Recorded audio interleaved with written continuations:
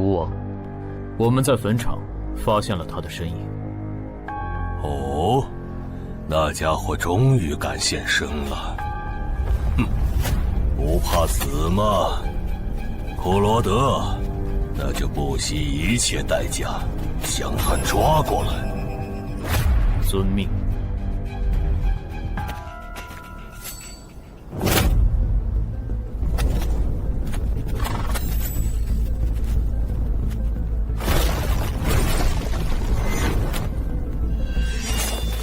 是不是打败你，才会放过我？那看来是没谈拢了。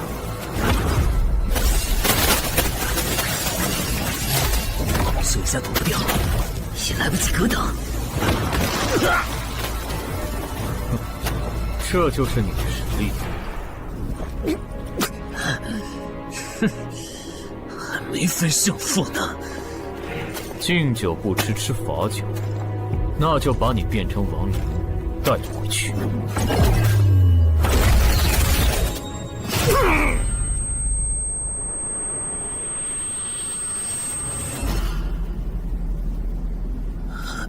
认输吧。做梦。蓝虎灵。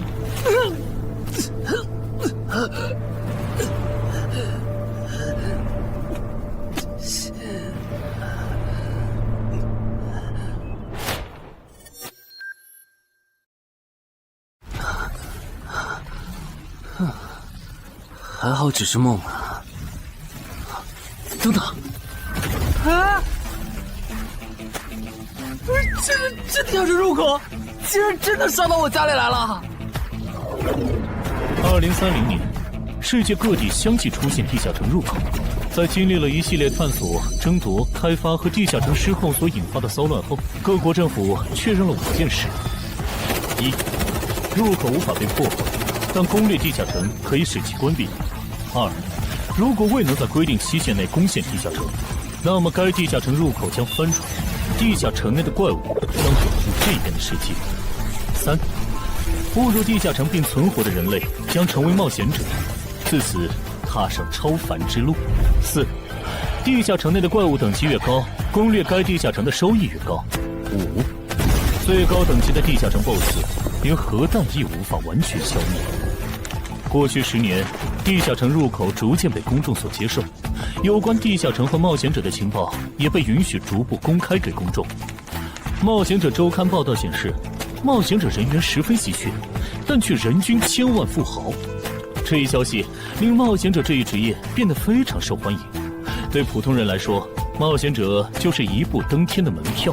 所以你过去3年的冒险家生涯，为你赚取了超5亿的财富。当然，对于刚刚成为传说级冒险家的我来说，这只是个开始。但少有人知道，每一位高等级冒险者的背后，都有许多普通冒险者和无辜平民的牺牲。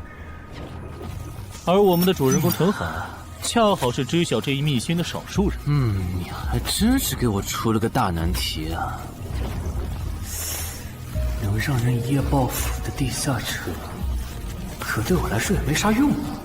毕竟我又不缺钱，而且我记得地下城的死亡率好像很高，搞不好我会死啊。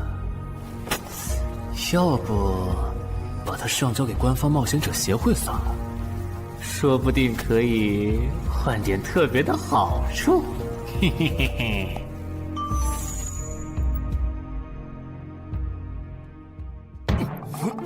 谋杀倒慢，但放这也不是事啊。时间一到，入口翻转，怪物全跑出来，大家都得遭殃。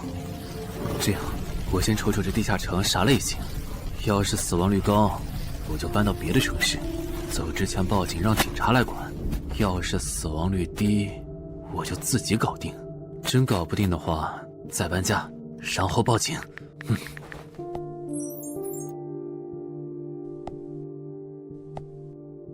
嘿，运气不错，是 Level 2的狩猎型入口。地下城入口的等级可以靠入口的规模判断。陈海家的入口太小，只能是入门级。你好，有您的快递。来了，是你的快递，在这签字。好的。说起来，小哥，你该不会是发现了野生的地下城入口吧？不然，为什么要网购锁子甲？完了，不会暴露了吧？我玩全甲格斗的，之前的防具换，打算换新的。怎么了？有问题吗？没问题，我就是随便问问。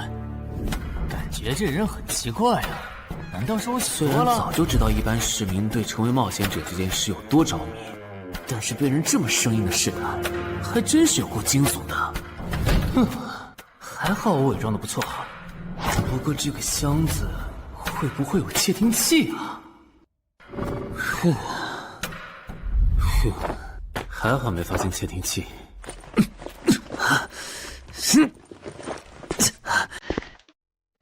有点重，还有胸口也有一点点闷。怕眼镜在战斗中不方便，从而携带了隐形眼镜。没有防身武器，就在附近消防器材店随便买了把消防斧。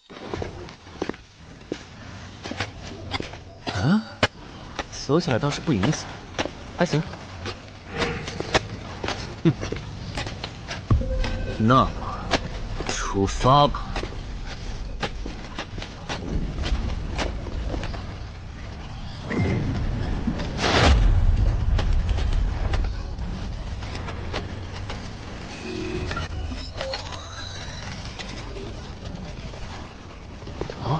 不是地区地形吗？那看来我的首战对手大概率是豺狼人了。讨厌，这套锁子甲没白买。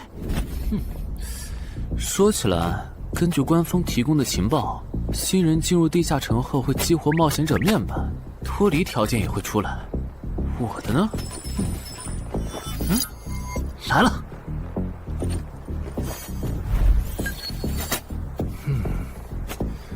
我记得普通人基础属性是10点，8点算弱，14点就很牛了。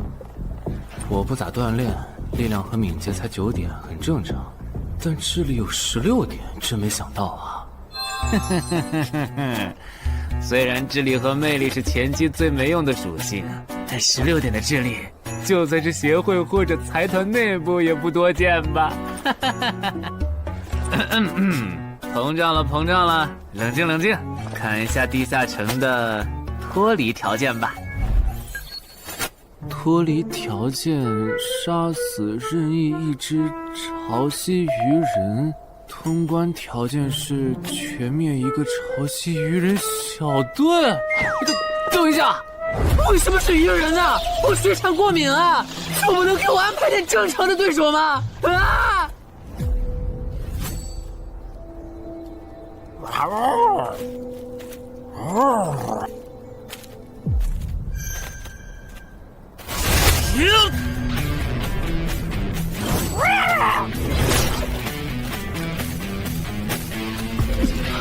不是吧？这都被躲过去了。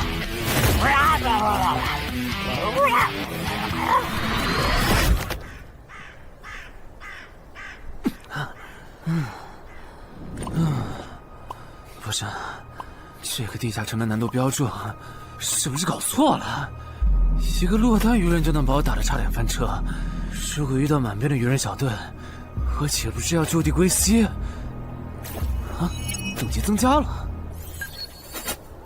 ，Level 2菜鸟，我的称号为潮汐鱼人55开，这玩意儿侮辱人是不是？算了，今天就到这里。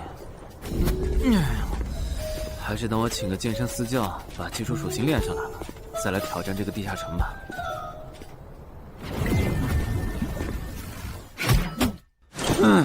累死我了，半年的运动量都干出来了。又咋了？任务结算呢？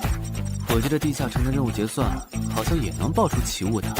嘿嘿嘿，我的要求也不是很高，给我瓶加属性的迷药就行。菜怎么了？谁还不是从菜鸟过来的？气死我了！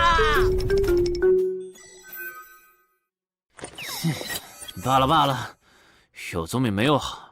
让我看看这个保温杯有啥功能。该物品每天可以凝聚500毫升纯净水，可升级。这垃圾东西谁要啊？气死我了！你好，我预约了安教练。哈，您就是陈海先生吧？安教练已经在 VIP 室等您了，请跟我来。好的。没想到东山这样的小地方，竟然也有专门为新人冒险者和冒险者候补提供塑身服务的健身教练。冒险者的6大基础属性中，力量、敏捷和体力是可以通过锻炼得到显著增长的。这1年的健身费也太贵了，都和我一本新书的版税差不多了。不过只要能让我的身体素质在短时间内得到显著提升，陈海先生，这点钱就花得值。陈海先生，您之前有过健身经历吗？没有。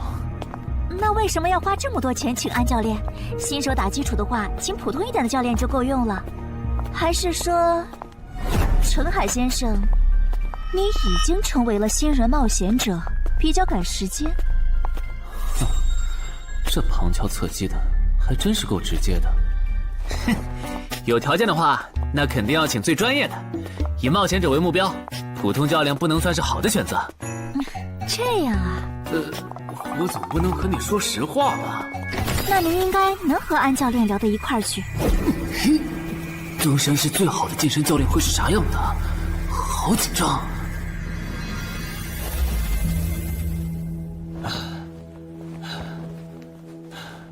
啊！和我预想的完全不一样，我还以为会是个肌肉兄弟，结果到头来，这不是个小白脸吗？课程这么贵，竟然也能预约得出去？开玩笑的吧？就是你想成为冒险者，跟我来吧。3、4。我撑不住了，教练。5，真的撑不住了。好，到这里吧。30公斤举了5次，换算一下，你目前的单次最大重量应该在35公斤。作为健身小白，结合你目前的体重，你这个卧推成绩算是偏弱的。什么情况？虽然我知道我的身体能力低于平均线，但是这也太弱了吧？正常的老哥们不都是人均50公斤起步的吗？陈海先生的基础有点差呢，35公斤的极限数值换算到冒险者面板上的力量属性，应该只有9吧？普通人的力量、体能和敏捷数值是相对平均的，不会偏差太多。他现在这个状况，要在1个月的时间里变成冒险者，几乎不可能。那一般要多久？这个看你，如果天天练的话，差不多1个季度就能达到3个11了。这个11是你成为冒险者后面板上给出的约束，换算下来的话，就是比普通人略强。明白了。所以办卡吗？那就先办一个季卡吧。我去哪儿交钱？转给我就可以了。好耶，以后撸铁不孤单了。认识一下，我叫徐茂，是健身馆的签约冒险者，以后多多关照。我叫陈海，畅销书作家，您也多关照。说起来，一般只有家境很好或者跟协会签了长期合约的冒险者，才会找安教练这样的专业教练。因为我不缺钱呀，我写畅销书赚的钱，在东山又花不完。既然以冒险者为目标，那肯定就要找最好的教练，打最牢固的基础。原来如此，我还以为你发现了野生的地下城入口，并且已经成为冒险者了呢。作为前辈，我得教你一些冒险者之间才流通的基础常识，免得你以后被人坑了。冒险者首次下地下城时，表现好能得个称号，带不带都行。要是带了会有加成，但也会被其他冒险者盯上。有些专找低等级地下城入口的猎人，就爱顶着称号，在可疑的人边上晃悠。要是被怀疑的人被称号吸引，表现不自然，那猎人就知道这人是冒险者，接着只要跟着他，就能找到野生地下城入口。啊，这样吗？真是学到了。没啥反应，看来他真不是冒险者，就是个有点钱想当冒险者的弱鸡作家，那就没价值了。幸亏我先和超级任务5开这个称号太丢人了，没装上，不然今天肯定暴露了。安哥那边应该已经快拟完你的健身合同了，咱们过去吧。好的。国内有名的畅销书作者，还是专门写冒险者题材的。怪不得他有财力和动机买我的课，是想把身体数据打磨上去以后进军冒险者行业吧。而且他对课程的学期也没有明确要求，不像是发现了野生的地下城入口需要快速通关的样子。确实，程海是冒险者，或者他发现了野生的地下城入口的概率确实很低。这样，如果徐茂带着他回来的时候，他的注意力没有放在我的头顶，那就走正常流程吧。如果他有异常，那就别怪我了。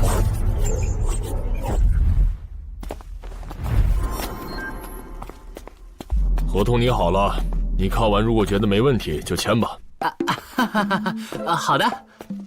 喂，不是吧？连健身馆的3A 级教练也……这边。那小子刚才看我的时候表情正常，视线也没停留在我头顶的称号上，看上去不像是刚发现地下城入口的小白。徐茂，你没做多余的事吧？怎么会呢？我可是健身馆的签约冒险者。那就没有持续关注的必要了。签好了。这份是您的，请收好。等下安教练会带您做体能测试。好。行吧。和我判断的差不多，你的体能也偏弱，敏捷测试就不做了。接下来的1周，我们主要做力量和体能塑造。你一般什么时候有时间？什么时候都有时间。行，那明天上午10点来健身馆找我，早饭别吃太油的。没想到国内规模最大的健身机构竟然会干这种勾当，依靠对新人冒险者和冒险者候补的身体塑造业务来钓鱼。如果我今天的演技再差一点，就要被他们瞧出问题，吃干抹净了。怪不得东山这种小地方会有3A 级教练常驻，恐怕全国各地……这样看，所有和冒险者沾边的服务应该都有坑，包括我买的锁子甲。还好我当时觉得在同一家店购买防具和兵器的行为有点不打自招，不然网购锁子甲的时候就暴露了。看来我还是低估了冒险者这个职业的潜在风险。得调整一下计划了。原本想着等锻炼的差不多了以后再来挑战这个地下城，但没想到现实世界如此残酷，针对低等级冒险者的坑到处都是。虽然今天运气好避开了一个坑，但我总不会每天都有这么好的运气吧。只能冒险来地下城提升冒险者等级了。这次的脱离条件是鱼人眼珠吗？对了，不知道昨天那只的眼珠可不可以？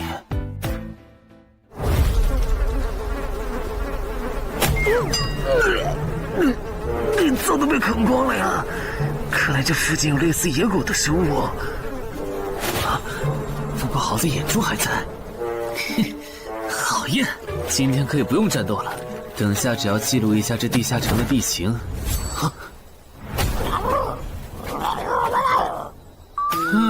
鱼人呢？我还以为是什么呢，吓我一跳。只是一只落单鱼人的话，我根本……一只还好，2只我肯定打不过呀！快润！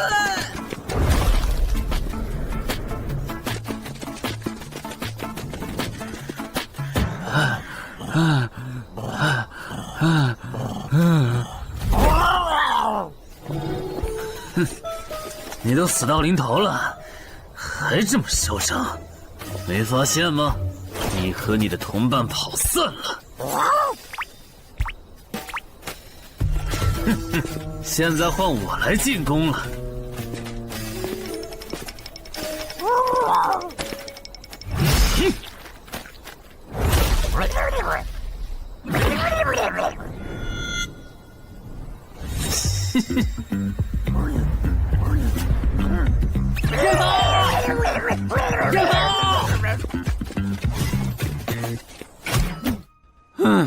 累死我了。不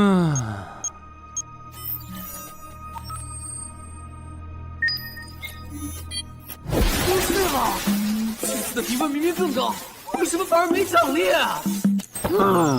入门级地下城的暴力原来这么低吗？不过如果其他冒险者也是这个情况，那么他们是怎么赚到钱的？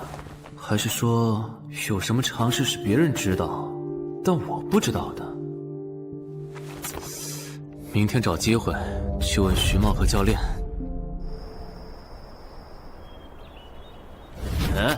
徐茂和安教练还没有来吗？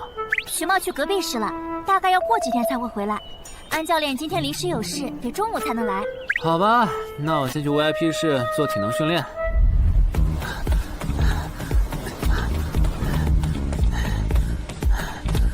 我外出的这几天，他都是这个训练强度。对，那可真够拼的。这样看，用不了多久，他就能把力量和敏捷提升到11了吧？对，如果他能一直保持1个季度下来，力量、敏捷和体质恐怕都能到12。说起来，教练你就没考虑过把他吸收进健身馆吗？这种有钱又有行动力的好苗子，只要不出意外，以后绝对能成为中间冒险者。你回来之前我就问过了，但被他拒绝了。他想通过黑市的路子成为冒险者，然后当独狼。陈海，你这也太拼了，练这么猛很容易受伤的。还是说你打算今年就成为冒险者？能尽早成为冒险者，肯定要尽早。拖久了，以我的财力恐怕就上不了车了。毕竟时间越往后，冒险者名额的价格也就越贵。倒也是啊。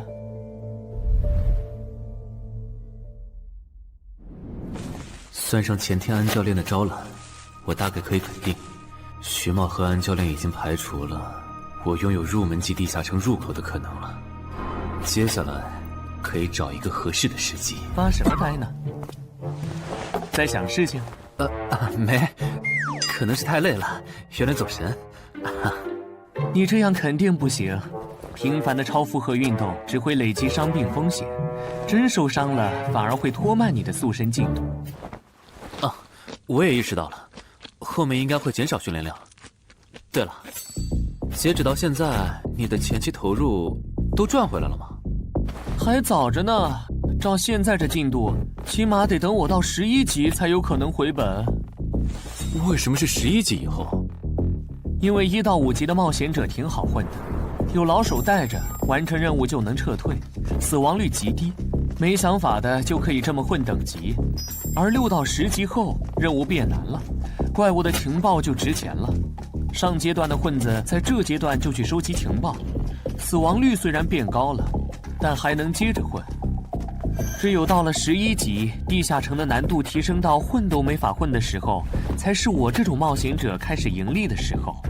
这个阶段的冒险者对实力的提升最为迫切，装备、奇物、技能书，一切能提高生存率的东西都能卖出很高的价格。不是，我不明白，11级后的地下城那么危险，为啥6到10级的冒险者不提前准备？不提升有很多原因，一是官方不管民间冒险者攻略地下城的事，好多冒险者到11级就想退回去过正常日子了；二是地下城的东西只能让一小部分冒险者在精英地下城混下去。11到15级赚得多，但风险也大，而6到10级，有人光靠收集情报和做后勤就能回本了，所以他们也就没必要冒着生命风险去11到15级这个阶段打拼了。原来如此，所有冒险者在6级，不，在更早前就已经完成分流了。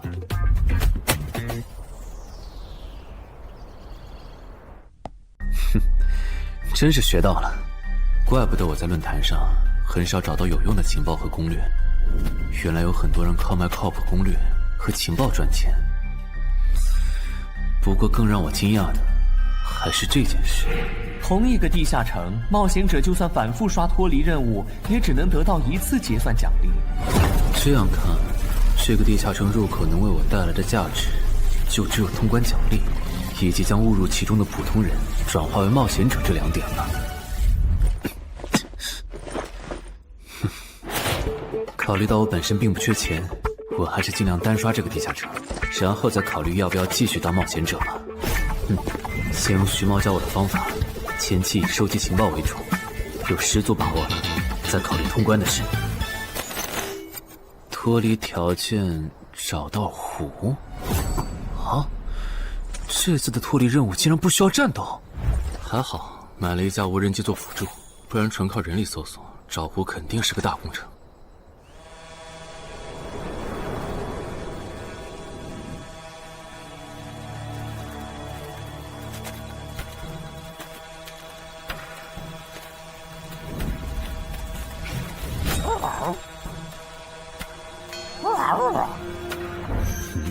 这是什么？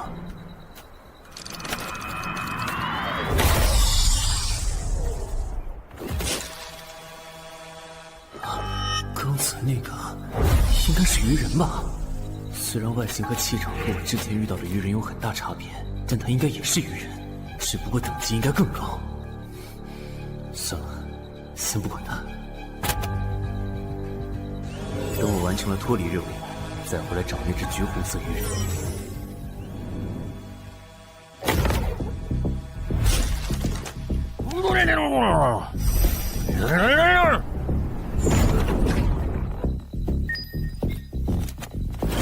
找到了！哼，怪不得森林地形的地下城会刷出鱼人这种怪物，原来森林深处藏着一个这么大的湖吗？这样的话，脱离任务就算完成了，不用和鱼人接触可真好啊！接下来，是那只橘红色的特殊鱼人。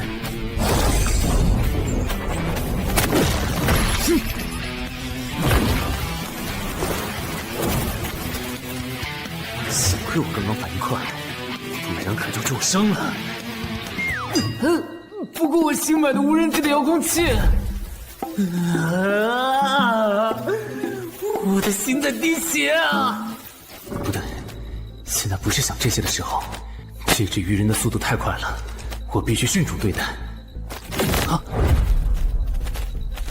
！1只、2只、3只、4……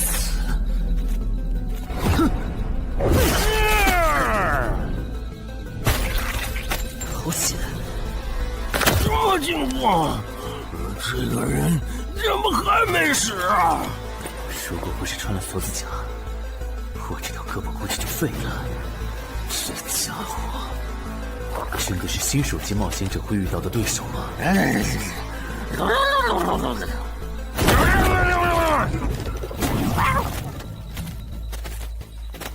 如果只是和这只橘红色鱼人单挑也就算了，关键我还得抽出一部分精力来处理身后这几只杂兵。不管怎么看，这个地下城的难度绝对超纲了呀！要不，好吧，脱离通关任务重置了。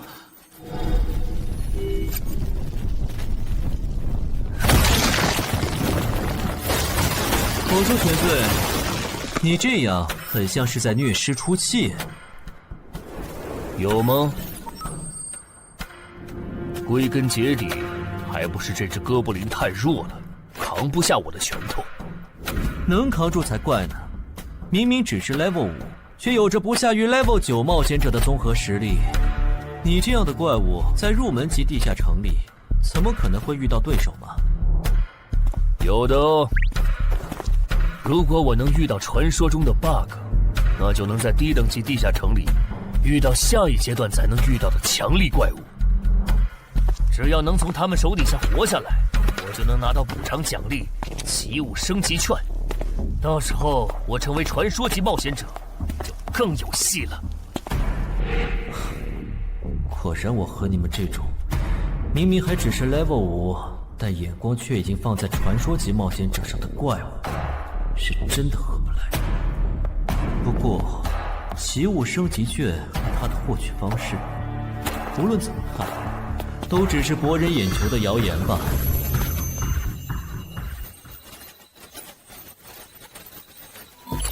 在高战力异常鱼人个体的追杀下活过3分钟，任务完成后将得到额外补偿，奇物升级券。不是吧？我都准备逃命了，你给我整这个，要玩死我吗？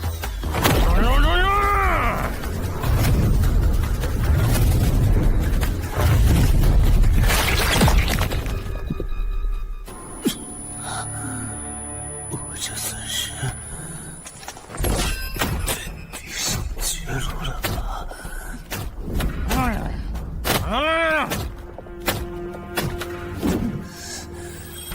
早知道当初就不该成为冒险者，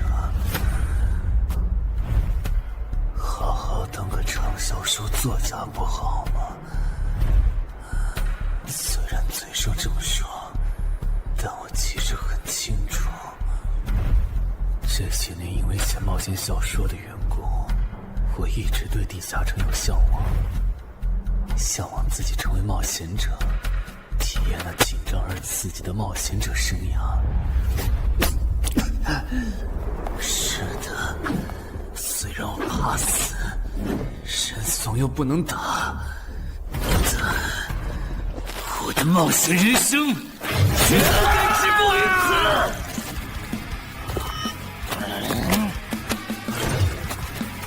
想想，我现在还有什么牌？我现在还能打出什么牌？使用称号，我与潮汐鱼人五五开！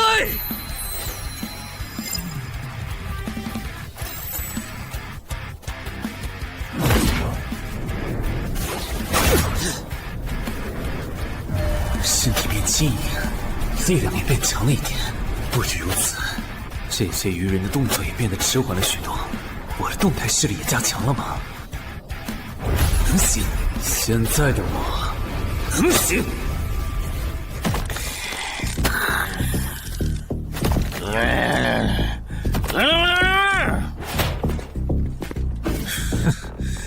没想到高级鱼人说的话，我竟然能听懂。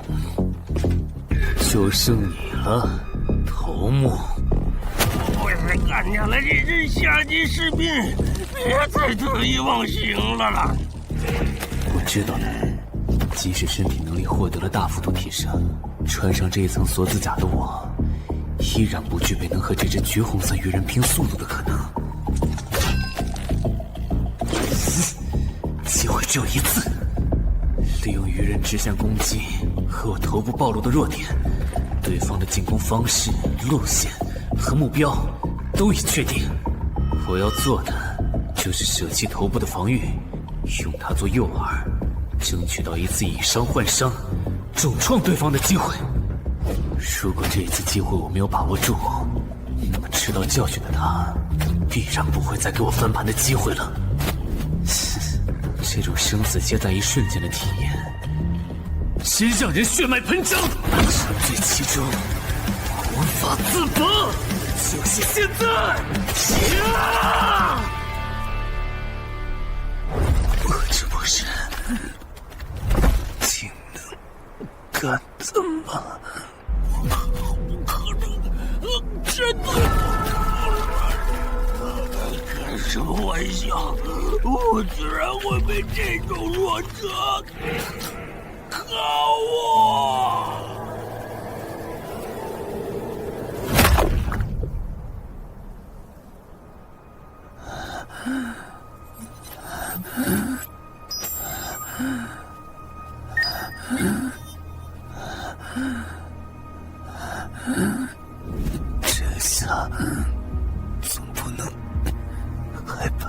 会是菜鸟了吧？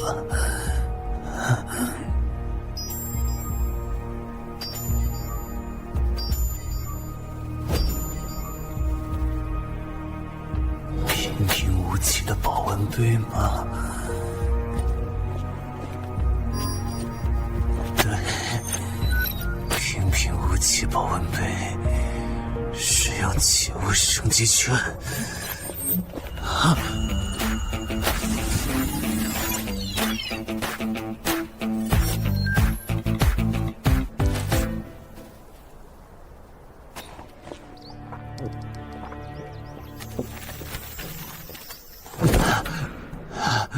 活过来了。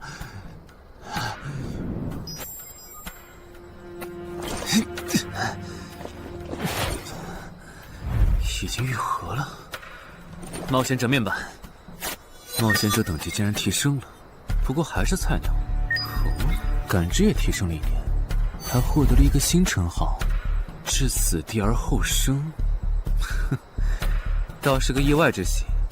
再看一下通关任务重置后变成什么了。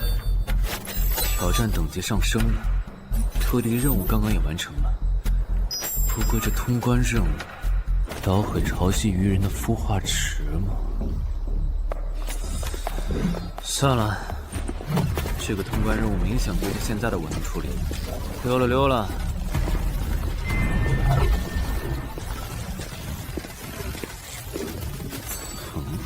是错觉吗？怎么感觉这个地下城入口变大了？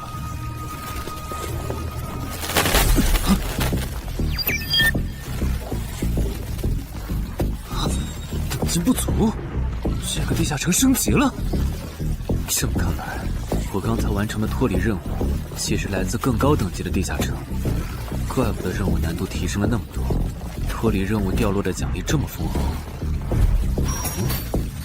隐藏之夜，我没记错的话，论坛上有个大佬，好像一直在强调这个东西的稀有性和重要性来着。哼，那必须要转职啊！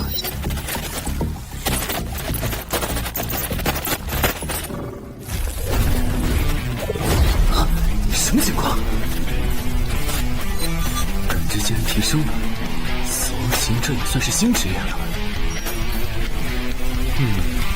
越接近死亡的话，属性点提升就越大，可以1至4点。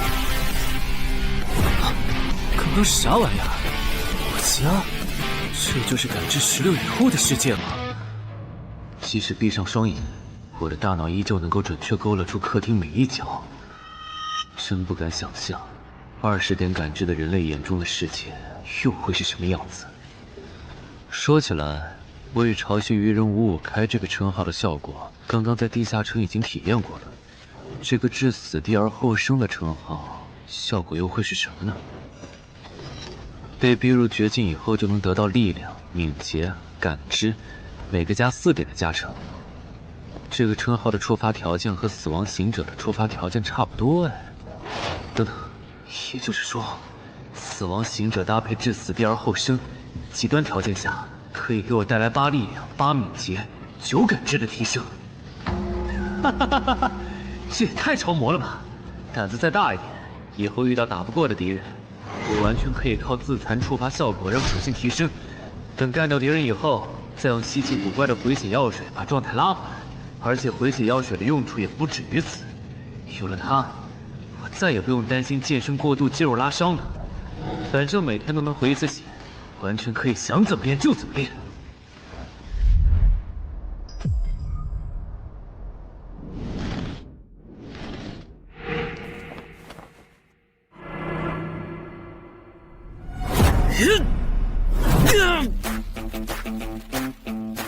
真惊人！谁能想到，不久前还只是个健身小白的他，只用了不到2个月，就达到了正常人要用1年才能取得的成果。就他那训练量，换别人来早就去 ICU 报道了。但他一通瞎练下来，还能活蹦乱跳，这说明他体质很牛啊，至少有16，甚至都有可能17或者18了。安教练，你这次是看走了眼呐！陈海还在练呢。啊，恭喜啊！你现在的力量、敏捷应该已经到达12点了。以你现在的身体素质，准备充分的话，是完全有能力完成新手级地下城的脱离任务的。真的不考虑加入健身馆，成为这边的签约冒险者吗？我可不想当一个会被合约束缚的冒险者。那真是太可惜了，我还以为能和你成为同事，以后一起攻略地下城呢。不是同事，也能一起攻略地下城啊。对了，我打算从散人手里购买冒险者名额，这方面你有什么忠告吗？忠告嘛，那我推荐你去找散人联合。散人联合？我没记错的话，他们好像是国内最大的散人集团吧？对，如果你想走黑市的路子购买冒险者名额，那么我只推荐你选择由散人联合提供担保，或者他们自营的低等级地下城入口。为什么？我感觉找独狼冒险者明显更好啊，省钱又省力。因为涉及到冒险者名额买卖，无论买方还是卖方，其实都存在巨大的交易风险。卖家怕遇到伪装成萌新的入口猎人，买家怕交了钱对方不办事。但有散人联合的介入就不一样了，虽然他们的佣金很高，但是作为冒险者资格地下城相关产出生意的龙头，他们为买卖双方提供的契约书还是很值得信赖的。原来如此。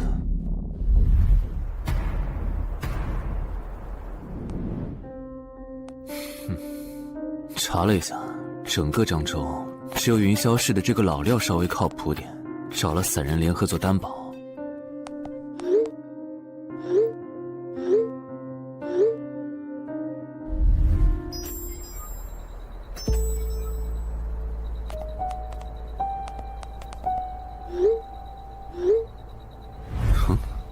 这边，云霄老司机，没错，你就是爱写作的东山市民嘛？你好，就差你了，快跟我来！签完契约书以后，我好带你们去地下城。好了，契约的内容分3项：一，买方的尾款存放在我方提供的指定账户，诸位从地下城生还归来之后，我方将尾款打入卖方账户。2，进入地下城后，买方不能做出违反安全协议的出格行为，卖方也不能见死不救或对买方施以暴力。3，不能向任何人暴露此地下城入口的具体位置。诸位对契约内容有疑问吗？没有。没有。没有。那么，契约成立。手臂在发光哎！哟，好神奇啊！好了，我的工作完成了，希望以后还有机会为诸位服务。等下大家再跟我走一段路，我带你们去地下城入口。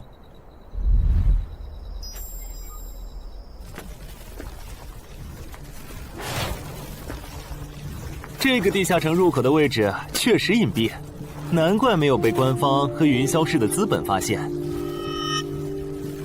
好了，大家排好队，按顺序进入。我先走一步，给大家带路。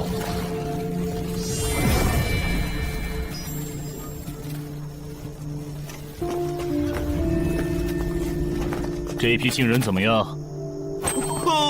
太酷了！认识冒险者了，真好。还行，没有看起来像刺头的。那就好，等会儿记得我们之前说的。卖家原来有2位吗？好了，大伙儿看向我这里，学着我的样子对空气喊：冒险者面板！冒险者面板！大家可以在冒险者面板的个人信息栏查看到自己的基础属性，往下滑动可以在任务栏查询任务。不是吧？我的基础属性原来这么低的吗？冒险者面板上的内容只有冒险者本人才能看到，所以不用担心个人信息暴露的问题哈。麻烦大家把你们的脱离任务报一下，我这边做一个整理。任务吗？哟，这个物种论坛的入门级地下城怪物图鉴里好像没有，这个地下城有问题。这个地下城该不会和我家里的那个一样，存在某种致命的设定吧？基于幸存者偏差，如果一个入门级地下城的怪物没有被收录进论坛的新手常见怪物图鉴，那只有2种可能：要么它确实很罕见，要么就是遇到它的冒险者基本都死在地下城里了。警告！警告！此人违反了安全条例，未说出正确的脱离任务。那个眼镜男说谎了？不是吧？这才哪儿到哪儿啊？就有人触发安全条例了？你听我解释，肯定是他出 bug 了。契约式的契约当然不是绝对的，但对你这样的菜鸟来说，它是不会出问题的。你的脱离任务绝对不是采集高价值草药，你骗了我们。他刚进冒险者圈子，不懂规矩，做错事也情有可原。您大人有大量，再给次机会嘛，是不是啊？对，再给我次机会吧。下不为例。大家再说一遍自己的脱离任务哈，这次别搞错了。我的任务是找到湖中女妖。我是聆听女妖之声。我的是凝视女妖10秒。我的也是找到女妖。接下来我会带大家去女妖出没的林中湖泊，大家跟紧一点，别掉队哈。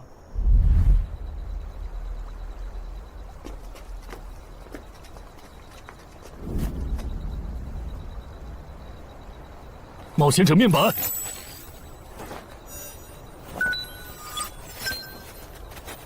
哎，他在干嘛？呼唤湖中女妖。他怎么知道这样做可以召唤湖中女妖的？这就涉及到商业机密了。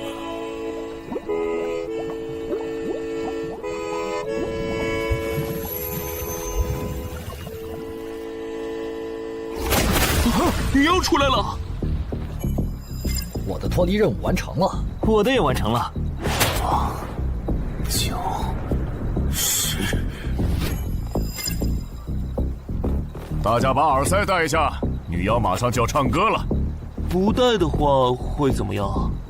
女妖的歌声会破坏你的大脑。刚成为冒险者的 Level 1萌新，一整首听下来，大概会当场暴毙吧。什么？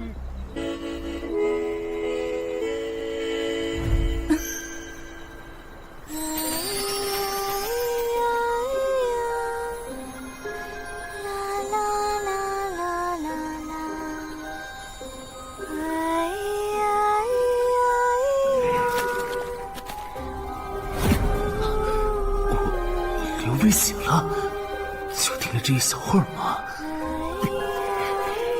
还好我戴了耳塞，歌声听得不真切，不然恐怕已经死掉了。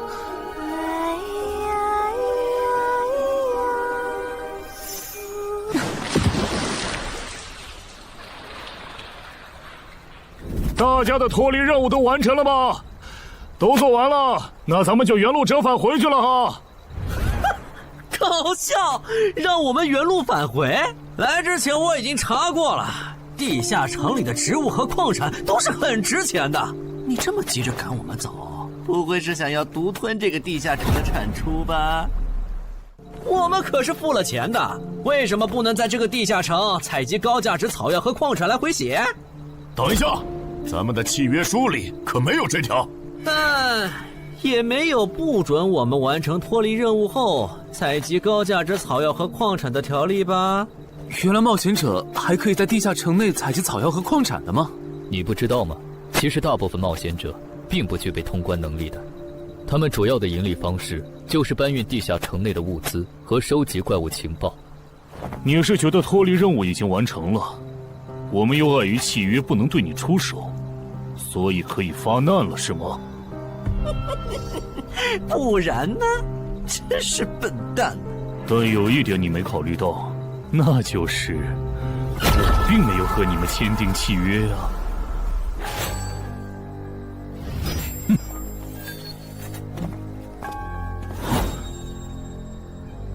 你们两个什么意思？没什么，单纯看不惯而已。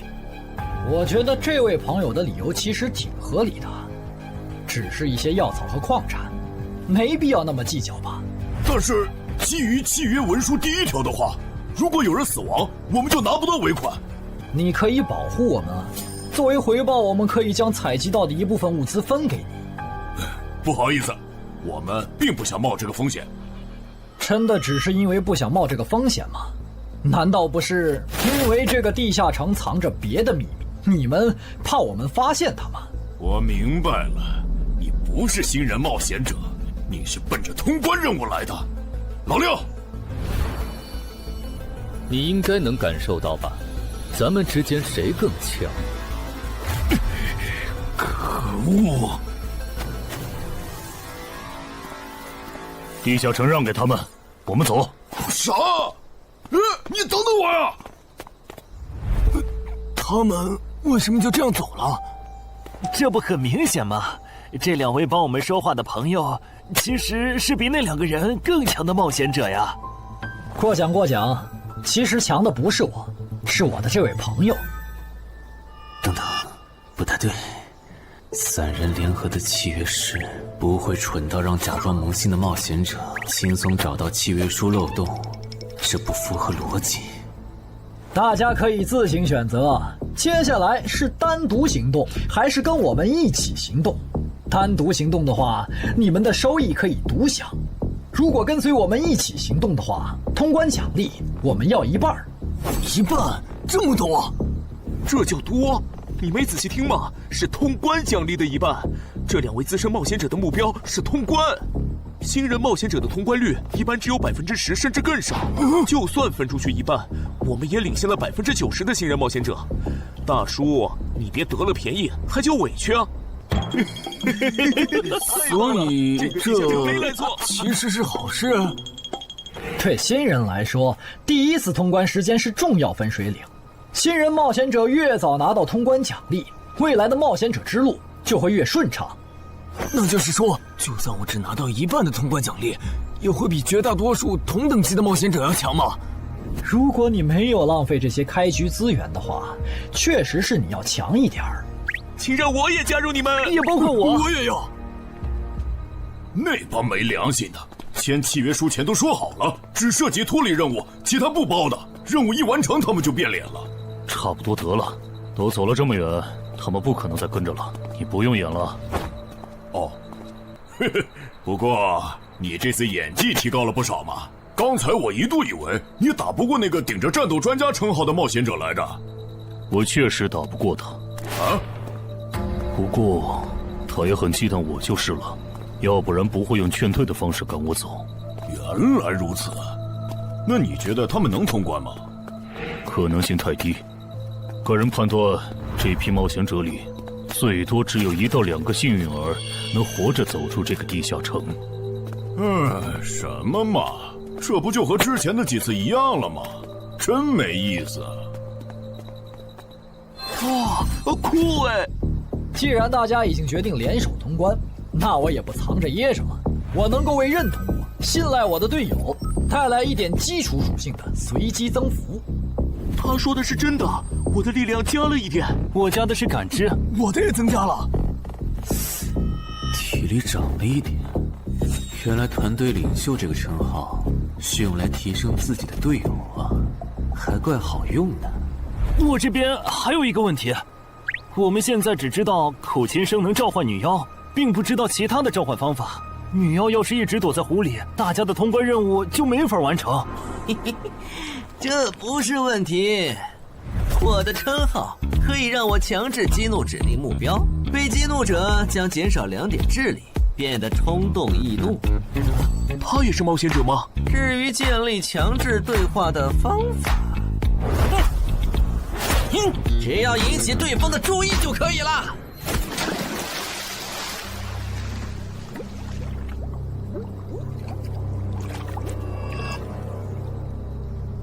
蠢货，你过来呀！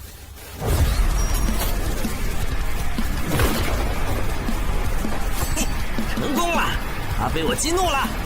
剩下的交给我吧。大家散开，让战斗专家来先是女妖，其他人换上耳塞，在外围找机会。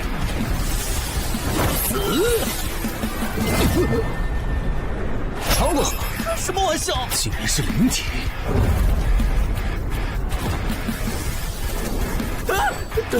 等一下！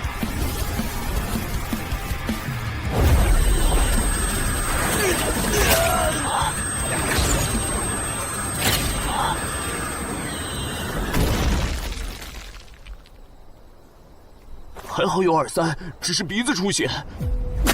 不是吧？这个女妖原来是个妖魂。娘，有把握吗？有，但是会比较费时间。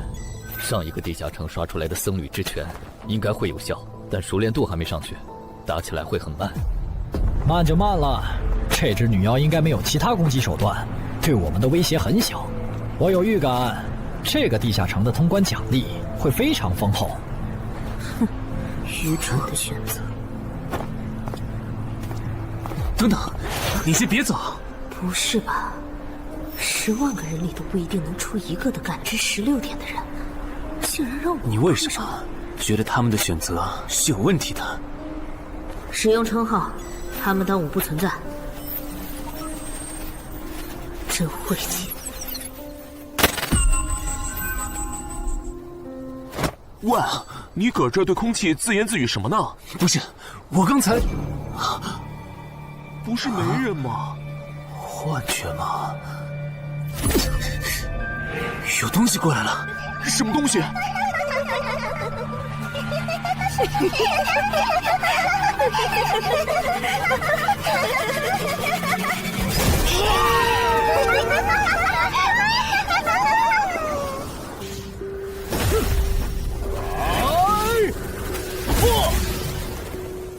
有效果了！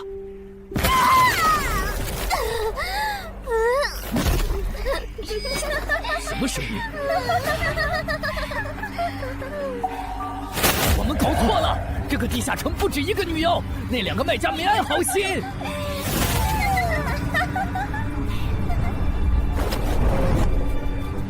不是吧？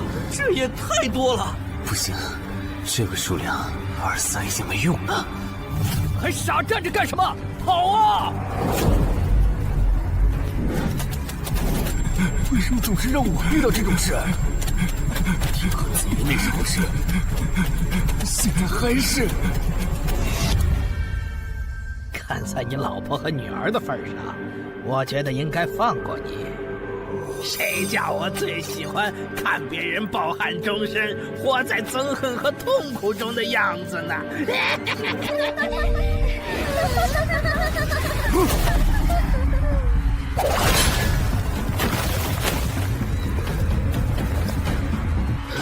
你们以为我是谁？给我滚开！妈妈，我错了。来呀，也不怕你们，来呀！被摆了一道啊！怪不得那2个入口持有者的契约没限制3级以上冒险者进来，原来是想引4到5级的冒险者来通关。等我们团灭后，就进来捡我们的通关奖励，真是好算计。关于如何杀死这些女妖，你有建议吗？这声音，有建议就赶紧说。女妖不光靠声音攻击，还有别的攻击手段。我费了听觉才勉强躲过第1轮奸笑。你是爱喜做的东山市民？对，真是看走眼了。没想到你一介新人竟然比我们这些老手反应还快。但是你不是听觉被废了吗？怎么还能听到我说话？好，我感知16，可以读唇。原来如此，这个地下城我认为是无解的。那些女妖能免疫一切物理攻击，老实说，这根本就不是正常4到5级的冒险者小队能处理的。哦，所以你也没有办法？还有一个办法，除了僧侣之拳，阿良还有一瓶被僧侣祝福过的神油，出没长剑后，应该也能伤到那些女妖。不过，这也就给你能伤到他们的力量。我不信新手冒险者能从这么多幽灵的围攻里杀出去。但总不能坐以待毙吧？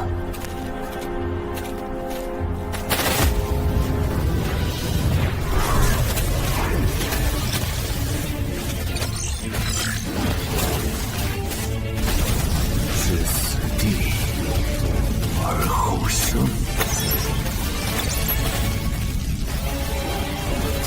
能听到吗？我问过你的同伴了，他跟我说，要通关必须从你那里拿到被僧侣祝福过的神油。通关吗？能帮我拿一下吗？不好意思，我眼睛瞎了，恐怕没办法操纵冒险者面板取出你要的东西。这样吗？不过我还有一个办法可以让你得到它。什么办法？你干什么？就是以死后掉落的形式让你获取。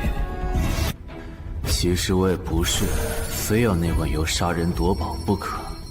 20点的敏捷足够我甩开女妖逃出地下城了。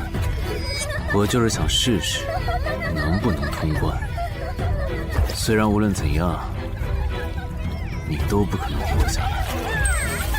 喂，真的很吵啊！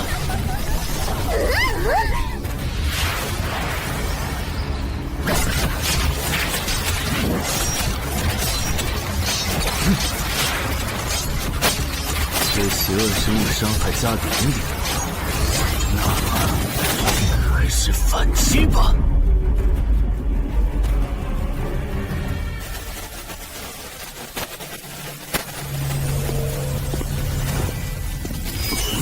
好像有人从里面走出来了。哪有人啊？你看错了吧？不是，我真感觉到了。果然，他们那不能攻略的地下城设陷阱，引同等级冒险者来做通关任务，把人坑死在里面，接着捡掉落的东西，或者等冒险者重伤出来就杀人夺宝。户主的儿子应该就是这么被害死的。石斧秃鹫是指利用高难度地下城坑杀同等级冒险者，然后拾取对方掉落的堕落冒险者。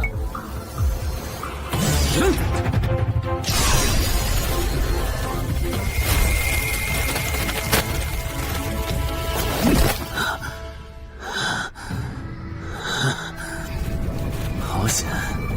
如果再多几只女妖，我恐怕就要被逼出回血药水这个顶牌了。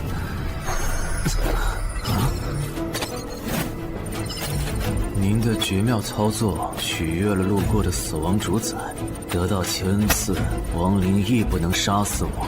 该恩赐可以使您豁免一次来自亡灵生物的死亡判定，免疫一次来自亡灵生物的死亡判定。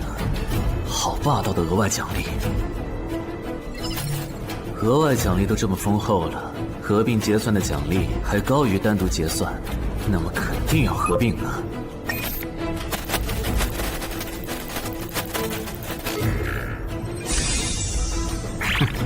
果然，除了稀有级奇物和新称号以外，还给我报了2个专属技能。这个地下城的奖励太丰厚了，难怪它的难度如此超标。爱写作的东山市民，你还活着吗？怎么没声音了？哼，差点把他给忘了。你现在感觉如何？能站起来吗？有点难。那只能扶着你了。其他人是不是都死了？胖子、四眼、大叔，还有你的2位同伴，都死了。你应该不是第一次进入地下城吧？哼，我还以为你不会主动说破呢。如果我说我能保守秘密，并将我得到的奖励作为酬劳全部送给你，你能不能不灭我的口？但你死了，同样可以保守秘密。那你就得不到我的通关结算了。而且，云霄老司机和他的同伴肯定在地下城入口附近蹲幸存者，我可以帮你吸引他们的注意力。相信我，让我活着走出地下城，对你来说是最有利的选择。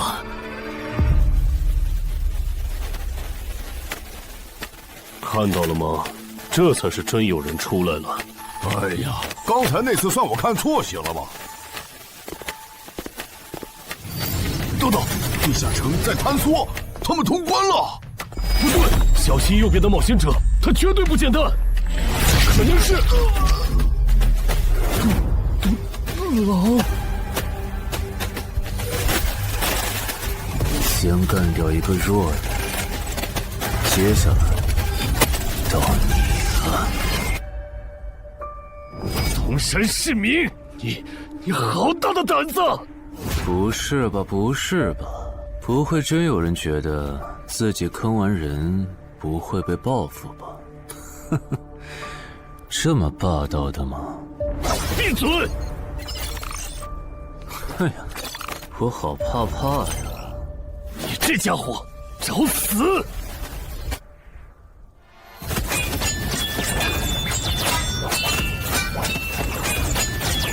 这俩人相互厮杀的程度，有些7级甚至8级的冒险者都没这么夸张的速度。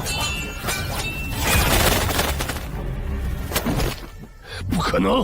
带上这个称号以后，我的速度竟然还是没你快，真是离谱他妈给离谱开门，离谱到家了！你的敏捷难不成有17，甚至18？可，你猜？冒险者面板，不比速度了。不比了。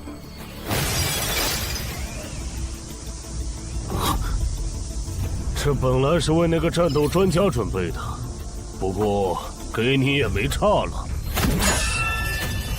来好好感受一下我从黑市高价购买的变种蜘蛛毒素吧！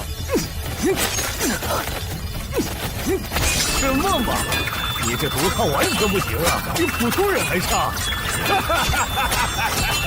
连反击的力气都没有了吗？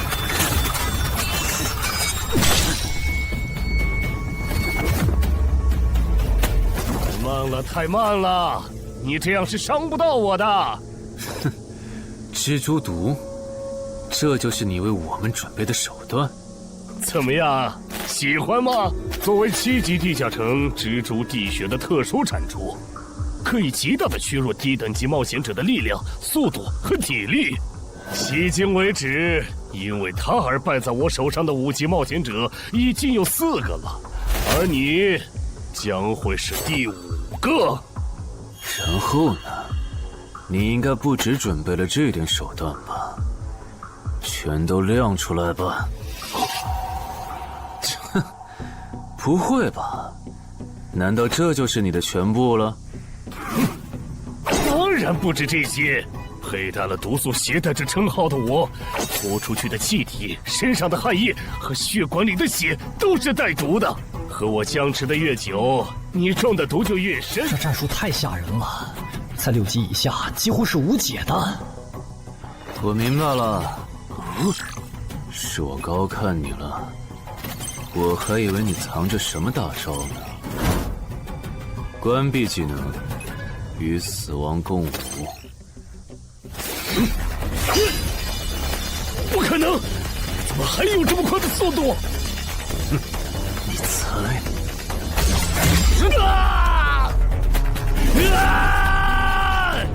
别太得意了！太慢了，太慢了！你这样可是伤不到我的。不可能，绝对不可能！你明明只是个独狼，怎么可能比杀了大量5级冒险者的我还强？没什么不可能的，在舒适区里泡着的你，永远也看不到与死亡同行之人所看到的风景。但是，溺死的往往都是会水的。散人只有劣势更弱小的散人，才能积攒出大量的财力和武力。我的路才是正确的。对普通人来说，或许你才是对的。不过，在我看来，与死亡同行之人，如果走到了极致的话，未必不能超越死亡。不是吧？那么强的人，竟然这么轻易的被……啊！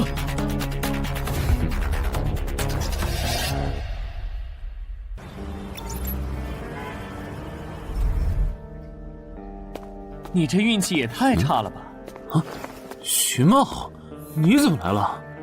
来看你啊！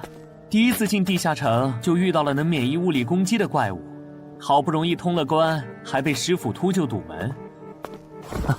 不过也多亏了这次经历，让我得到了至死地而后生这个称号。也是，还算幸运。那些传说级冒险者，哪个没在5级以前越级挑战过对手呢？对了，个人建议不要让别人知道你的主要称号，情报泄露是很致命的。冒险者要防的不只是地下城的怪物。哈哈，原来如此，学到了。虽然女妖之森的入口持有者，官方说是被另一个幸存者杀了，但我查过，那人主要称号侧重团体战斗，单人作战能力没强到能杀掉2个10府秃鹫，所以，怎么了？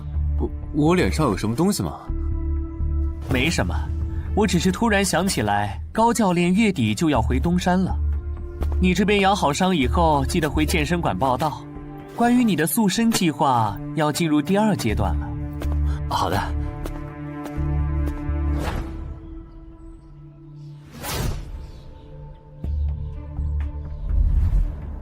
你不打算做攻略型冒险者了？没错，这次地下城经历让我明白，我没当传说级冒险者的本事。与其在这阶段的地下城拼命，还不如到6到10级的地下城多弄点钱，然后就隐退。哎，不过你和我不一样，你有成为传说级冒险者的潜力，但前提是，你得改掉独狼的习惯。为什么这么说？独狼玩法在10级前的地下城能提高任务结算评分，多拿奇物、称号和技能，但11级到15级的地下城难度大增，光靠个人根本过不去。如果你想成为传说级冒险者，10级前就得组建自己的攻略团队，不然在11级到15级时，要么会掉队，要么就会被官方财团收编，就没机会再往上提升了。团队嘛，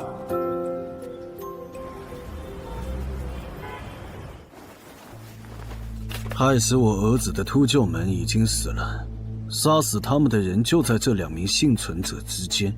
你认为谁才是帮我儿子报仇的恩人？他。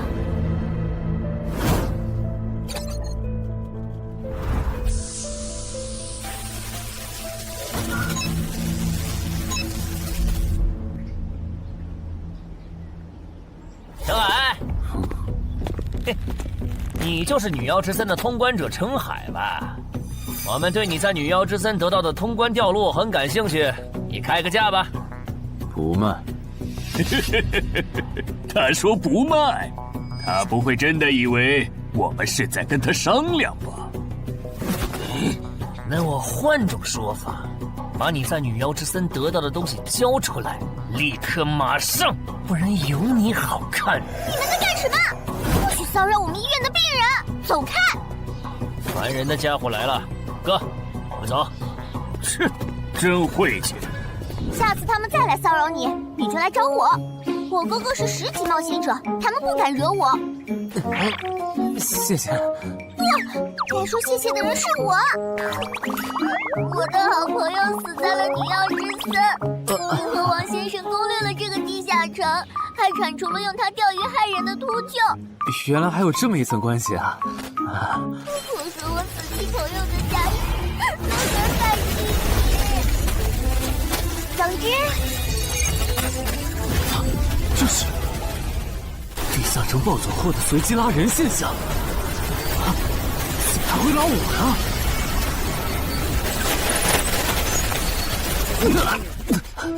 突！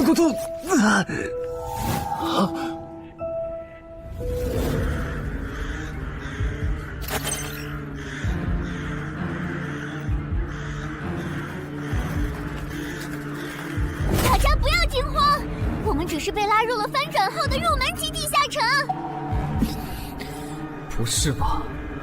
我就来医院看个牙的功夫，怎么就被拉入地下城了？请大家跟我一起打开冒险者面板，确认你们的脱离任务。展开面板。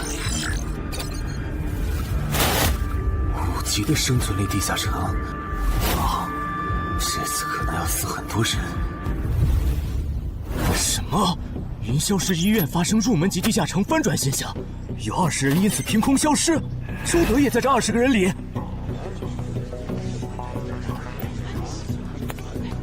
情况如何？失踪人员名单已经整理出来了，被卷入地下城的一般民众有17人，冒险者3人。我们还找到了失控的地下城入口。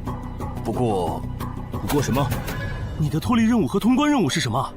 消灭10具骷髅士兵，存活1小时。你的呢？我的也是。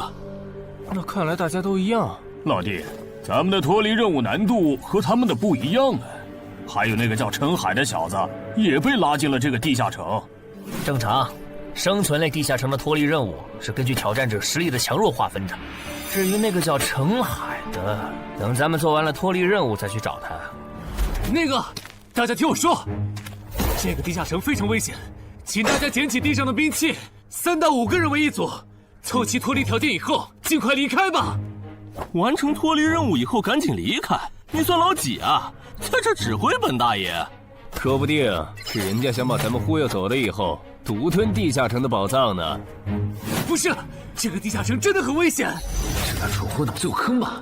对地下城的危险没有认知也就算了，还在这带节奏。这位先生是非常强大的冒险者，他前几天刚通关了一个难度非常高的地下城，还和同伴联手除掉了10府秃鹫。真的假的？就是锦城家园那栋烂尾楼，听说害死了好几10人。哦，想起来，请大家相信他的判断。这个护士干嘛一直夸我呀？好烦呐！不过好在效果还行，能引起这些新手的重视就好。等一下，如果这个地下城真的那么危险，那你觉得就凭我们这些普通人，真的有能力完成脱离任务吗？先不说消灭骷髅士兵有多难，就按你说的，3到5人一组去猎杀骷髅士兵，最后肯定是青壮年组队，老弱被抛下。请问，你考虑过被剩下的人的死活吗？有道理。分开行动的话，士兵听起来就赚了大批骷髅士兵，那就死定了。很多人就是因为单走，才被地下城里的怪物杀死的。姐夫说的没错，被拉入地下城后，一定要拉拢人心，来拿到话语权，再利用话语权来强迫冒险者当我的保姆。能通关高难度的入门级地下城又如何？当你开始在意这些渔民死活的时候，你就注定得当我的保姆了。你们能信任我吗？那跟我走吧，我带你们去完成脱离任务。好的。谁允许你们走的？作为在场唯一一个有地下城攻略经验的冒险者，你难道不应该留下来保护我们吗？对呀，能力越大，责任越大。我看他就应该帮我们把脱离任务给做了。对，送佛送到西嘛。第一，我不是官方冒险者，我没有义务来保护你们的安全。第二，不要对我道德绑架，不然我真的不介意走之前打断你的腿，把你留在这里自生自灭。这人怎么这样啊？保护老弱不是最基本的道德吗？活该他不是官方冒险者，看来道德品质不过关。你们干嘛去？我觉得那个人说的很对，既然通关任务是存活1小时，那肯定是越往后越危险。对普通人来说，早点完成脱离任务离开这儿才是最优解。不走留着被你们道德绑架，免费当保镖吗？我们又不是傻子。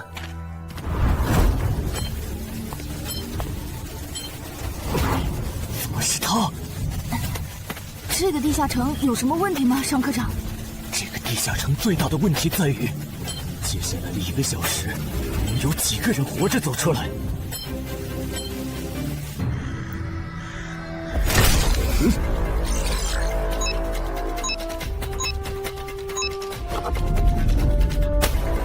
你们就学我刚才做的，用剑去砍那些骷髅士兵的颈椎。那你呢？又来了！我嘛，就用我的老火箭让他们练练。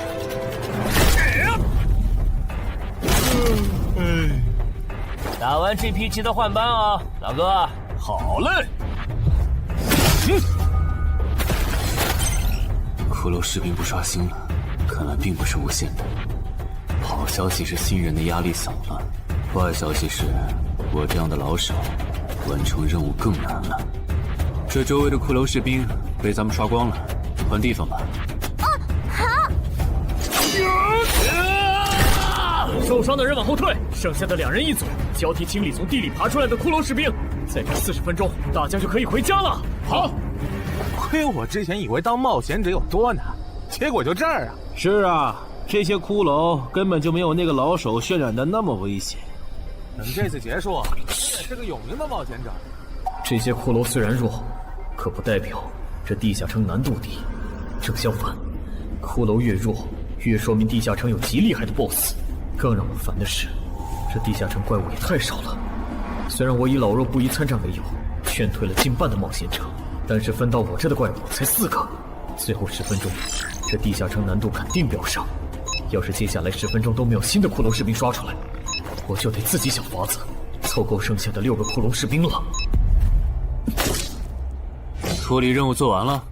嗯。你呢？还差几个？8个。把机会都让给他了吗？那你先回去吧，我们继续刷骷髅。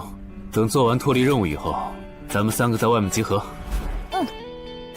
10年来没有一个人通关。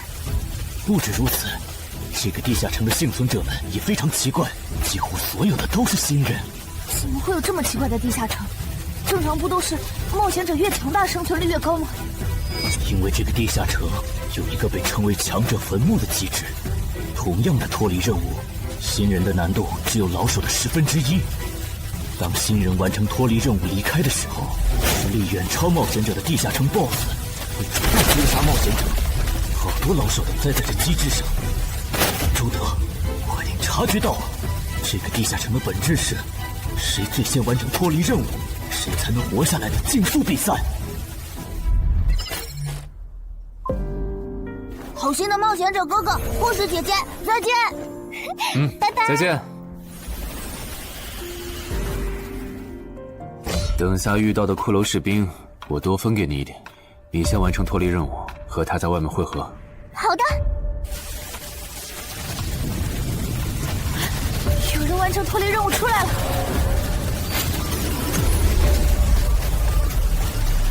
什么事？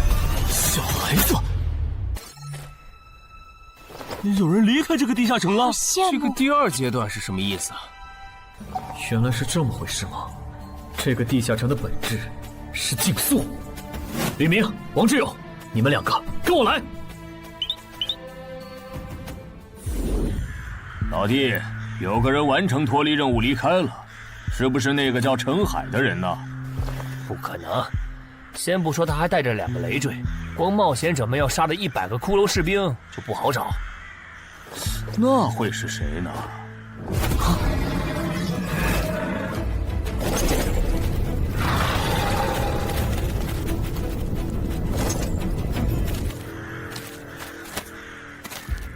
叫我们跟着他出来，都走这么远了，也不解释一下。如果遇到大群的骷髅士兵，咱们仨就完了。闭嘴吧，他这么做肯定是有原因的，你没注意到吗？他是看到任务栏变更以后才叫我们出来的，恐怕他比我们更清楚这个地下城发生了什么。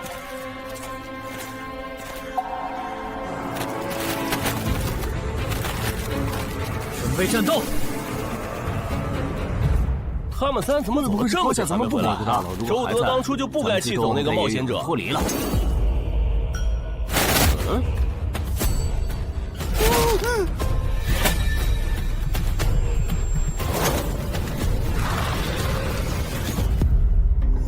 周德、吕明，你们2个王八蛋，竟然拿我当挡箭牌，用完就丢！你们这2个小人！你还差几个？3个。那快了，我们再找些小股的骷髅士兵杀，应该能赶上。等等，不对劲，幸存者的数量在减少，营地那边出事了。说什么？陈海哥，这个阶段是什么意思啊？可能是难度提升，接下来会出现更强的怪物的意思吧。这个你别管，你的脱离任务做到哪儿了？我看看啊，陈海哥出事了，其他人都死了，现在只剩4个幸存者了。什么？左，右二，去左。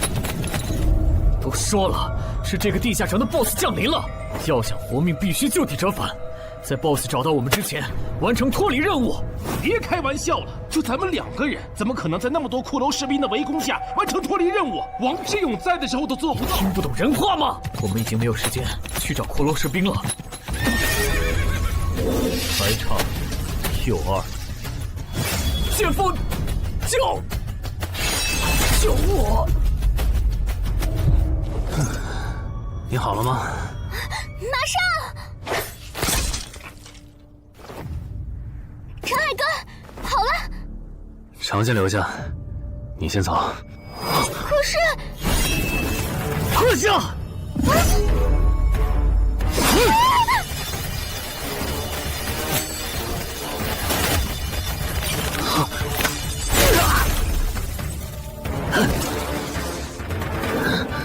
好强！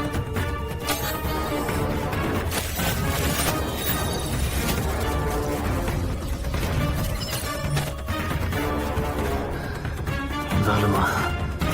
你留下来，只会碍事。我知道了，我去外面等你，你一定要活下来。好了，现在只剩下2人了，我猜是不会放我走的，对吗？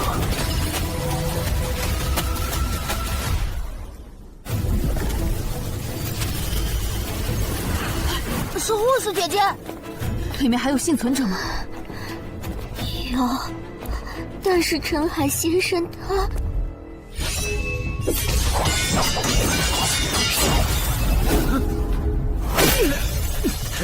好强！这样下去不行，速度和力量我都不是他的对手。就算龙大概猜出他下一步动作，可以我一直忙着抵挡，一次出错的话就得死。要走！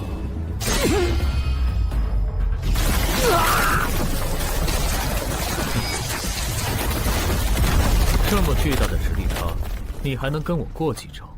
在我这儿撑这么久，了不起！他就好像在跟我说话。不对，现在不是该思考这些的时候。想一想，再想一下，到底该怎么做，我才能活下来？没戏了，把这边的情况汇总给漳州吧。就说云霄市医院地下城暴走事件，17名普通市民卷入，仅2名幸存，3名低等级冒险者卷入，无一生还。你在说什么？不是还没到时间吗？这才过去5分钟。就是。我能理解2位的心情，但是请不要再做不切实际的幻想了。这个地下城里的 BOSS， 就算是9级的我，也没有把握面对他能存活15分钟。你要等的人，哪怕是5级冒险者中的佼佼者，最多也就能坚持5分钟。你从地下城出来到现在都过去5分钟了，他还是没有脱离地下城，这意味着什么？你应该清楚吧？怎么这样？如果不是因为我们拖累了他的进度，护士姐姐，陈海先生肯定能活着离开这个地下城。都是因为我们。是啊，全都是因为你们。如果没有那个多管闲事的冒险者帮你俩完成脱离任务，朱德才是最有可能活着离开这个地下城的人。我出去冷静一下，这2个新人的登记工作交给你了。那这个地下城入口怎么办？人都死光后，入口会在半小时内关闭，接着随机出现在世界某个地方。当然，如果你实在不放心，也可以盯到最后。好吧。你合格了。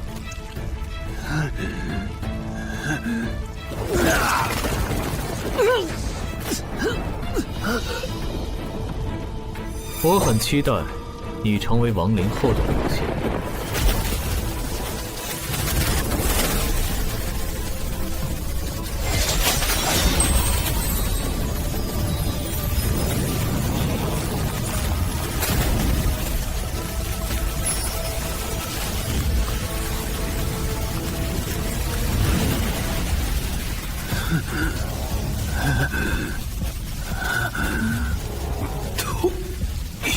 对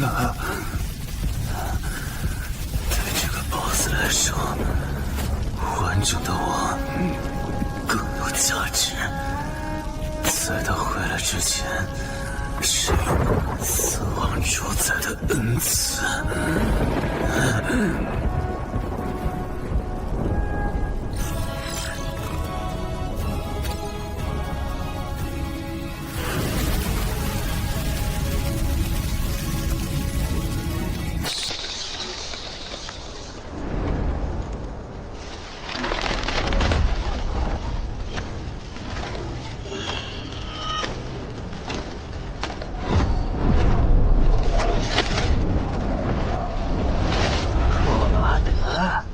不是被大军派去坟场征兵了吗？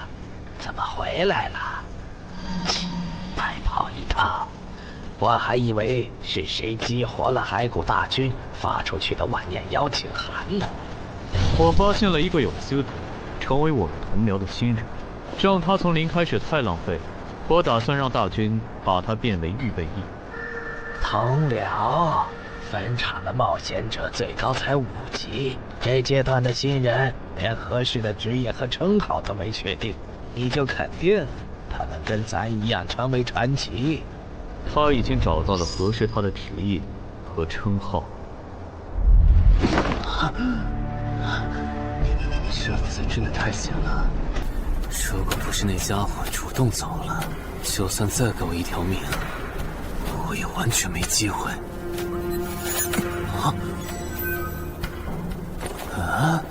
通关任务都显示完成了，为什么没有弹出来脱离选项？不会是必须完成脱离条件以后，我才能离开吧？在那个怪物意识到我没死之前，那得抓紧了。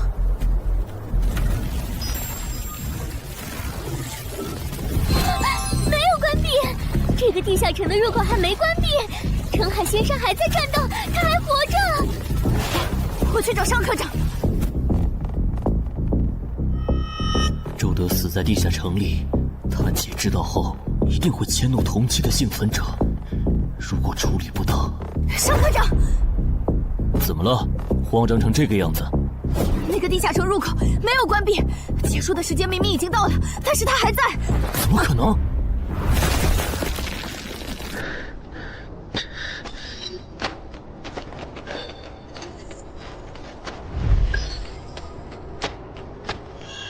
合并结算。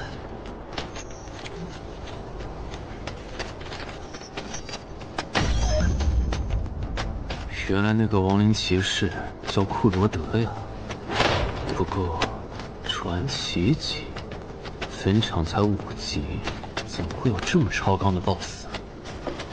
说起来，这个地下城的 BOSS 强度这么高，以前真的有人通关过吗？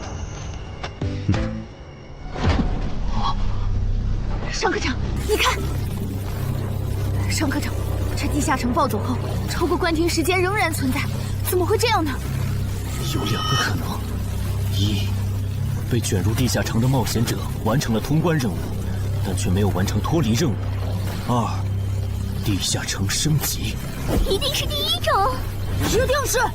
不可能的，坟场很早以前就已经被世界冒险者协会定义为几乎无法被攻略级的地下城了。相比有人通关，我更相信是地下城内部发生了什么变化，导致地下城升级。有人出来了！是澄海先生，真的是他！哎呀，你们都在啊！担心死我了！会因为我的原因，你没能坟场竟然真的被他打通关了！一辈子的。没那么严重吧？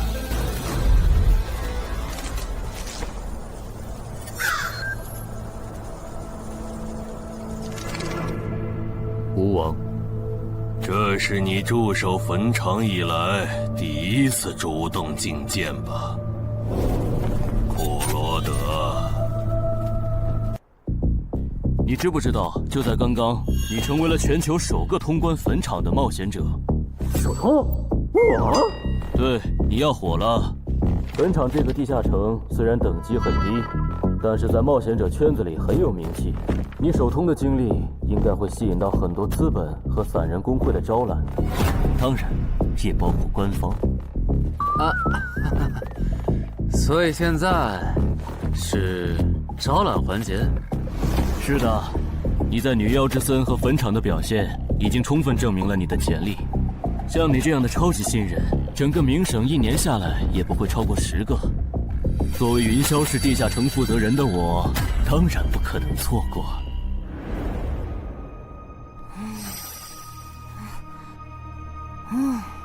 恩姐，你说那个叫双李的，是不是想抢走陈海哥的通关奖励啊？要不然他为啥要拉着陈海哥单独谈话？应该不至于吧？我可不会那么没品。而且5级地下城的通关奖励，我根本看不上，好吗？哼，那可不好说。你不需要，不代表你家亲戚不想要。这死小鬼！啊，别乱说。我们在里面聊的久，是因为在谈加入冒险者协会以后的待遇问题。不是吧，陈海哥，你要当公务员？哈哈，感觉你好像对冒险者协会意见蛮大的。那倒没有，我就是觉得像陈海哥你这样强的人，完全可以像王自健那样自立门户，没必要受协会的规章制度束缚。王自健是谁？是不死冒险者里的男主。不会吧？你明明是个冒险者，竟然没看过这个吗？我是冒险者，和我看这书有什么必要联系吗？这个死小鬼！要不要告诉他们，这本书其实是我写的？你是陈亥？你真的是不死冒险者的作者陈亥？不会吧，不会吧，不会吧！如假包换，不信的话，我可以给你看我写到一半的《不死的冒险者2》的小说原稿。真的吗？啊，你怎么了？怎么感觉你受委屈了？陈海先生，你能不能不要加入冒险者协会？为什么？我以前听我哥和他朋友说过，那些加入官方的冒险者很多都后悔了。你哥有说是什么原因吗？没有，但我还记得他们谈话时的表情，非常的严肃，甚至还发生了激烈的争吵。这样吗？我会慎重考虑的，谢谢你为我考虑这么多。不，我才应该道谢。那个杀千刀的对我弟弟见死不救，你还把他放进来？商李，你是不是成了云霄市的负责人以后飘了，忘了自己是怎么上位的了？我没忘，我请他进协会不是为了护着他，他通关的地下城很特殊，过不了几天他就会被财团或大工会拉拢，好多事就不好办了。要是有潜力的成了官方冒险者，等他们跨过15级大关以后，到时候他们面临未知的危险，你是知道的。不行，那样太久了。他虽然有潜力，但不一定能突破15级变成传说。我要他下周就死。好吧，我知道了，那只能借刀杀人了。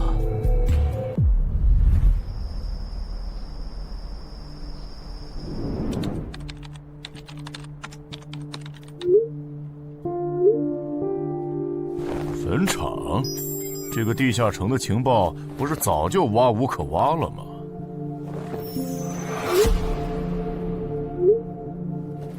这样就可以了。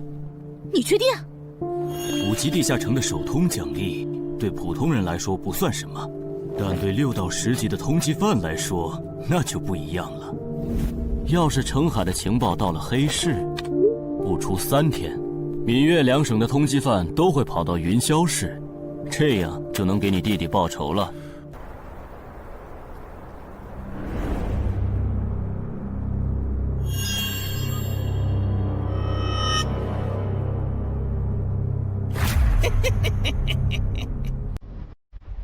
我的个人信息要3天后才能录入官方的冒险者系统吗？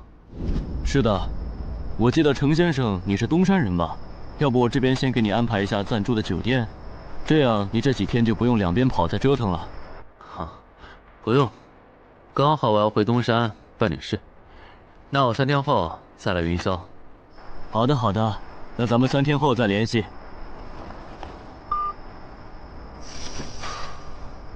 前提是3天后你还活着。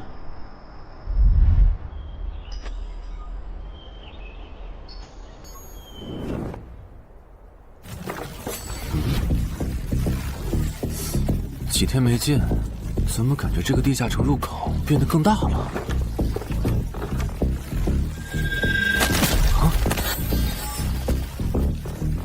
准入等级6级，也就是说，这个地下城的等级现在介于6到10级之间了。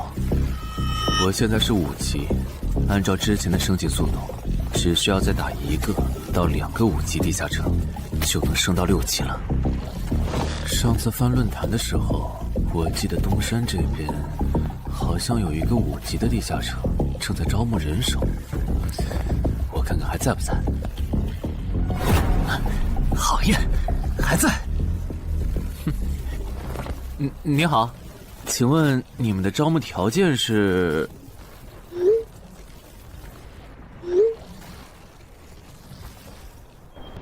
黑市金币？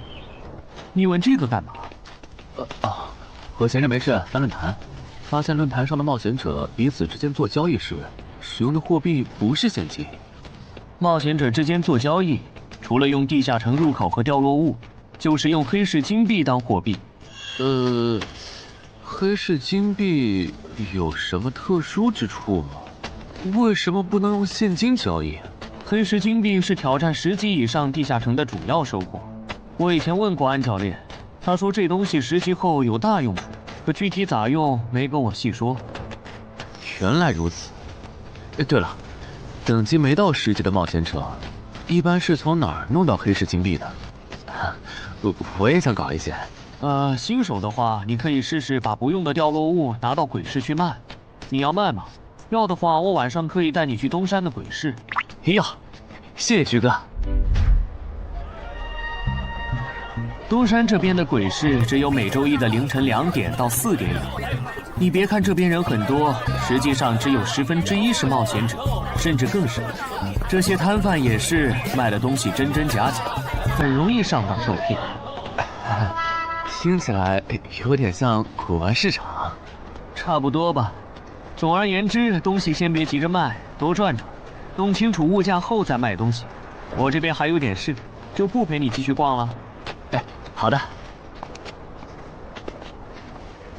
看不出他这人还怪好的。好了，到我来扫荡了。小哥，来看看这件，可都是宝贝啊！瞧一瞧，看一看喽！精品装备，仅此一天，价高者得。小哥，来看看我的矿石啊！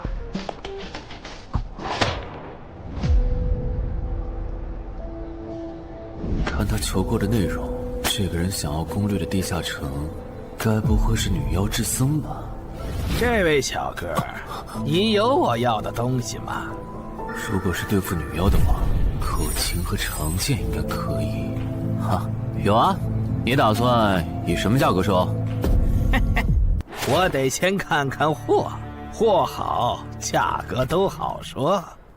要看货，你得等我半个小时，我回家拿去。那你得快点，如果在这期间有别人卖我要的东西了，我可就不收了。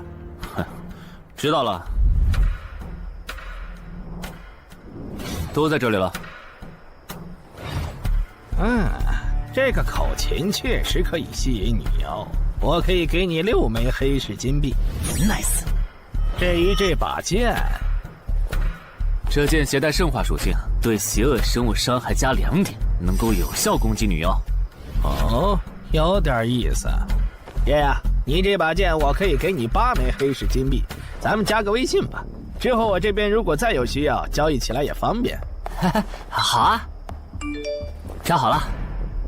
慢走啊，赚大发了。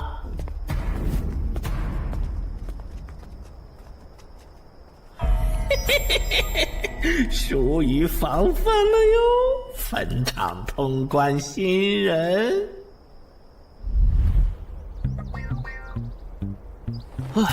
都过去1个多小时了，那个叫四海为家的怎么还没来？算了，不等了。各位新老朋友，大家好，我是5级哥布林地穴地下城的入口拥有者搬砖小 C。我左手边这位是协会冒险者林女士。哟，本次攻略已在官方备案，大家可以不用担心秃鹫的问题。这边的3位大叔和我组队过3次，是实力和人品都很过硬的老手。这小子怎么每次都这么磨叽？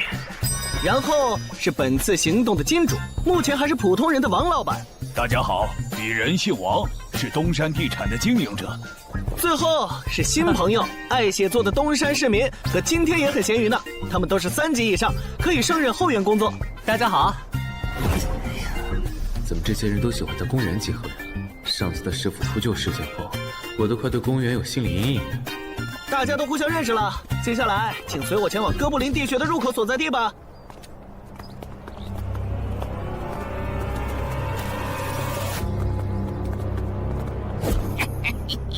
我就知道，他没用黑市金币购买装备，一定是用来换东山这边的低等级地下城的攻略门票了。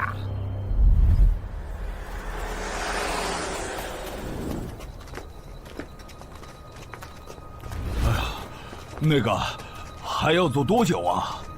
啊，快了，入口就在前面。小森，这入口你是怎么发现的？这也太偏了。不是我发现的，是本地的一位驴友发现，然后卖给我的。真的假的？这年头还有发现地下城入口以后自己不攻略，反而拿去换钱的傻子？因为哥布林地穴对新手来说太难了，当时发现这个入口的驴友不止一个，但最后完成脱离任务活下来的就只剩下1个人了。人家已经是冒险者了，这地下城在开放期又攻不下来，还不如卖了，换点能用的东西，剩下的钱分给死去同伴的家属。这选择挺合理的呀，不是吗？合理是合理，但我觉得事情应该没那么简单。喂，你这人真是的，咱们都合作好几次了，你还怀疑我？到了，形状、颜色、大小完全一致。没错，这个就是5级的地下城，风险评估过了，可以进。讨厌，这一下你放心了吧？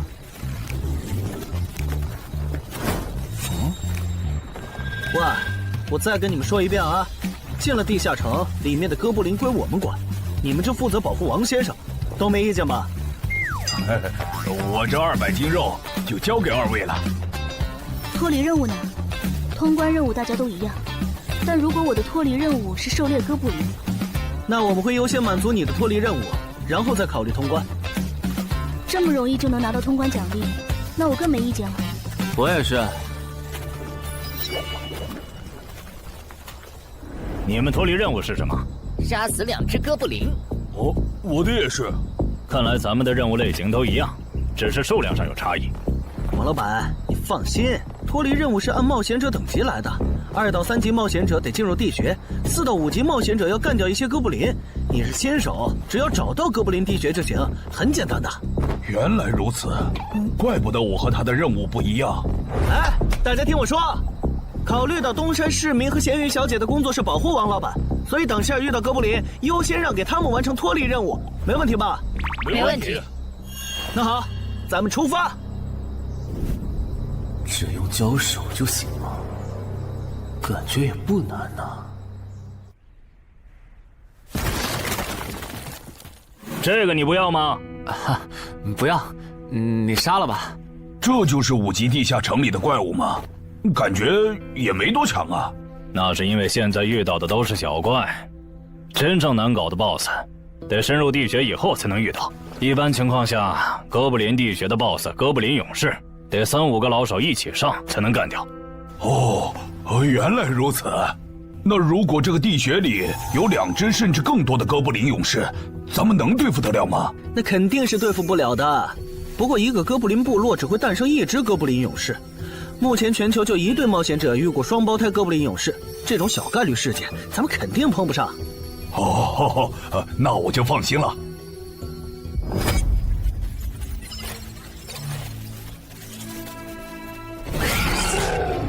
速战速决，别让他们逃回去报信。麻烦了。啊？你指哪方面？从我们踏入地穴到现在，已经遭遇了4波哥布林，很明显，这地下城的小怪数量多得不正常，我们可能中大奖了。搞不明白你们这些富人究竟在想什么。你都这么有钱了，为什么还要成为冒险者？说来惭愧，鄙人成为冒险者主要是为了减肥。减肥？等等，减肥和成为冒险者有什么必然联系吗？这联系可大了。我特意托人问过，目前已知的职业里，有一种不需要锻炼，只要打坐消耗多余的体质，就可以不断变强的。你不觉得这种职业很适合我这种有钱，但是又下不了苦功去锻炼的人吗？花这么多钱竟然只是为了减肥，你们有钱人的世界真难懂。你们在聊什么？嘿嘿，能让我也加入吗？哦呦，连锁子甲都准备了吗？程先生真专业。你之前进地下城的时候也穿的这一套？对啊，如果没有这套防具，我早就死在地下城里了。相反，我倒是很不理解，你们为什么不穿防具？搞定，换班了，下一波哥布林你们处理。行，接下来我们负责打头阵。评分机制，你不知道吗？在地下城内借助的外力越小，完成任务后得到的结算评级就越高。原来还有这种设定呢！我说你的脱离任务咋比我简单？原来是靠全副武装过了地下城。我看你到现在也没有几个有用称号，说白了，你就基础属性等级高些，跟新人比也强不到哪儿去。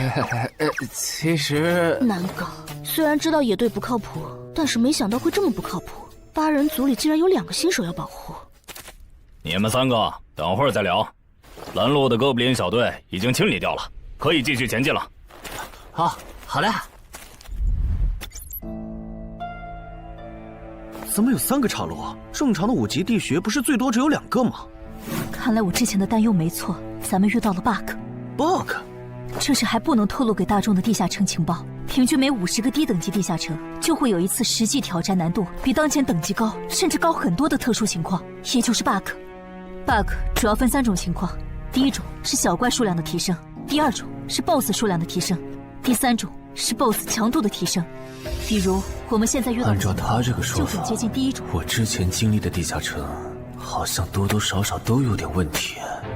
请问，出现 bug 的地下城，结算奖励会比平时多吗？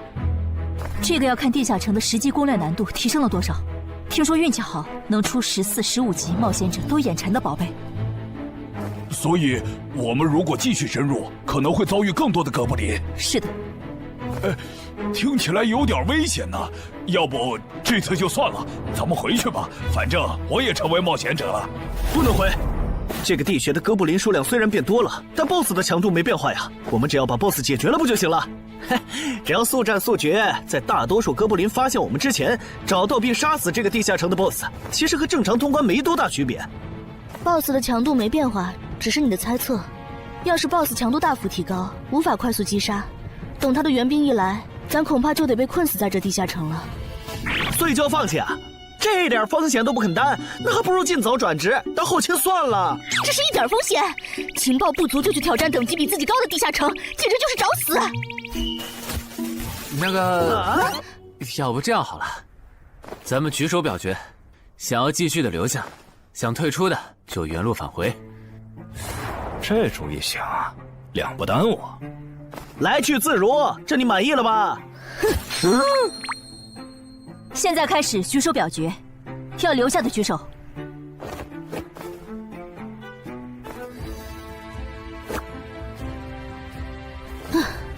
所以说野队就是野队，完全没有封空意识。不是，你有毛病吗？他们等级高，想拼一下我能理解，你实力还不如我呢，你凑什么热闹？但我还是想试试。既然大家已经做出选择了，那就在这里分道扬镳吧。王老板，你的通关费用我晚一点退给你啊。哎呀，不用，就当交个朋友了。走了。哎呀，你等等我！一定要走左边吗？我觉得右边更好啊。那就猜拳，谁赢了听谁的。要是平局怎么算？靠谱吗？这2人平局就走中间呗。我怎么感觉上贼船了？石头，剪刀，长爷，我赢了！哎呀，早知道出剪刀了呀！可恶！等下 BOSS 出来了，你不用上，你就负责清小怪，别让哥布林打扰我施法。没问题。那个，你为什么那么不看好他们呀？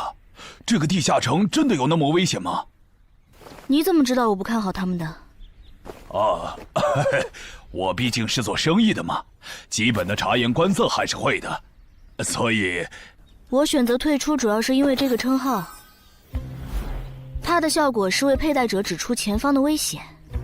之前的地穴，我就靠它发现地穴深处有俩能要我命的家伙。我听了官方冒险者给的消息，我认为这个入门级地下城是少见的双 BOSS 地下城。一般单 BOSS 地下城要3到5个同等级冒险者才能打通，那双 BOSS 的话，咱们这点人肯定不行。你信不信？我要是跟他们把话说开了，明天情报商人那儿就会有我和我这称号的情报。为啥要我牺牲自己的利益去拦着他们作死？大家又不熟。再说了，作为临时队友，我在保证自己安全的情况下，都尽力劝他们了，不听那是他们的事。那你为什么肯和我说这些？你不用担心，我不会害你。你又不在冒险者这行混，没必要为点情报费招惹我这种有潜力的人。说出来也没啥。哦，这样啊。怎么了？不能再继续前进了，外面有更致命的危险。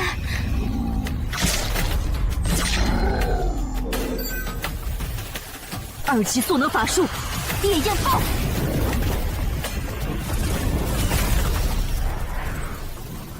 原来离开战前套给我的元素护甲是干这个用的呀！不愧是官方冒险场，虽然同为5级，但他的称号、职业、技能和装备都已经毕业了，而且还是最难凑齐的一套法系职业。干得漂亮！换班，下一波哥布林你们来处理。好的。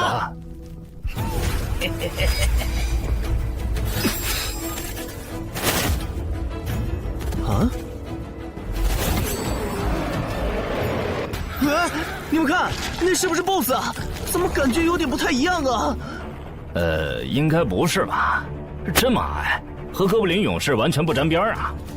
等等，这是，大家小心，这确实是 BOSS， 只不过不是哥布林勇士，是哥布林萨满。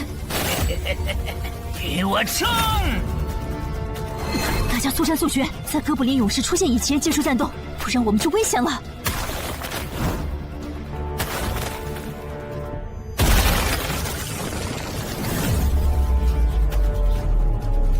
开什么玩笑？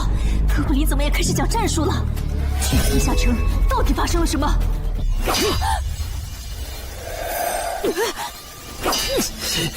快走，我来会会这家伙。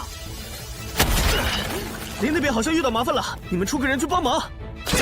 你在开玩笑吗？这么多哥布林，我们哪抽得出人手？快去帮他们呀！这边我一个人能行。可是，走啊！待在这儿，影响我发挥。我会尽快解决掉哥布林萨满，然后来帮你。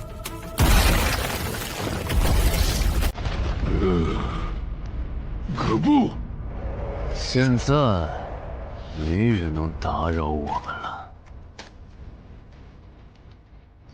来。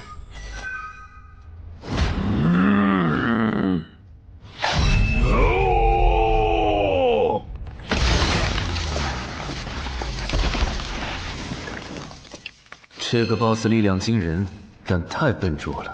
就算不用一步一杀，我应该也能躲过他的大部分攻击。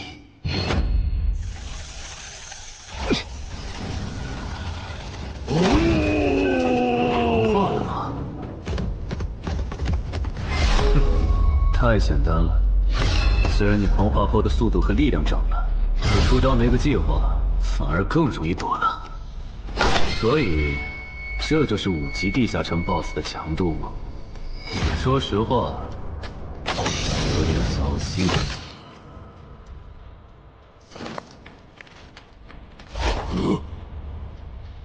你这种程度，连当我的开胃前菜都不配。可不！连死战到底的勇气都没有。这样看，我以后不用对5级地下城抱有期待了。这个地区到底还有多少哥布林啊？再这样下去，我可顶不住了！再用一次那个火焰魔法！你以为我不想吗？这个哥布林萨满一直在用低级法术看让我施法。等一下，通关任务怎么完成了？我的也是。石洞山市民解决掉了哥布林勇士，大家再撑一下，他等下应该会来支援我们。我看不见得，他既然已经完成了通关任务，就没有理由再回来冒险。那咱们也撤吧，反正通关任务已经完成了。不行，如果我们不能一鼓作气杀死哥布林萨满，那撤退的路上我们会被他们耗到死的。您说的对，现在还不能撤，大家顶住！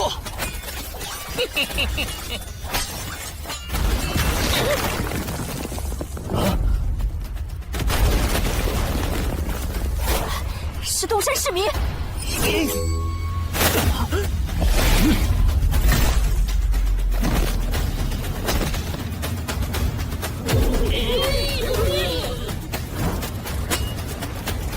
你从哪儿找来的大佬啊？双 BOSS 地下城就被他一个人打穿了？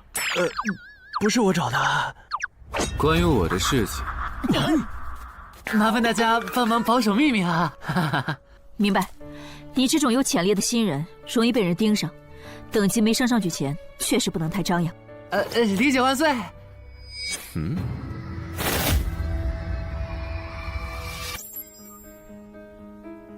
不能出去，外面有更致命的危险。啊，更致命的危险？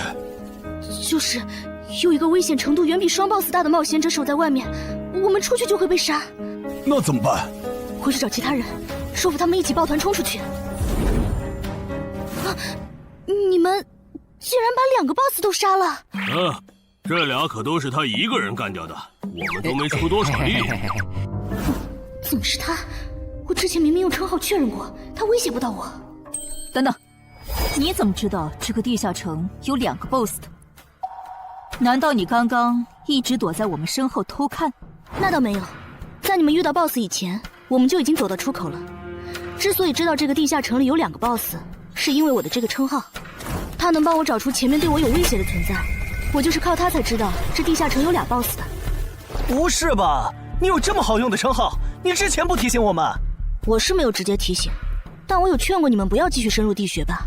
那你为什么又折返回来？因为出口那边有一个比双 BOSS 更强、敌意更浓的高等级冒险者在堵门。外面有高等级冒险者在堵门，你确定？确定。先是地下城难度超标，再是高等级冒险者堵门，可疑的地方太多了。说，是不是你搞的鬼？不是我，不信咱们签单向契约确认。等等，堵门的高等级冒险者，不会是那个爽约没来的四海为家吧？那个，我想问一下，你的称号可以预知危险，那如果我对你流露出杀意，你能判断我和堵门的人谁更强吗？能。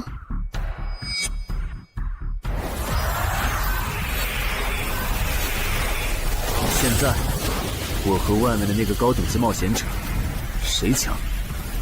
外面的要强一些。明白了。那摆在我们面前的，就只有一条路了。大家先去结算各自的脱离和通关任务，等提升完，咱们就去和出口的堵门者拼命。也只能这样了。早知道买这个地下城会出这么多事，我当时就不该手贱。事已至此，后悔也没用了。再说，咱们这么多人，未必打不过。这都多久了，怎么还没人出来？那个通关坟场的小子不会死里边了吧？你有没有兴趣？不好意思啊，我想再考虑一下。没想到第一次进入地下城就让你遇到这种事，实在不好意思啊。结算出来了，这次没有掉入史诗级奇物，看来双 BOSS 的地下城难度也远不如坟场了。感觉下一个地下城可以跳过6级，直接尝试7级了。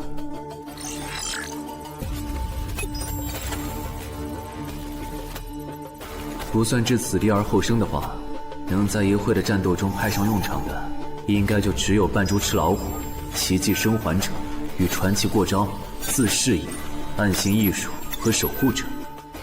与传奇过招这技能比置死地而后生差点，能让我状态拉满，但要扣4力量、4敏捷、2感知。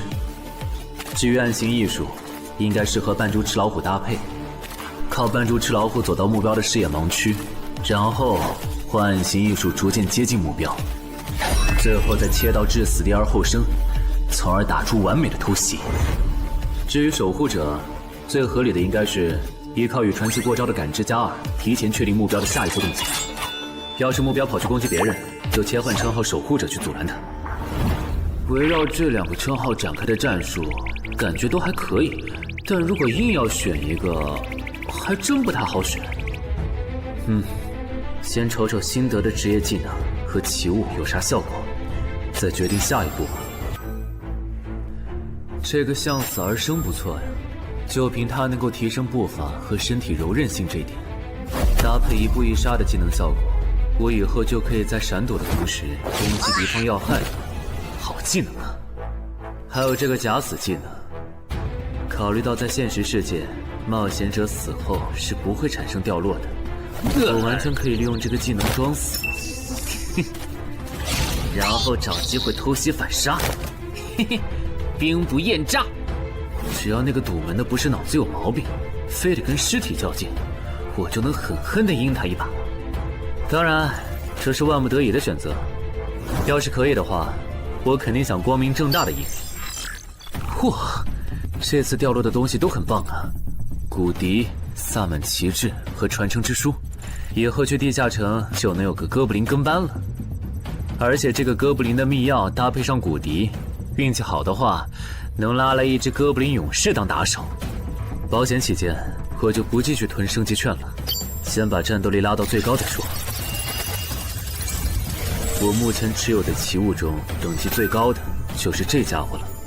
把奇物升级券用在他身上，肯定是最优解。就这样，对传奇亡灵库罗德的头盔使用奇物升级券，只能升到史诗级。那算了，先用装备熔炼炉把这几个用不上的给熔炼了，看能出什么好东西，再决定奇物升级券用在哪儿。不是装备型的奇物不能熔炼吗？那我手里没用的装备，估计也熔不出啥好东西。没办法了，用奇物升级券提升被污染的名剑吧。使用奇物升级券，好酷的剑！头盔和武器确定了，那装备祈愿券就用在防具上吧，正好替换掉我买的锁子甲。厉害！这套铠甲穿起来比我之前用的锁子甲还轻便。东山市民，你那边完事了吗？差不多吧，你们整理完了吗？完事了，再给你们上一轮 buff，就可以出发了。你的装备好酷啊！这些都是你在这个地下那再等我一下，我招个怪物随从。啊！喂，别无视我呀！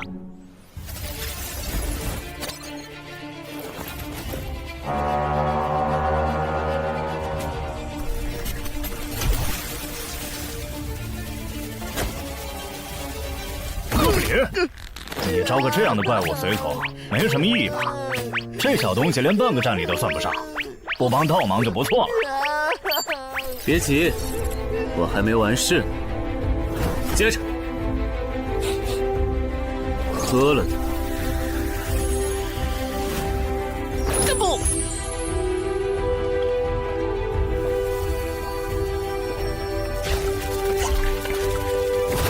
妈呀！被他喝啥了？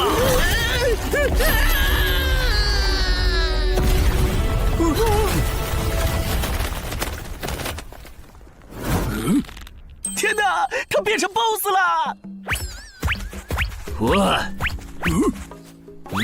那边有适合你的衣服和兵器，自己拿吧。你的随从不会失控吧？毕竟是 BOSS 级别的哥布林。不知道，不过你可以让他用称号看看这只哥布林对我们有没有敌意。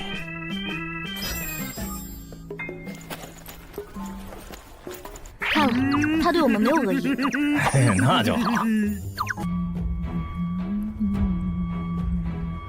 法师护甲以及属性强化，雄之坚韧。好厉害，体质竟然加强了2点。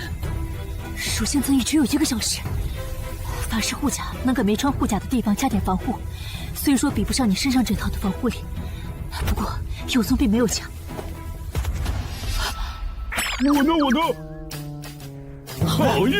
你没事吧？没事，休息一会儿就好。嘿嘿，终于出来了！啊，怎么还混进去了一只哥布林勇士？说好的有人在出口堵门呢，这也没有啊。估计是藏起来了，你用称号看一下他在哪儿。好。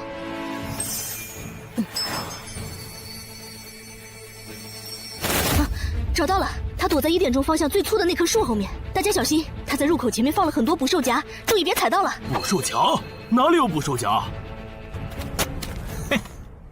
有探查类的称号吗？真是够讨厌的。原来是他，这么一来就全明白了。女妖之森刚通关，他不去那儿的黑市买通关物资，却来东山碰运气，肯定有猫腻。知道我在东山的没几个人，团队领袖跟我签了保密协议，肯定不是他。那个戴眼镜的护士也不太可能，所以是商礼还是徐茂？这个人好像有点眼熟啊。等等，你是高成勇？对方很有名吗？何止有名，他可是明广一带最臭名昭著的通缉犯。别看他只有7级，死在他手上的冒险者，光是已确认的就有上100号人了。他不光是想抢别人的通关调度，还想刷出针对人类的称号，说不定现在已经刷出过量杀戮人类这个称号了。看来你很了解我吧？是协会的官方冒险者吗？果然，他已经刷出了那个称号。这样吧，我们做个交易，那小子留下，你带其他人走。这条件可以啊，要不咱们……别信他！协会的档案里，高成勇有放过目标然后再猎杀的记录。要是你们真的信了他的瞎话，等他干掉陈海，再用追踪手段把你们一个个找出来，你们连还手的机会都没有。没错，虽然他嘴上说放过我们，但对我们的恶意一直没有降低。他在说谎。连恶意也能侦测吗？这样好了，既然他的目标是我，那就由我和哥布林勇士主攻。你们看时机牵制，大家都是一根绳上的蚂蚱，这种时候就别心存侥幸了。当然，如果你们中有人实在怕死，那就赶紧滚，别拖我后腿。我们会做好辅助工作的。看不出来你人还挺好的，要是我绝对逼着他们一起上。打你，我们俩足够了。哼，我就知道你们这些走大运拿了 S 级评价的新人，就会自命清高，觉得别人都是你们成长的垫脚石。但现实可不是这样的哟。新人在1到5级时很难搞到成体系的称号、职业、技能和装备。你的武器和铠甲这么豪华，我猜大多是装备吧。不巧哦，我的技能偏克你这类新人。正是出迟缓术。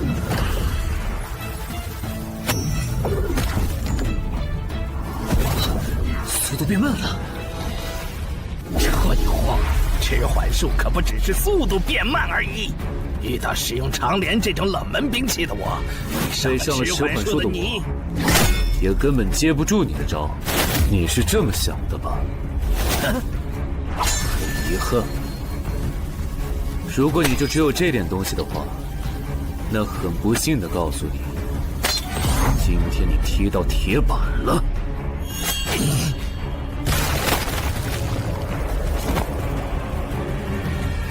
什么玩笑？我百试百灵的组合技，竟然被他这么简单的破了吗？这真的是只经历了3个地下城的新人该有的水平吗？嘿，那个高成勇也没有你说的那么厉害啊！一上来就被陈海大佬没收武器了，感觉陈海大佬都用不上咱们了。不是高成勇不厉害，是陈海太强了。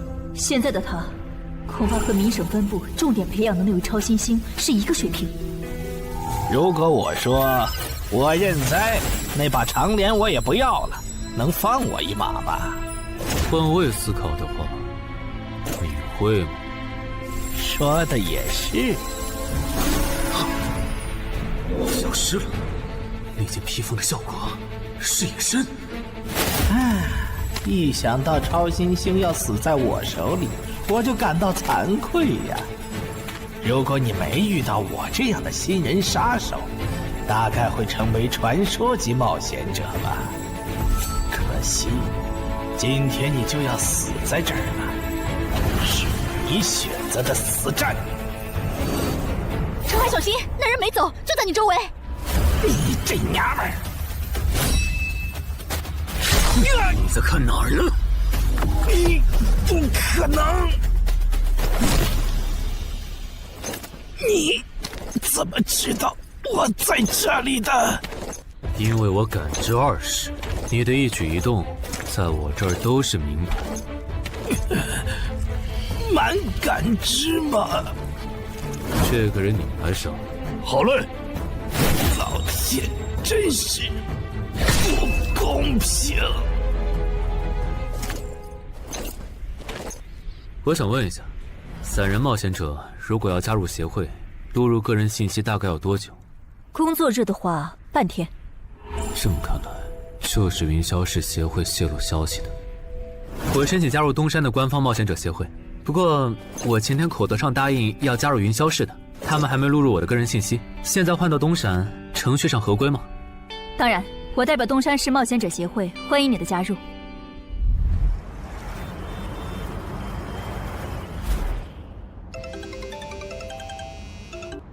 喂，我考虑了一下，还是决定不成为云霄市的官方冒险者了。为什么？你的个人信息明天就能录入进系统了，怎么又变卦了？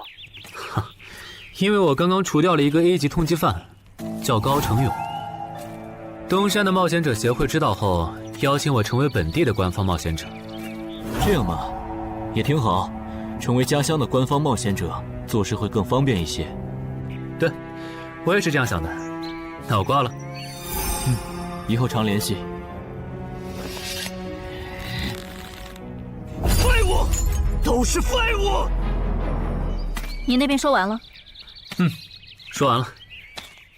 哎，你怎么还没走？因为林姐也邀请我加入东山的冒险者协会了，等下要和你一起录入个人信息。这样啊？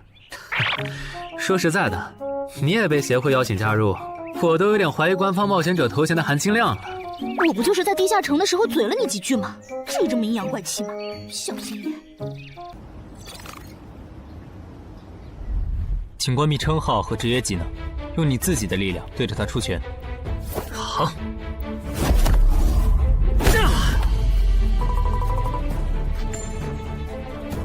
不愧是官方，测技出属性的工具比健身馆的强太多了。12点，那我呢？他们测完了吗？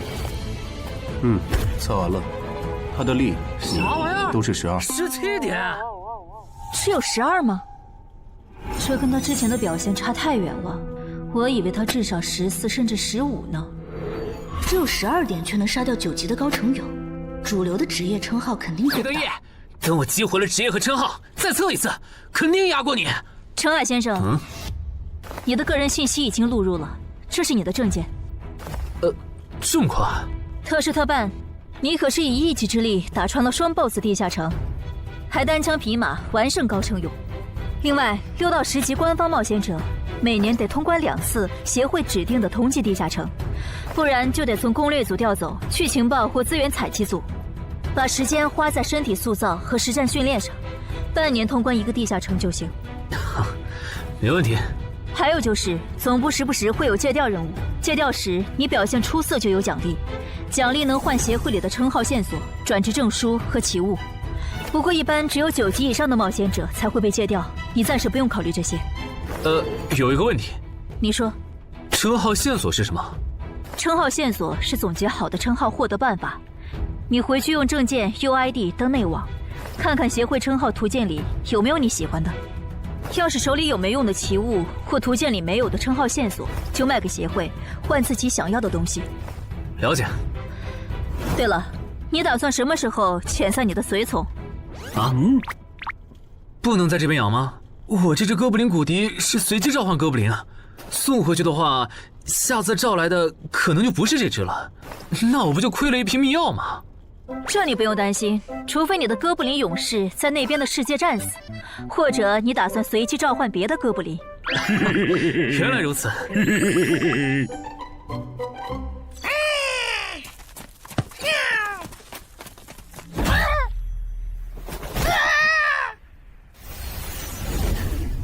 跟我来吧，我带你们去认识一下同事们。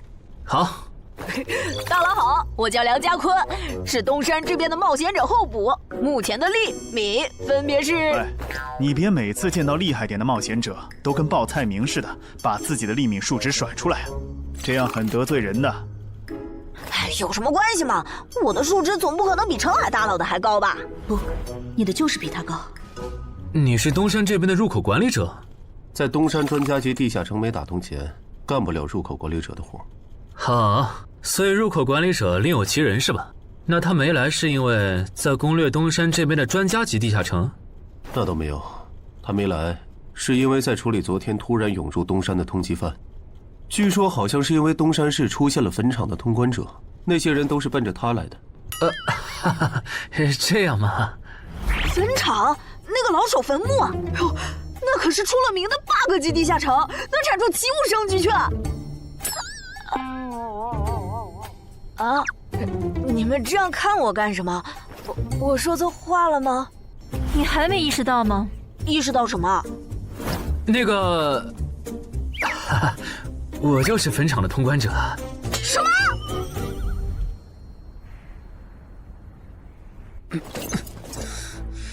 虽然已经说好这段时间把精力用在属性提升和恶补地下城知识上，但家里这个入口，我还是想有始有终。一个人单刷的，我全力以赴的时候，大概相当于10级，完成脱离任务应该也没什么难度吧？感觉也没怎么变。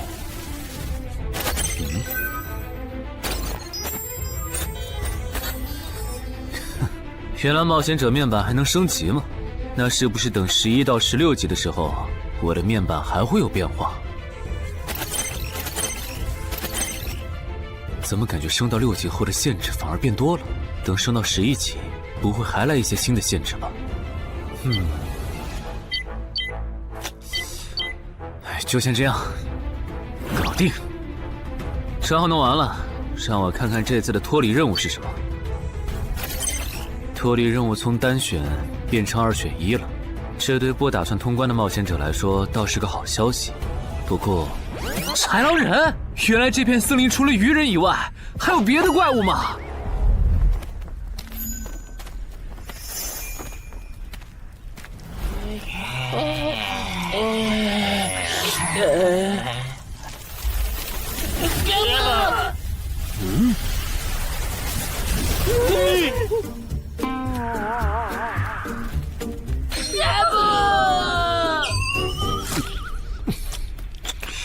所以在你看来，那些豺狼人阴险狡诈，并且还特别喜欢欺负弱小，是吗？没错没错，就是这样。这不就一群森林恶霸吗？嘿，答对了。那这一次就不做和豺狼人有关的轮换任务了，先找到潮汐鱼人的孵化池，然后试试能不能通关。好了，我要问的问完了，你可以回去了。什么？我不要。你不想回去？是的。好吧，你留下来也行。好耶好耶！让我先说好，这个地下城的挑战等级是7级，你悠着点。放心吧，我很强的。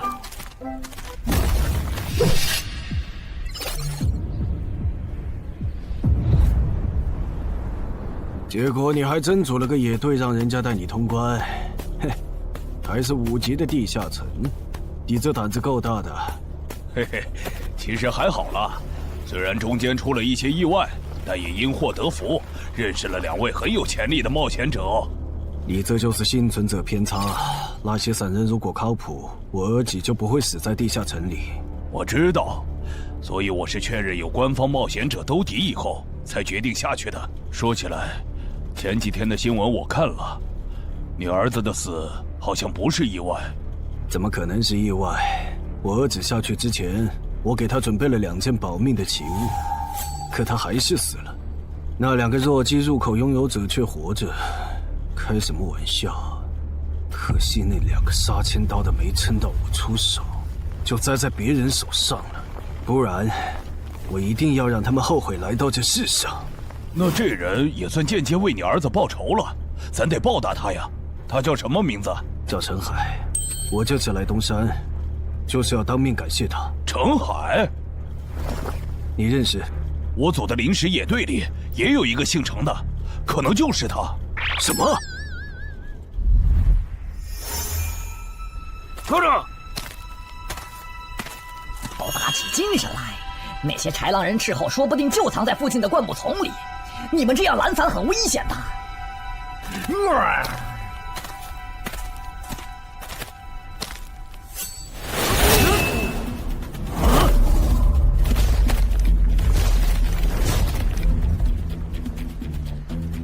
话说，你会说他们的语言吗？当然，需要我帮忙翻译吗？先不，我有一个能在这种场合上派上用场的奇物，如果它不好用，我再找你。你们的孵化池在哪儿？告诉我，我可以留你们一。你以为我会出卖我的族群吗？绿皮傻大个的小跟班儿！你以为我会出卖我的族群吗？绿皮傻大个的小跟班儿！有种你们就杀了我！队长死了，别得意，领军大人会为我们报仇的，咕噜。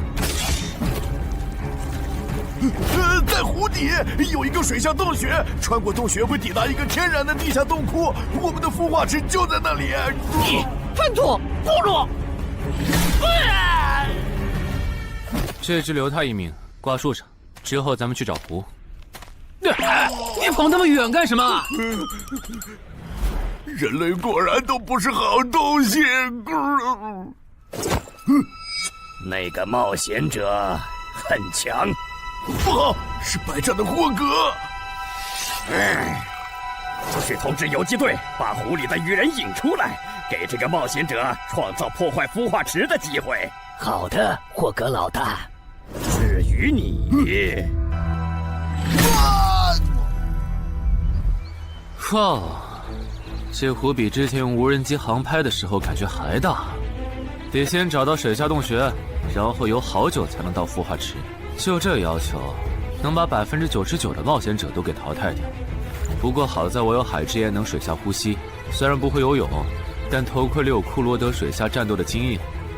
老大，我不会游泳，我可不可以先回去啊？你不会游泳？行吧，那我先送你回去。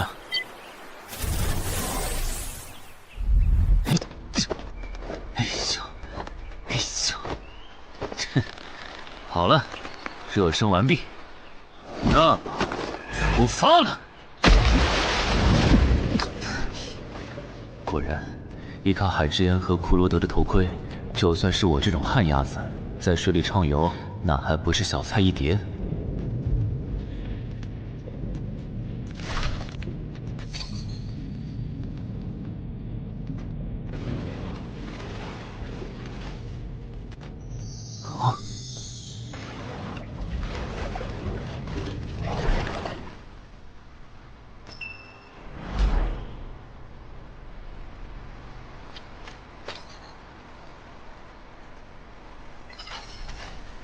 常驻脱离任务完成了，看来这里就是鱼人的孵化池了。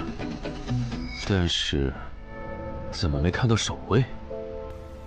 算了，不管出于什么原因，现在是通关的最好机会，这一点不会错。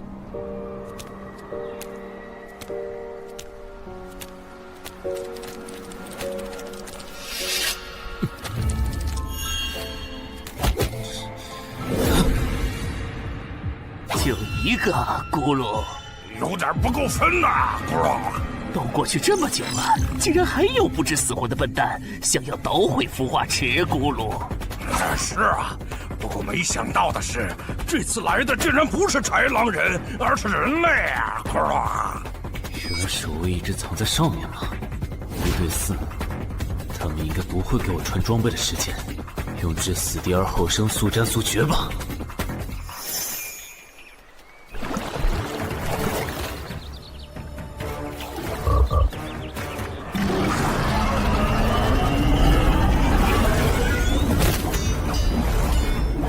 有人类闯入孵化池！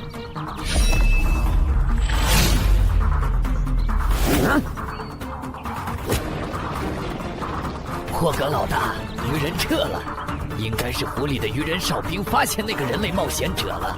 派个机灵点的去湖边盯着，如果那个人类冒险者逃出来了，就通知我。好的，霍格老大。这几只守卫的强度比哥布林勇士高不少，他们应该就是这个地下城的 BOSS 吧。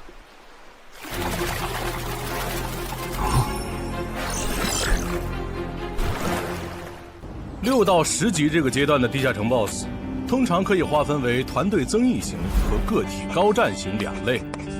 前者实力一般，但可以为同种族个体提升综合实力。独狼面对这种类型的 BOSS， 几乎很难靠一己之力通关。每次上我的课，你不是翘课就是打哈欠，怎么？我的课有那么无聊吗？但你今天讲的内容之前不是讲过吗？你要是说点11级以后的常识，我说不定会认真听。你以为我喜欢讲这些？还不是因为你们这些莽夫 ！CJ 的超新星不自大，不单人去调高等级地下城，就不会被 BOSS 弄死，公司也不会把我临时叫过来跟你们突击补课了。什么？顺治死了？是啊，你这几天没上论坛吗？大家都吵翻天了，说他的死浪费了 CJ 对他的投资。这我还真不知道，到底怎么回事？你快和我说说。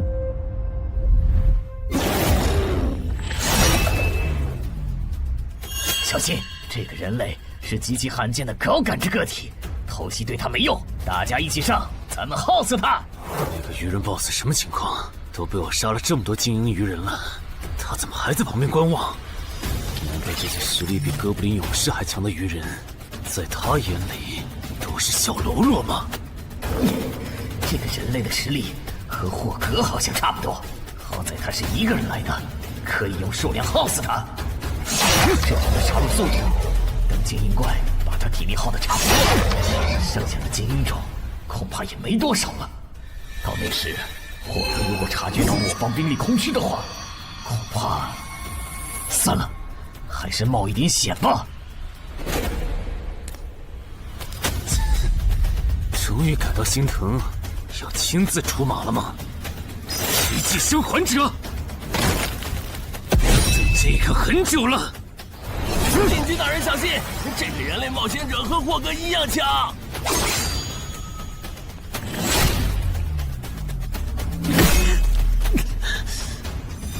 很好。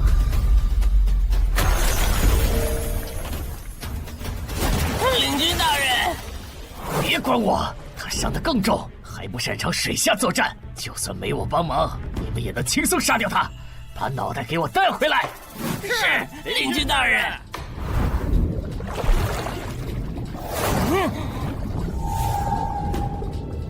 那个人类不是重伤了吗？他咋能这么快逃到这儿，还迅速干掉鱼人哨兵的？他是被人潜到身后，然后一招毙命的。那个人类很擅长水下作战，所以领军大人的判断可能是错的。什么？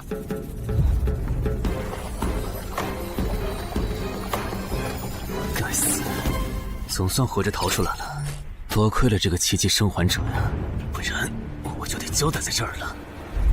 果然和我预想的一样，那个鱼人 BOSS 沉不住气，要是他再稳点，我就会被耗死了。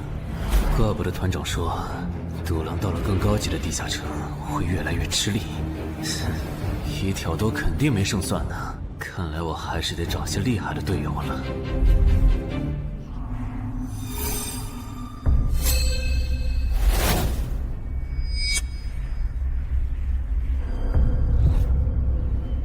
那个人类冒险者活着回来了，他现在是什么状态？我不敢靠得太近，怕被发现，但可以确定他伤得很重。嘿嘿，重伤的冒险者嘛。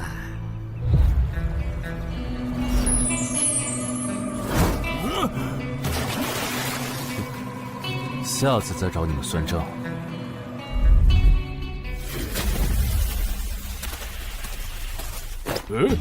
已经结束了。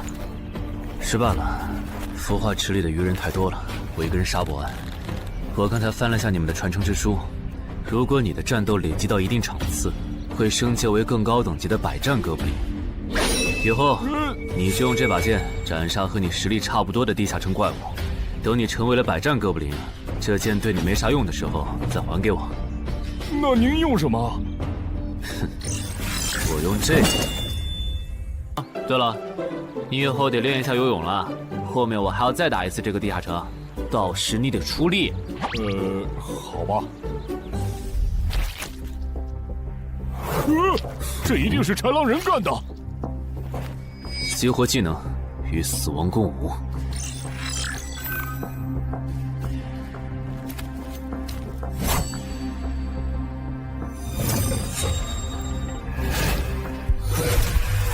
用脚破阵，快！切！豺狼人！还好为了以防万一，把感知拉到20，不然刚才这只豺狼人就得手了。切！这个人类不是受重伤了吗？看他刚才的动作，根本就不是重伤之人能做出来的。他不会是在钓鱼吧？他跑了！不一定是逃跑，也可能是在示弱，引诱我们过去。那咱们还追吗？如果追过去的话，感觉很可能会进入他们的包围圈。算了，不追了。等找到足够强的队友，做了充分的准备以后，咱们再回来和他算账。好的。没想到6到10级的地下城的难度会比5级的高那么多。下次得提前掌握好情报再去通关，不然风险确实太大了。是任务结算呢。说起来，这一次我虽然没有通关，但宰了那么多鱼人，怎么说也该有个 A 吧。水产过敏怎么了？不对，你怎么知道我水产过敏的？还有啊，我是人，你给我一袋动物口粮是什么意思啊？就算他吃不完，这会难吃。什么？他加入东山的冒险者协会了？你给我站住！你当初是怎么信誓旦旦的跟我说他死定了的？连高成勇都栽在他手上了，我能怎么办？听你这意思，我弟弟的仇你是不打算管了呗？哼，也是，你已经靠我爷爷成了云霄市入口管理人，上了岸的你哪能冒着被革职的风险对隔壁市的超新星下黑手呀？我真是看错你了，早知道爷爷当初留下来的资源就该用在周德身上。你干什么？转手我爷爷留下来的遗物啊！我弟弟死了你不帮忙，那我就把你想要的遗物给能给我报仇的外人了。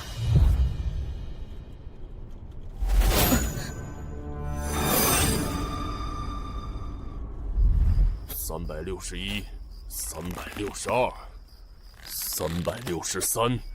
安然，黑市上出现了个你可能会感兴趣的悬赏。说内容。有人用传说级冒险者的遗物作为奖品，悬赏东山市某位超新星的命。徐茂又惹到谁了？不是徐茂，但这个人咱们都认识。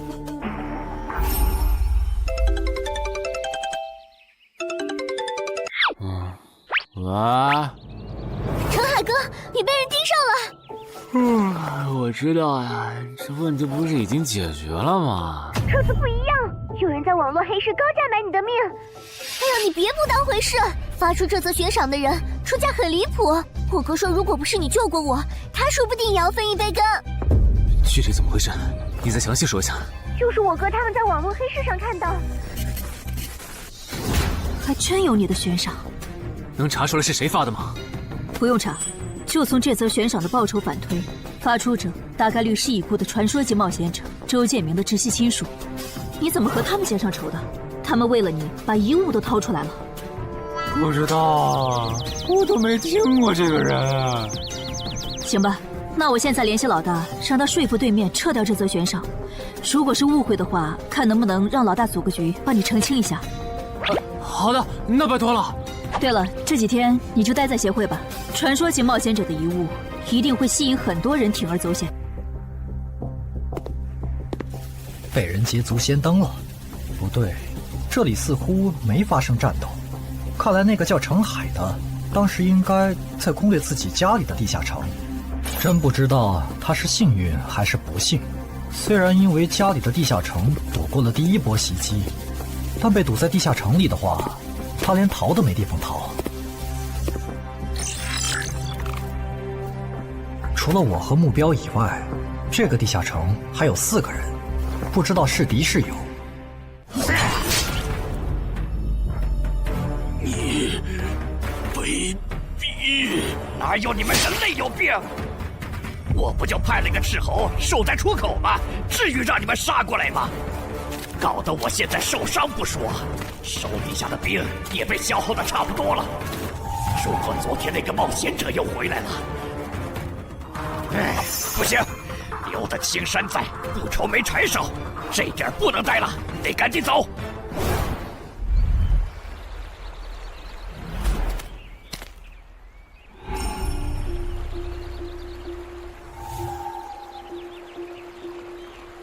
3个猎人，也就是说，目标那边顶多只有1个同伴吗？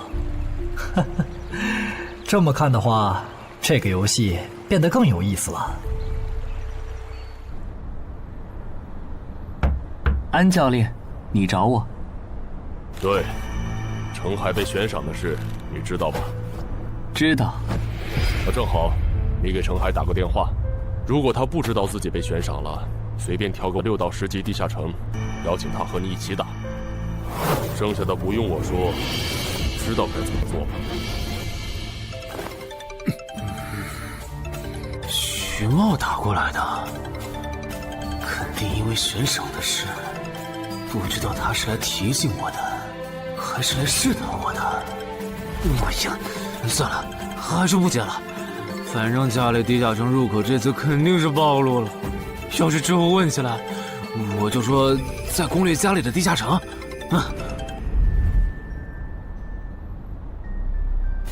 咱们来晚了，那个叫程海的，应该是被前面的人逼进这个地下城里了。我们还进去吗？进。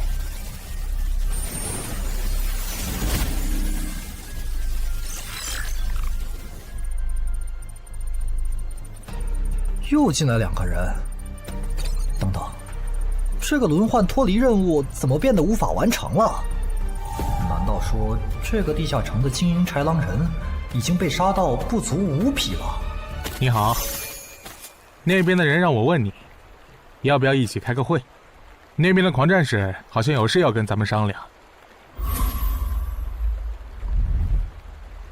也就是说，你和你的同伴是最先进入这个地下城的，程海不在这里。对。那我不明白了，你们没堵到人，为什么不离开，反而在这儿扎堆守着湖呢？因为我同伴的主职业是海兽祭司，他因为职业特性的原因，发现这个地下城刚刚诞生了一只英雄级鱼人，他想趁着对方还未成长起来，和他签订主仆契约。那你们呢？你们为什么不去做轮换脱离任务？因为我们进入地下城用无人机找程海的时候，只发现了守在湖边的他。等我们赶过来以后，他既不承认程海在湖里，又不肯交代他守在湖边不走的理由，那我们能怎么办？只能陪他在湖边耗喽。这不能怪我呀，我总不能说我的同伴下水了，但我不会游泳，只能在岸上等他吧？你这家伙！啊，我怎么了？先等一下，你们的事情我大概了解了，但这应该没有商量的必要吧？有必要。刚刚我的同伴死了。啊？力量涌上来了。这样的食物外面有很多吗？除了偶尔出现的人类冒险者，附近的森林里还有一批豺狼人。很好，把他们带过来。现在恐怕不行，因为昨天和今天的冒险者已经把我们的兵力削弱到无法和豺狼人抗衡了。那需要多久？50个日升和日落。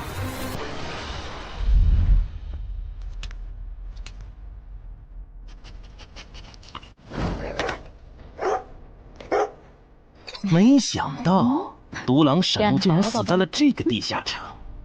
他不是一直这样忙吗？遇到克制自身的地下城，就会因为没有人帮他兜底而陨落。是这个道理，但这白痴为了断其他人的后路，单独猎杀豺狼人，结果把自己给玩死，是我没想到的。那我们之后怎么办？鱼人的孵化池大概率在水中，我们的职业和奇物都不适合在水下作战。完不成脱离任务的话，我们会被困在这个地下城的。这个地下城的最大挑战者数是15，除了我们和这个白痴以外，还有12个名额。只有其中有擅长水下作战或者能帮助我们完成脱离任务的，我们就能脱离。所以，回出口。我都说多少遍了，我的同伴是海兽祭司啊！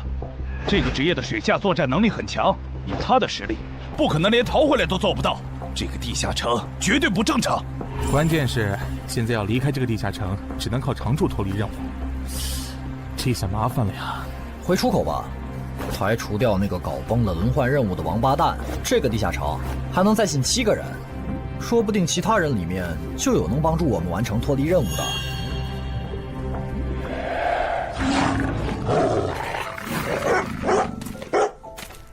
刺杀者王二，他不是去月省了吗？怎么会出现在这里？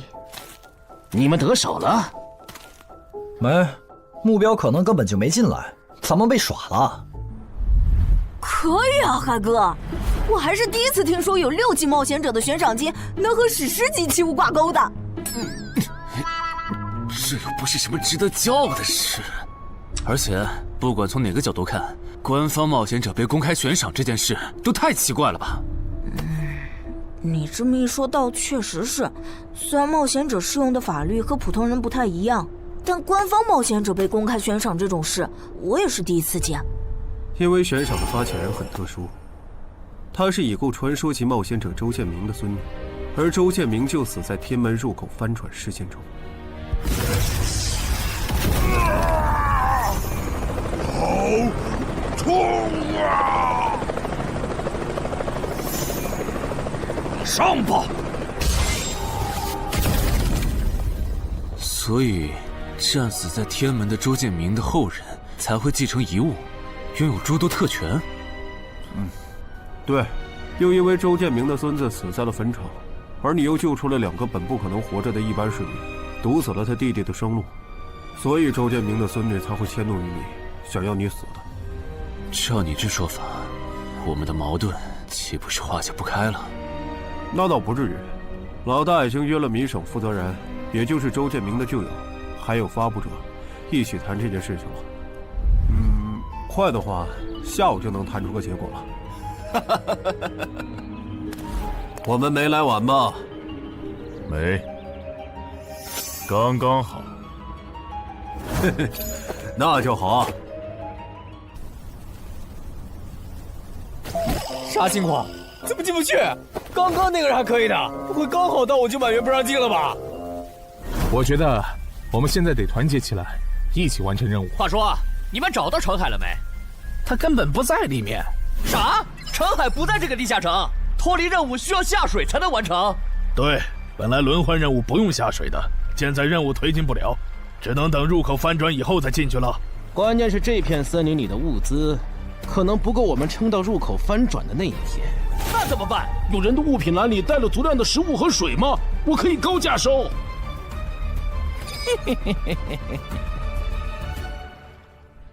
本来也没抱多少希望，不过没想到连刺杀者王二那样的高手都被困在这个地下城里。这样看，少了这些竞争对手，等我完成脱离任务出去以后，说不定真的可以燃制周建明的史诗级遗物了。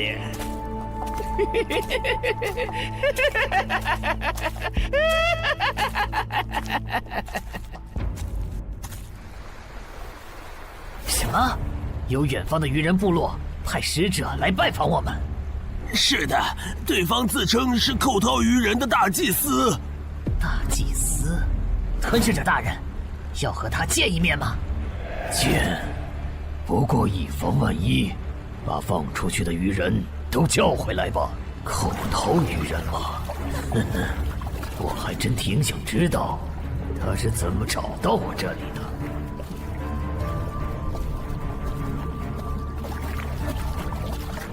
领军大人答应见你了，跟我来吧。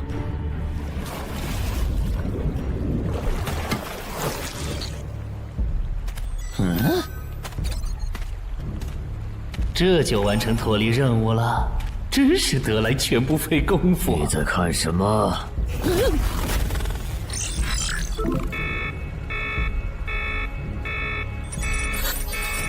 英雄级单位，7级地下城怎么会有英雄级单位？你在发什么呆？吞噬者大人问你话呢。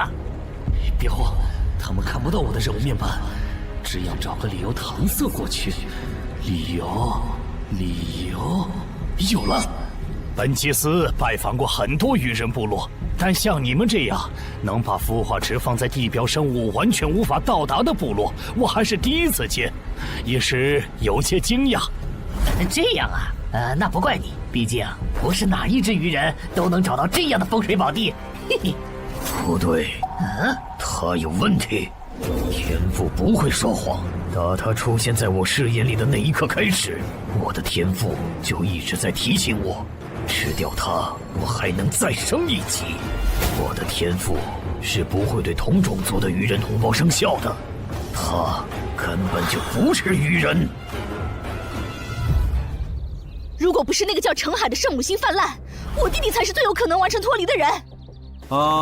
官方冒险者应急预案操作手册第4条，被卷入生存类地下城翻转拉人事件，需优先帮助弱势群体完成脱离任务。嘿，程海的操作完全合规，不是他的问题。但他那个时候还不是官方冒险者。周畅，你先别说话，我就问一个问题。您说，如果一切顺利，你觉得程海能成长到哪个程度？优秀的中间，独当一面的地区负责人，还是传说？以散人冒险者开局，1个月到6级，还单杀了新兴猎手高成勇。不管从哪个角度看，程海都比同期的我要强。再结合他在坟场的表现，我觉得他至少都能胜任地区负责人，甚至有望冲击传说。好，那这事儿就这么算了。我这边稍后会督促华东委托集市的负责人下掉那则悬赏。黄伯伯，差不多得了。我之前看在建明哥的面子上，一直纵容你和你弟弟，但再怎么照顾也是有限度的。我们这一边的传说种子，可不能因为你的一己私怨而夭折。程凯哥，好消息！你的悬赏被撤掉了。好呀。程海的悬赏没了。这才24小时不到吧？谁这么效率？看来只是悬赏被撤回，不是有人有事。他刚微信回我了。所以是郑仁君出面死保了吗？没想到他这么看好这个新人。黄伯伯，那则悬赏是您点头了以后我才发的，为什么那个郑仁君说几句您就改口了？他郑仁君的面子有那么大吗？如果只有东山方面的施压，我其实还能帮你扛几天。但现在是除了协会内部，还有别的方向的压力也给到了我这里。那个叫程海的人脉比你想的要广。别打了，我知道的我都说了，给我个痛快吧。大人，已经审完了。哦，森林里有12名冒险者，实力和豺狼首领差不多。他们不擅长水下作战，不用担心会打过来。现在被困在森林里，无法撤离。森林里食物少，撑不到50天。有点意思。这位就是东山市的入口管理者邓仁君，你的事就是他出面说和的。谢谢郑哥。客气。虽然华东委托集市已经撤掉了针对你的悬赏，但保险起见，未来2个月你还是别出这栋楼了。外面指不定会有高等级通缉犯冒险来杀你，然后找悬赏发布者领赏。有道理，那我不出去了。等一下，那悬赏陈海哥的人呢？这种坏规矩的事儿，他难道就没有处罚吗？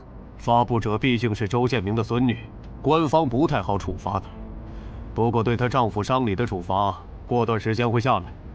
她应该当不了云霄市的入口管理者了。周建明遗物的保管权现在归民省负责人黄雪了。虽说所有者还是周畅，但以后交易赠与都得在黄选监督下进行，这样他就没法再给你使坏了。对了，我家有一个7级的地下城入口，距离反转还有50天。既然未来2个月我都要住在这里，那我用不上了，我选择上交。什么？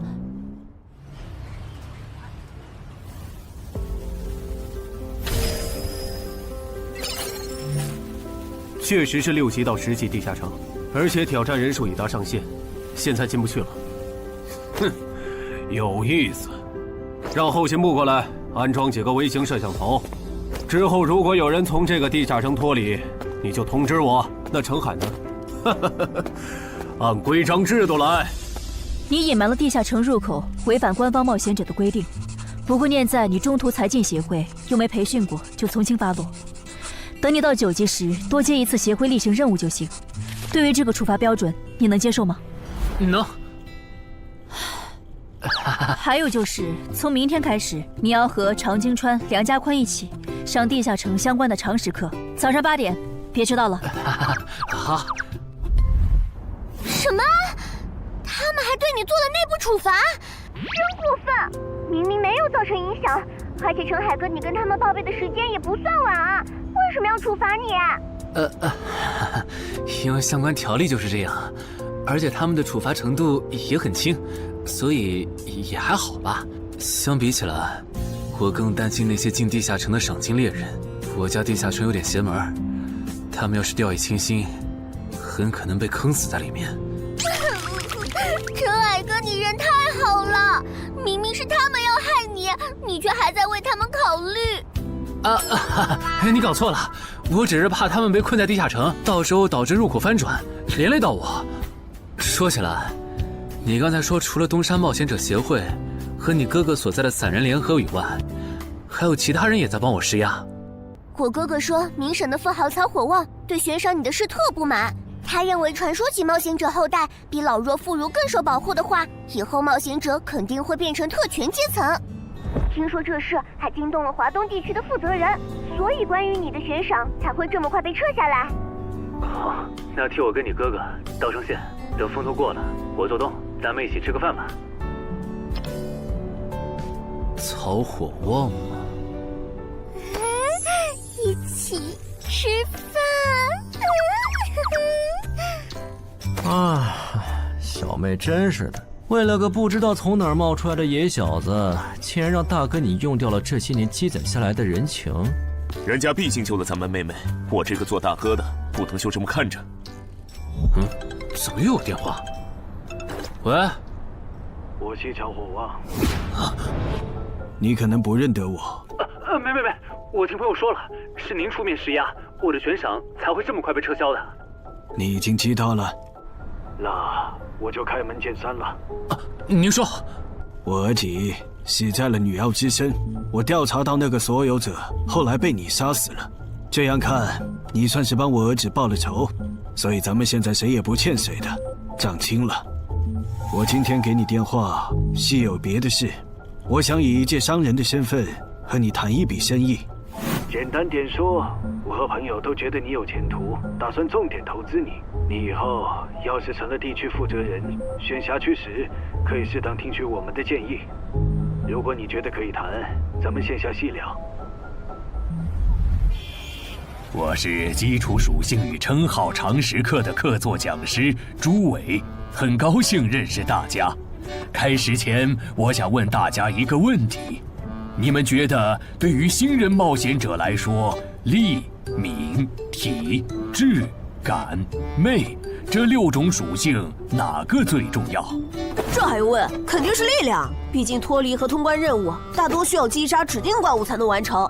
现在都知道，进地下城得备好防具和开刃武器，有兵器帮忙，哪怕身体弱得像软脚虾，也能击杀低等级怪物。对新人来说，力量够就成，多了那也是白搭。反倒是敏捷更能提高冒险者的生存率。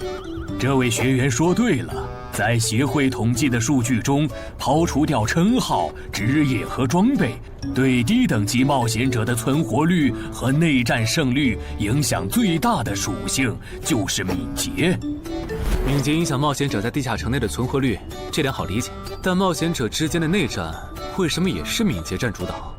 很简单，低等级冒险者的称号、职业和装备都不成套，没法弄出有效的攻防体系，所以他们内战时谁先动手谁赢面大。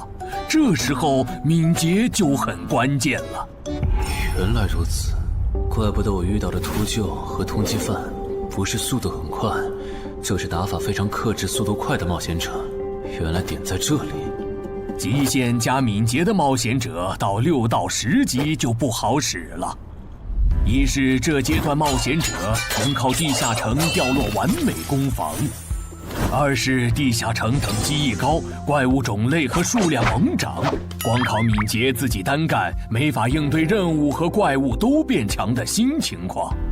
那6到10级这个阶段，哪种属性收益最大？6级之后，除了必定作为攻略组核心的超新星以外，其他冒险者都得按团队需求调整自己。这时候别管啥属性收益高，得看团队要你咋发展。原来如此。但不同属性之间多少会有一个模糊的价值差吧？比如同样是1点属性，加在感知和加在力量上，谁更划算？这个确实有。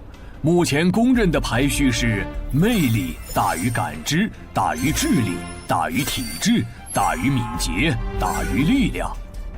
魅力最高，为什么？我也不知道。不过这个排序是传说们公认的。作为金字塔最顶层的冒险者，他们的判断必定有其缘由。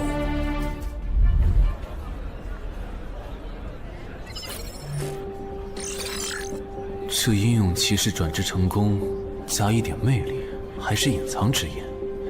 可我主职业就是近战，副职业再选同类，会不会最后效果1+1小于2啊？想什么呢？没什么。不想说就算了。对了，林姐让我问你，下午的冰击课你来吗？啊？这次好像有越省来的武术大师指导我们。停！第7局，长鲸穿胜。强的优势这么大吗？算上大人绷带的效果，我等于是被14比0了。关键他的速度没我快，体力也没我好啊。你已经连输7把了，还打吗？打，我还没累呢。你呢？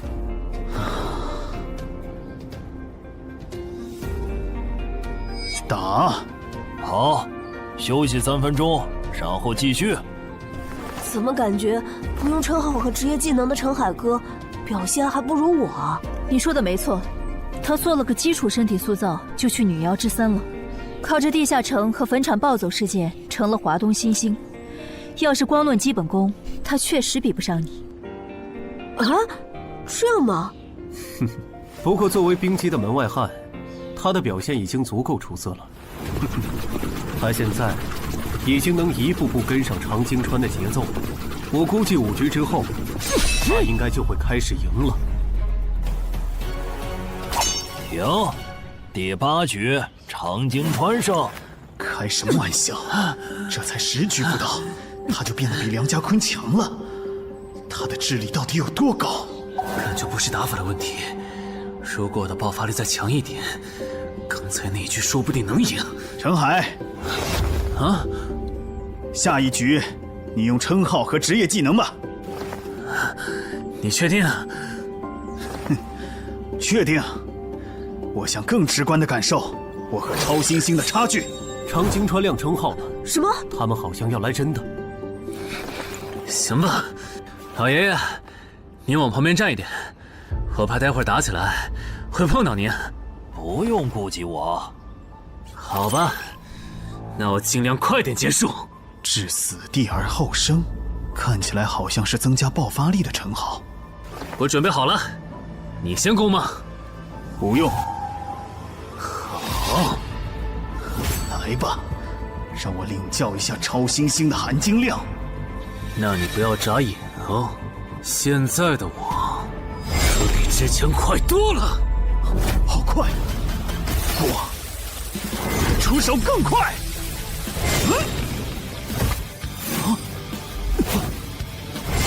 不可能！好快！你输了，今天就到这里吧。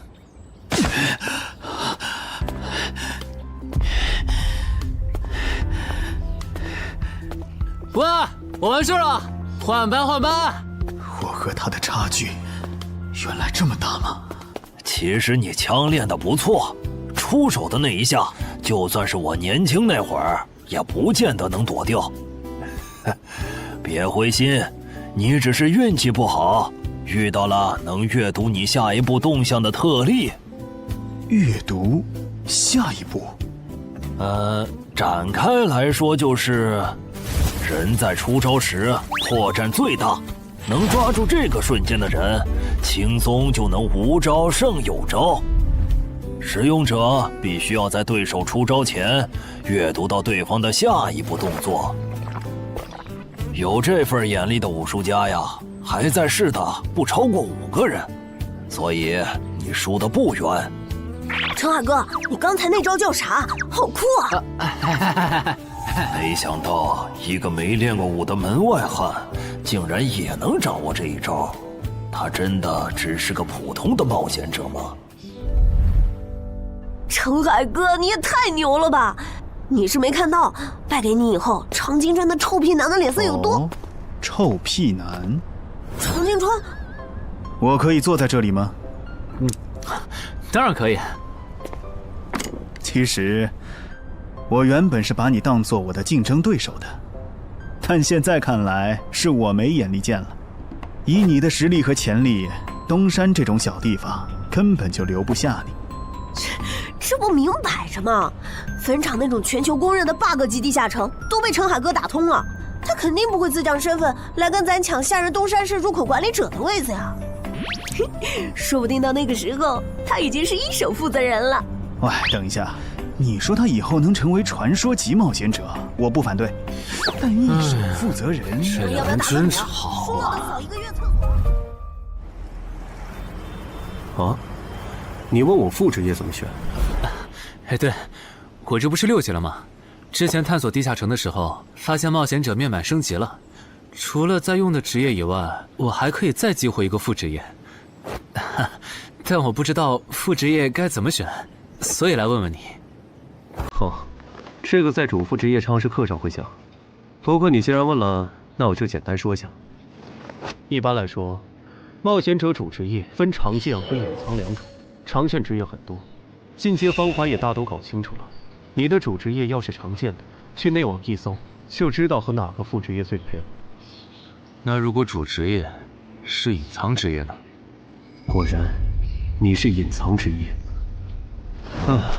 隐藏职业因其获取难度，目前协会只掌握了个别职业的最优路径，其余的就只能凭感觉来了。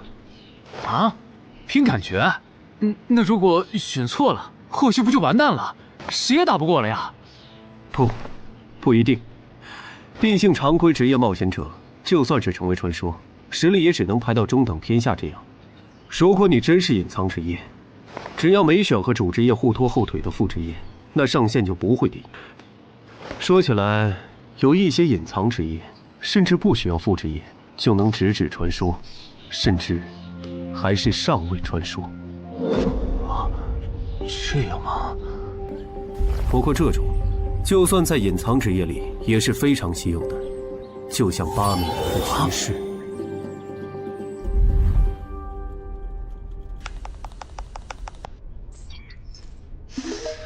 内网竟然没有死亡行者的相关资料，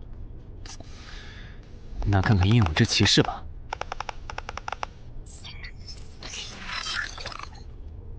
没想到我手痛坟场得到的转职道具，竟然在全球冒险者圈子里被无数人追逐。看他们的评论，这个转职徽章除了挑战难度高的离谱以外，没有别的缺点，而且挑战次数也没有限制。那么只要转职成功，就必然能成为上位传说。嘿嘿嘿。使用英勇之骑士试炼徽章。哼，那么出发吧。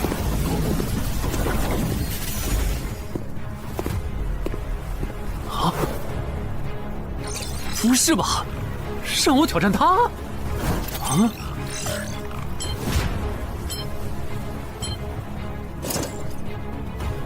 直接开始了这个任务描述啥意思呀？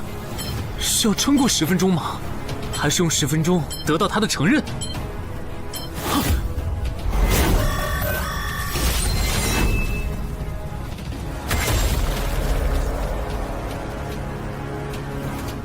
这家伙该不会比库罗德还强吧？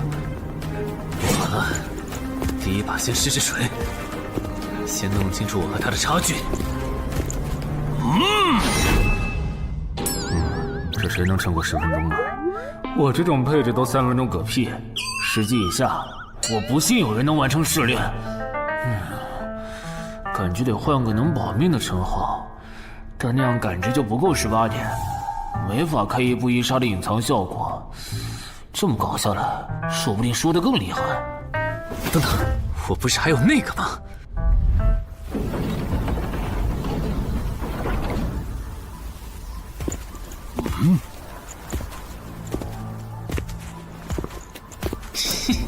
好耶！这个傻大个的弱点是感知，他看不到穿了隐身衣的我。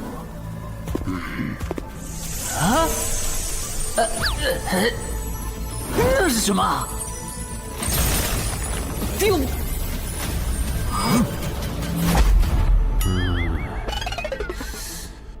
他怎么能有看破隐形到位的技能啊？不行，我就不信邪了。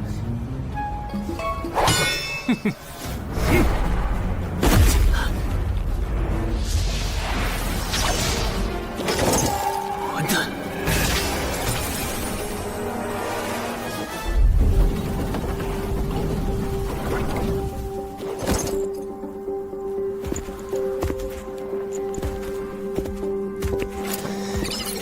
再来！啊！那些冒险者还在我家？对。虽说不知道发生了啥，可要是时限到了，这些冒险者还不出来，那咱就得掌握更多这地下城的情报，这样以后入口翻转的时候才能处理好。换个地方聊吧。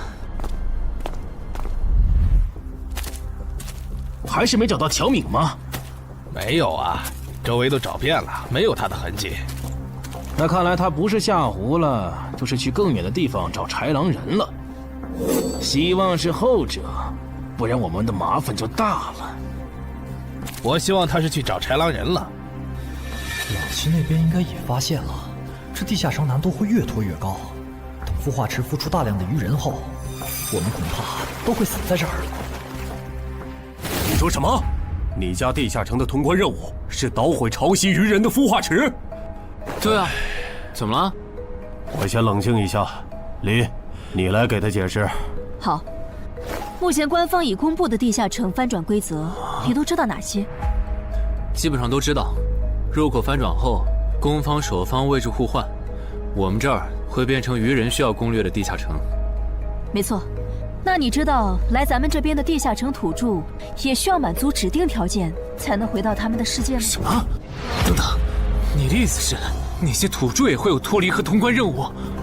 是的，而且绝大多数情况下，两边的脱离和通关任务会很接近。比如捣毁潮汐愚人的孵化池，换算到咱们这边，恐怕是破坏人类的重要设施。快，你再听吧。这下摊上大事了。他已经吓傻了。你说东山市下个月会有一个7级地下城翻转？对，地下城的土著是愚人和豺狼人，类型是探索，通关任务是捣毁愚人的孵化池。所以他们想要征调咱们的徐茂。是的，报酬是官方掌握的同等级地下城的随队通关名额。等等，郑哥不是14级的冒险者吗？处理一个7级的地下城不是很简单吗？因为你家的入口翻转后，我就没法随意出手了。啊？你不知道正常，这涉及到未公开的地下城翻转规则。当入口翻转后，我们的世界就会变成愚人眼中的地下城。因为入口翻转前后规模不变的铁律，所以在有愚人完成脱离任务之前，等级高的正人军不能动手。原来如此，怪不得坟场明明只是5级地下城，但却存在传奇个体。怪不得小鬼头脱离后，坟场就立刻进入到第2阶段，这样就解释得通了。这个规则不是强制性的，我不能出手，主要还是因为有人曾经尝试过这样做，结果导致入口等级提升，对面的高等级个体也能来到我们的世界。简单说，用同等级处理同等级翻转问题，是各国冒险者协会试过好多回后得出的最优方案。那军队呢？郑哥这样的不方便出手我理解，但军队和热武器明显更靠谱吧？用军队和热武器对付入口翻转，攻略地下城确实最效率，但过去10年来，所有这么做的国家，最后都后悔了。啊？后悔了？为什么？因为那意味着 bug 要出现了。军队和热武器要是掺和进来，地下城的实际挑战难度就会远超它本来的等级。如果军方很快镇压了翻转的地下城，那后面入口的挑战难度会接着涨，一直涨到跟这片区域守方的战斗力正好对上为止。再说了，从11级地下城开始，枪就不咋管用了。再往上，16到20级的地下城，里面有些怪物甚至得用核弹才能干掉。总结一下，军队插手，问题只是被推迟了，并没有真的解决。等到问题彻底爆发的那一刻，我们得直面那些能跟最厉害热武器硬刚的怪。现在你明白了吧？不是我们不能用军队来解决地下城翻转问题，而是那代价对于人口众多的我国来说，有些过于沉重了。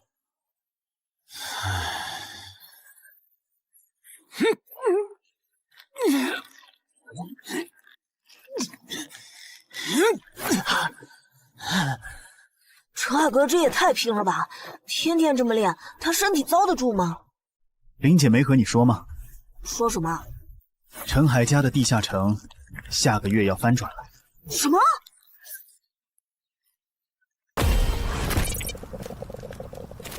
你那边怎么样了？老样子，湖里的愚人不肯上岸。我猜这个地下城的 BOSS 已经察觉到我们被困了。正常发展的话，那些愚人应该会在最后几天发起总攻吧。其他人呢？他们怎么看？都蛮乐观的。乔敏的失踪并没有引起他们的警觉。唉，那这下不好办了。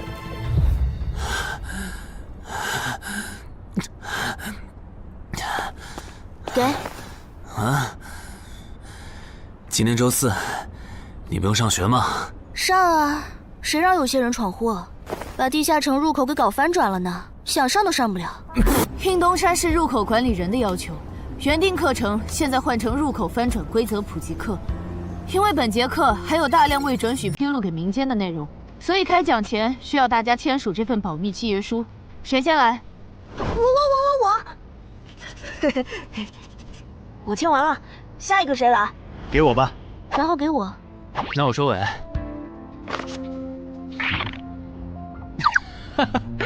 原来你叫苏玉啊！哎，你爸是不是三国迷，喜欢荀彧啊？闭嘴，快点签！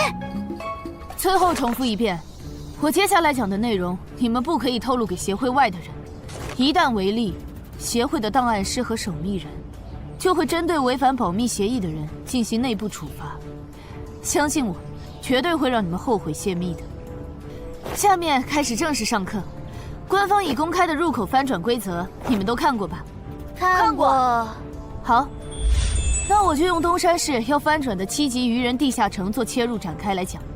地下城翻转完后，入口还在老地方，东山市会出现对愚人来讲难度一样的7级人类地下城。在该区域内，你们将无法使用称号。为什么？目前学术界尚无定论，但主流观点是，这是基于守方有利现状做出的平衡性调整。其实很好理解，攻方愚人们初入城市，不了解地形，处于压倒性的劣势。要是这时候守方战斗力还不限制，攻方可就太吃亏了。有一个问题，还是用这个愚人地下城做例子。如果愚人来到我们的世界，那他们的实力会变强吗？在他们完成脱离或通关任务前，实力并不会有明显的提升。也就是说，愚人完成脱离任务后，因为有好处拿，就更想把通关任务也给完成了。这机制，不就是让人等死吗？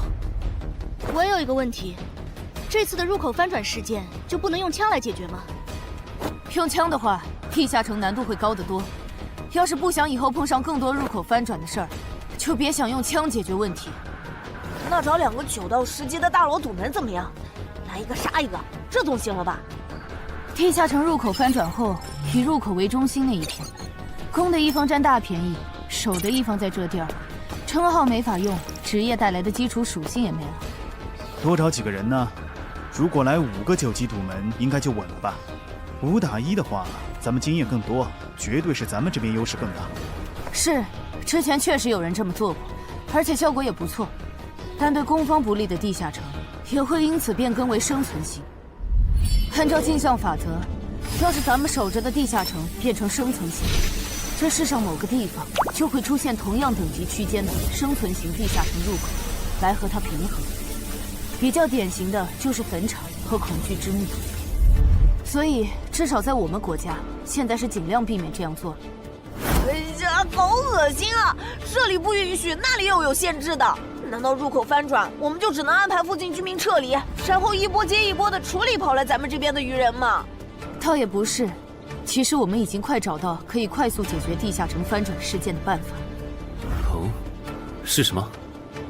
只要入侵我方世界的同批次地城土著里，有人被我们捕获，且在该地下城入口时间归零前，我们一直保住他的命，那就不会再有下一批次的入侵者。这次喊大家过来，是想和大家一起讨论我们最后几天的安全问题。能有啥安全问题？不就是个靠机制恶心人的7级地下城吗？要不是我的职业不适合水下作战，他早被我攻陷了。不懂就闭嘴，好好听。这个地下城没你想的那么简单。啊，搞得你好像很懂的样子。你懂你说呗，我洗耳恭听。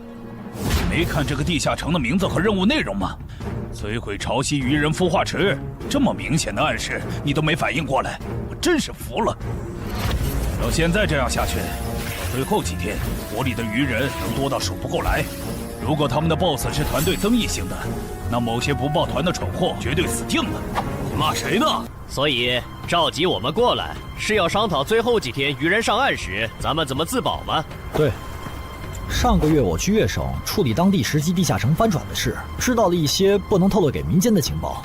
官方察觉到翻转后的地下城有个对攻方有利的规则，以入口为圆心的特定范围里，守方的战力会被严重限制。所以我认为现在这个地下城作为守方的愚人们，应该也存在类似的规则。具体点呢？会限制到什么程度？以我们为例，愚人作为守方，我猜，就算他们的 BOSS 是团队增益型，进入我们攻方有利的区域，这个增益效果也会被压制。称号不能有也就算了，连职业带来的基础属性加成也会被抵消吗？这限制未免也太大了吧！我原本还想着，如果称号不能用，就选一个感知+2的副职业，凑出一步一杀第2个效果，未来式的最低要求。但现在肯定没戏了。算了，到入口翻转前，我先用英勇之骑士来适应没有未来式的战斗吧，看看实力会折损多少。早啊，骑士！啊？不是吧？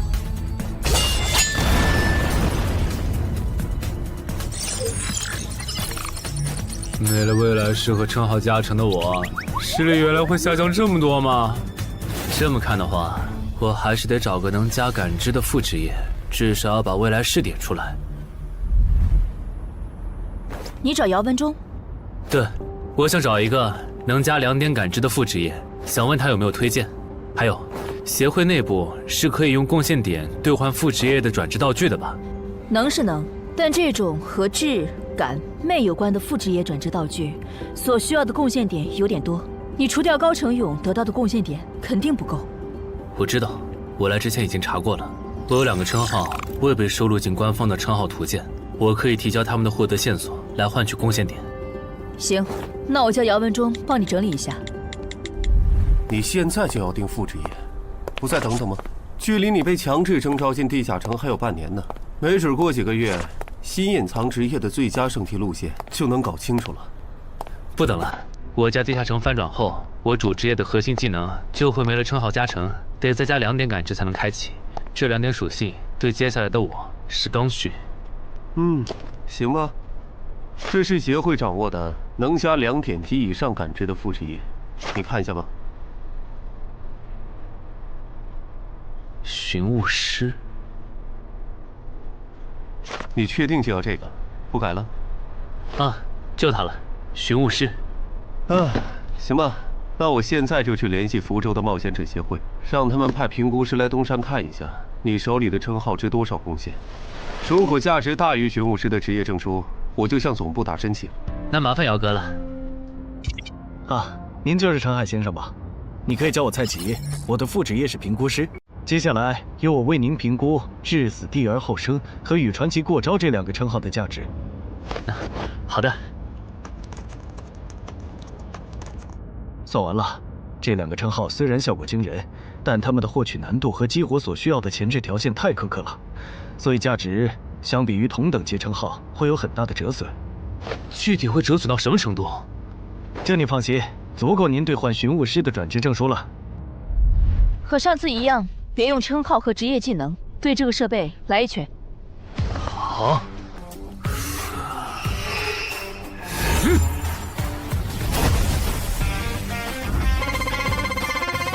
陈海哥的基础力量怎么只有13？我还以为他至少有14的。你别看他现在只有13，等他家愚人地下城翻转的时候，他保底能练到14，也有可能是15。啊，虽然陈海哥很拼，但13到14这个阶段，就连姚哥都用了2个月，陈海哥再快也不至于到15吧？不信算了。说实话，我挺眼馋你这个达人绷带的。等你以后用不上它了，能不能考虑一下平价卖给协会？可以啊，不过那得等我的力敏双16以后。原来你们在做力量测试啊！我说怎么找不到你们？陈海，你的副职业转职证书到了。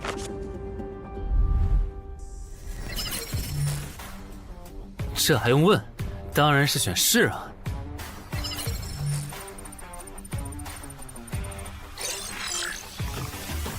等等，不会吧？不会吧？蒙对了，死亡行者的最佳搭配竟然是寻物师。我原以为死亡行者的效果1和效果2已经够超模了，没想到他的效果3更加离谱。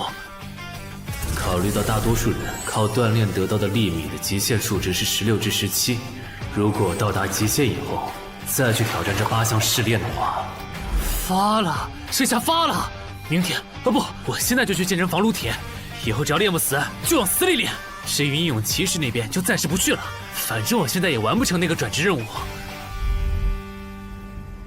有没有搞错？他东山市的地下城翻转事件，为什么要拉我这个云霄市入口管理者去帮忙？因为你老婆在我这边的人情已经用光了，还有，你下个月就不是云霄市的入口管理者了。身为官方冒险者，被附近的协会征召，不是很平常的事吗？而且，别告诉我你不知道，东山市的愚人地下城是因为谁才闹到要翻转这一步的？11121、11122、11123。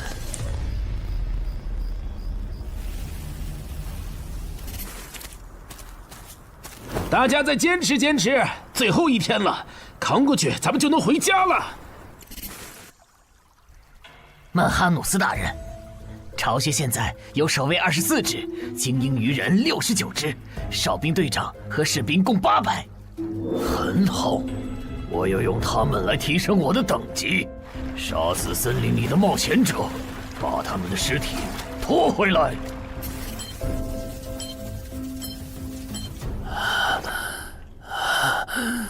冒险者面板。你这人真怪，明明再过几个小时地下城就翻转了，你不养精蓄锐，却在这里做力量训练，临阵磨枪也没你这么磨的吧？其实这2个月，我一直都是这么练的。啊？倒是你，大晚上的不睡觉找我干什么？如果我说我的称号在催促我尽快离开这个城市，你信吗？什么？我有一个想法，如果那些鱼人真的会在最后几个小时上岸，我们要不要试着做掉他们的 BOSS？ 只要 BOSS 死了，剩下的鱼人就算数量再多，也不过是一群小喽啰。不是，你有毛病吧？明明已经说好了，大家守在出口，等任务时限到了就一起回去，你加什么戏啊？而且任务没完成，你杀 BOSS 也没奖励啊！不是我非要杀 BOSS， 是我问过王二了，我们没完成脱离任务，想搭地下城翻转的顺风车回家，是会占用翻转后地下城的挑战名额的。确实如此。那么，基于镜像原则，翻转后地下城的挑战人数上也会是15。如果最后几个小时，鱼人 BOSS 带着手下和咱们争夺这15个翻转名额的话，只要有4个鱼人比我们先冲出去，那我们之中就有人要永远留在这儿。等等，话不能这么说吧？万一那些鱼人最后没来呢？万一咱们守住了也成功撤离了呢？不，他们一定会来。我的副职业是塔罗牌占卜师，我刚刚给自己算了下，接下来的几个小时，我的运势是凶多吉少。真的？你啥时候知道的？2个小时前。我记得你这称号只能找出有危险或敌意的人吧？不然高成勇那次你察觉到危险早就退了，这次你咋发现待在东山是有危险的？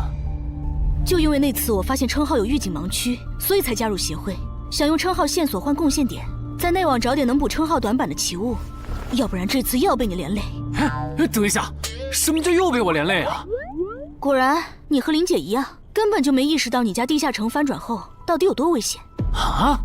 你再想一想，处于战场外的我，竟然触发了危险预警，这到底意味着什么？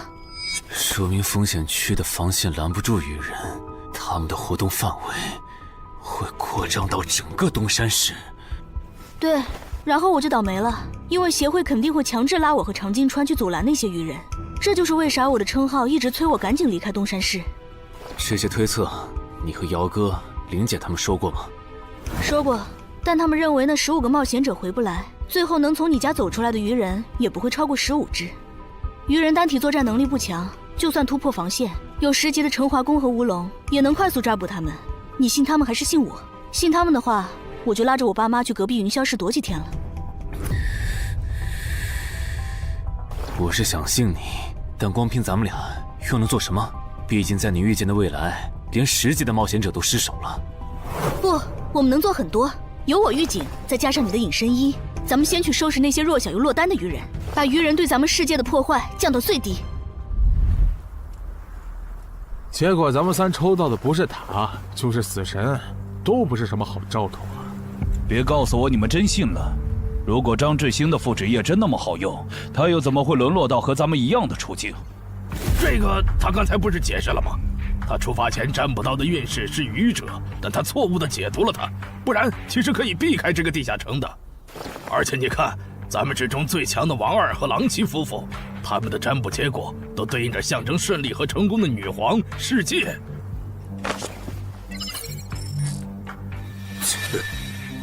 我抽到的牌和你一样，也就是说，如果我保持现状，最后下场也会和你差不多，对吧？对，咱们很有可能走不出这个地下城。那你再占卜一下，如果按我的计划，大家合力干掉 BOSS， 把剩下的鱼人赶回湖里，我的运势会不会好转？行，等一下，先别占卜。你的计划还有完善的空间。这地下城里的鱼人现在估计已经繁殖到好几百甚至上千了。如果他们的 BOSS 是团队增益型的，那我们和他们贸然开战，绝对会死很多人。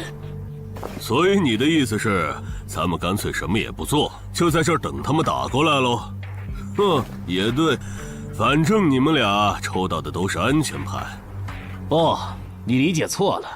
我的意思是，普通 BOSS 按你说的来，团队增益型 BOSS 就得先引走大部分鱼人，再集中精锐力量斩掉 BOSS。前期侦查、辨别 BOSS 和发射信号弹也得有人做。侦查部分最好由我来负责，我有潜行技能。没问题，这样就可以提前确认 BOSS 的类型，然后按照事先准备的预案来执行了。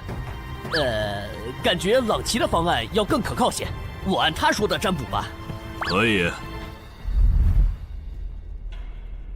这么做确实能低风险地解决掉一部分落单鱼人，但如果可以的话，我还是不想让失控之事发生。我打算再劝一下姚哥，但这需要你配合。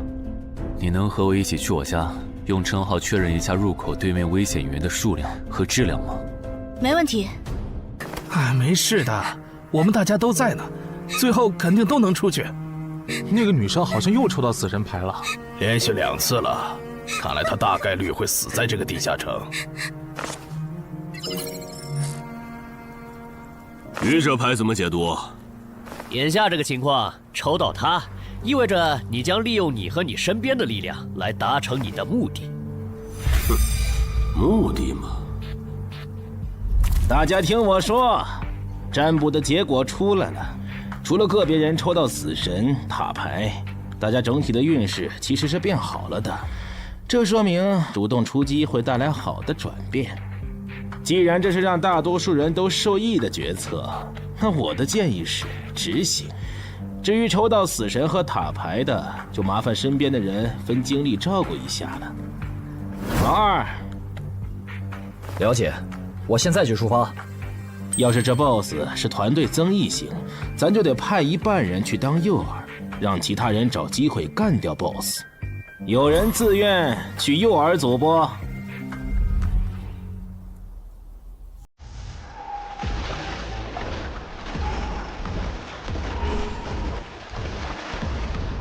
坐镇后方，身边还有同种族精英保护，是团队增益型 BOSS 没错了，得赶快把这个情报同步给朗奇他们。开始了吗？鱼人的总攻，红色的是团队增益型 BOSS。惨喽，要当诱饵了。王二发出的信号弹，你们也看到了，来的是团队增益型的 BOSS。按计划，诱饵组先去原定位置落位，等你们吸引够了足够多的鱼人，我们这边就开始行动。好，要是得手了，我们会放信号弹，之前就麻烦你们撑住了。好，最后预祝各位克敌制胜，平安归来。就是这里吧？对，那我放信号弹了啊。那个，能不能和你们商量个事儿？我的主职业是魔射手，正面作战能力比较差，我可不可以去附近的树上蹲着？什么情况？你远程职业为什么要来诱饵组？我也不想啊，我和另一个家伙职业重了。朗奇说他那儿只要一个好的，所以抽到坏牌的我就过来了。行吧，那你过去吧。谢谢啊。这玩意儿怎么用的来着？笨死了，给我。其实张志新说谎了，他不是真正的塔罗牌占卜师，而是能模仿其他副职业的模仿师。当他不模仿占卜师，去模仿别的副职业时，当下所做的占卜就没有效果了。张志新靠老七能力，让占卜的人抽到塔、死神这类危险牌，哄着冒险者听东莞仔和朗杰的话去办事。之所以出老千，是因为张志新自己抽到了死神牌。为了改念，在东莞仔提出干掉 BOSS、把鱼人赶回湖的计划时，他就赶紧站出来帮忙拱火。而这显然很成功。现在有11个冒险者帮他牵制鱼人，张志新可以从容地回到入口，等待地下城翻转。说起来，东莞仔有那实力，鱼人杀过来他也能保住自己，为啥要提那么激进的计划？朗奇和王二也在暗地配合他们，这对他俩又没好处。哎，算了，不管他们干啥，都跟我没关系。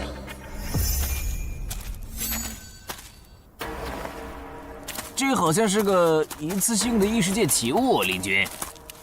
这个就是刚才发送红色的发光物的武器，其作用8成是提醒他的同伴们我们上岸了。邻居大人，你看天上。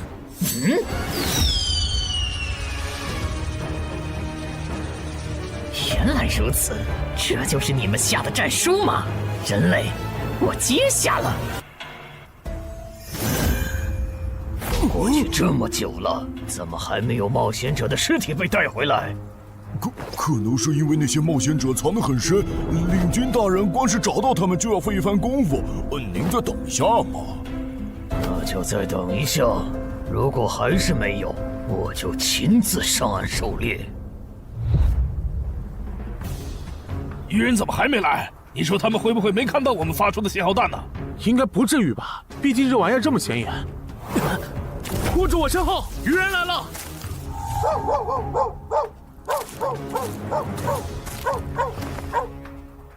！BOSS呢？沿着这个方向走5分钟就能看到他。不过我不建议你们去讨伐他，现在他身边的鱼人还是太多了，就咱们这点人手，正面作战根本没办法速推。这儿哨兵和巡逻队太密了，我就算开潜行都很难靠近 BOSS。你们没潜行技能就更不行了，要是直接硬冲，肯定会打成持久战。拖太久的话，去对付诱饵队的鱼人，很可能会回来支援。那再分兵呢？你们去吸引鱼人的注意力，创造一个能让我和 BOSS 1对1的环境。5分钟，只要你们能拖住5分钟，我就能宰了那头团队增益型 BOSS。5分钟吗？你们怎么看？我都行，可以试试。好，那就按你的想法来。不过丑话说前头，你只有5分钟。明白。这么紧张的时候，你竟然还能犯困？不好，有人来了！啊！点狼烟，冒险者们打过来了！果然，那2封战书是诱饵。这些冒险者想削减我的兵力，然后趁机杀死守卫不足的我。这些人类和霍格一样狡猾。既然敌人已露面，咱们要不要分一半的巢穴守卫去帮忙？不，已经露面的未必是敌人的精锐。之前霍格就喜欢用大部队拖住我的主力，然后只身潜入军中暗杀我。这些人类也有可能这样做。不是吧？这样都没乱吗？难搞啊！算了，不等了。大人您别冲动啊，岸上现在很危险的。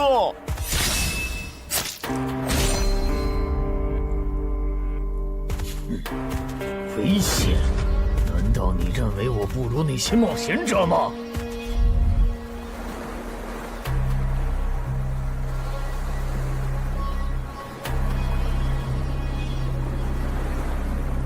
好香的味道，太香了！我的，都是我的，这些美味都是我的。不知道东莞仔那边咋样了？不过和我同组的那2个傻帽肯定是死定了。等朗奇、王二他们回来，我就说我们遇到的鱼人实在太多了，队友死后独木难支，只能回撤。嘿，这样应该可以应付过去。死神牌又如何？还不是被我找到机会改命了。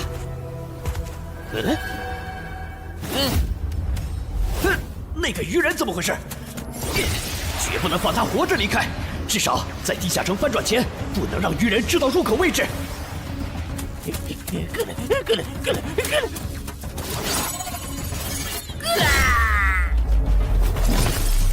有没有搞错？这样都没死，这鱼人该不会再次吃到团队增益的 buff 了吧？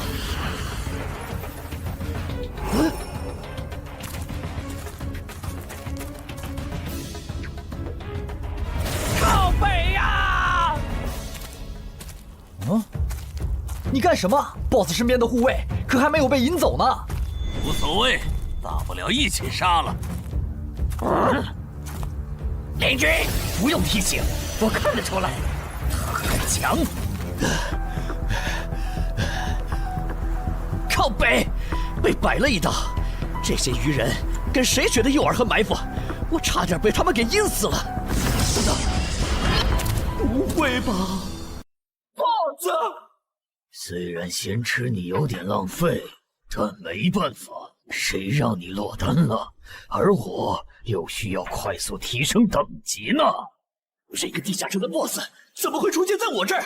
东莞仔和朗奇他们到底在干什么呀？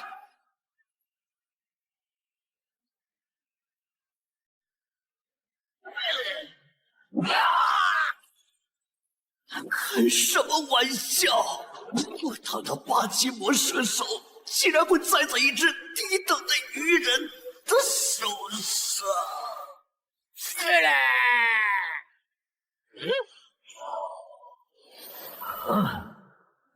竟然还可以这样！原来低等级的鱼人击杀高等级的人类冒险者可以升阶。小子，大人，你把发生在你身上的事一字不差的去说给鱼人领军，然后让他分一点鱼人来我这边。我需要新的炮灰，还有我的战利品也催一催。好的，曼哈努斯大人。有没有搞错？这是个7级地下城，为什么会冒出这么多怪物？别藏了，王二，来帮我！这只 BOSS 身边的护卫太多，我攻不进去。邻居，看那个人类冒险者的反应，他好像不是一个人来的。我们要不要别上了他的当？之前霍格刺杀我没成功，就假装还有帮手藏在周围，我只能留些护卫警戒，结果让他跑了。我可不想再碰上这种事。被骗了吧？正如已故的冒险者张志新隐约察觉到的，东湾仔、王二、朗奇确实各有算盘，区别在于东湾仔主职业是狩猎大师，他想要杀这2个不低于自身2级的不同 BOSS 完成进阶；王二的野心更大，他想要得到传说中的奇物升级券。不是吧？他怎么又变大了？有什么问题吗？你怎么看起来表情怪怪的？啊，没，总感觉心里毛毛的，好像有什么事情要发生了。王二经常和闽粤2省合作，处理过不少地下城翻转事件，所以知道很多不能向民间公开的情报。这里面有2条情报，一是 bug 级地下城能产出奇物升级券，2是精英级地下城只要出了英雄级 BOSS 就会变成 bug 级地下城。可惜后面进来的人都不擅长水下作战，王二也不擅长，只能眼巴巴看着奇物升级券没了。暗杀者王二，我记得你好像也接 BOSS 相关的委托是吧？你有需求？我打算独立狩猎这个地下城的 BOSS， 想请你压个针。独立狩猎 BOSS， 这个人该不会也知道奇物升级券的产出机制吧？你有水下作战的能力，你刚才没跟我们说实话。不，我是旱鸭子。不过我认为在任务时限结束以前，湖里的鱼人不可能不上岸，我们迟早会和他们开战的。就算击杀了 BOSS， 也不能通关啊！难道说杀 BOSS 这件事对你来说有额外的好处？好处嘛，是有一点。我的主职业需要我独立狩猎海陆空3种类型的 BOSS 各一只才能升阶，鱼人种 BOSS 一般不会很强，我不想错过。我考虑一下。可以，没问题。从他刚才的描述看，他的主职业应该是狩猎大师。如果他没说谎，那他应该可以帮我牵制住这个地下城的 BOSS 和精锐护卫。只要在这个基础上把鱼人都调出来，我应该就可以潜入鱼人的巢穴，杀死那只还未发育完全的英雄级鱼人。你的委托我可以接，但我不喜欢和人签契约，口头约定可以吗？事成之后再根据我出力的多少来计算报酬。没问题。被耍了，张志新、王二，我做鬼也不会放过你们。这就是你说的杀死人类的冒险者后会进化？为什么他没有？可能是还有别的触发条件，但我们不知道吧。领军，我先带着尸体去找曼哈努斯大人。去吧，等我这边弄清楚进化条件以后，过去找你们。这都多久？东莞仔那边还没完事儿吧？连个信号也不发，他不会已经死了吧？哦，不管他们了，我们撤。许愿，法术等级3，水中呼吸。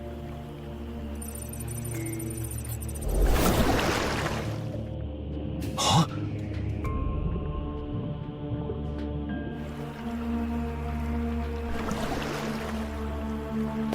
湖里没有鱼人，巢穴里也没看到，看来他们确实都被调走了。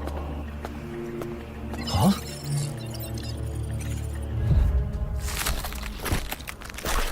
曼哈努斯大人，这是您要的尸体。可以，但我要的炮灰呢？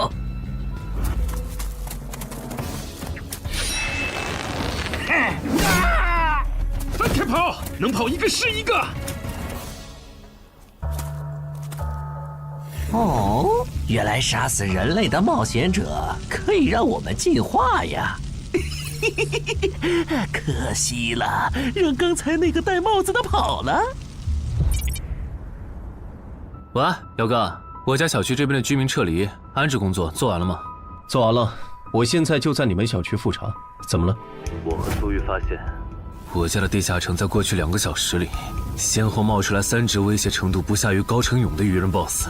除此之外，还有一个很特别的危险源，也在快速变强。完蛋，我放不出魔法了！张志兴，你这个王八蛋！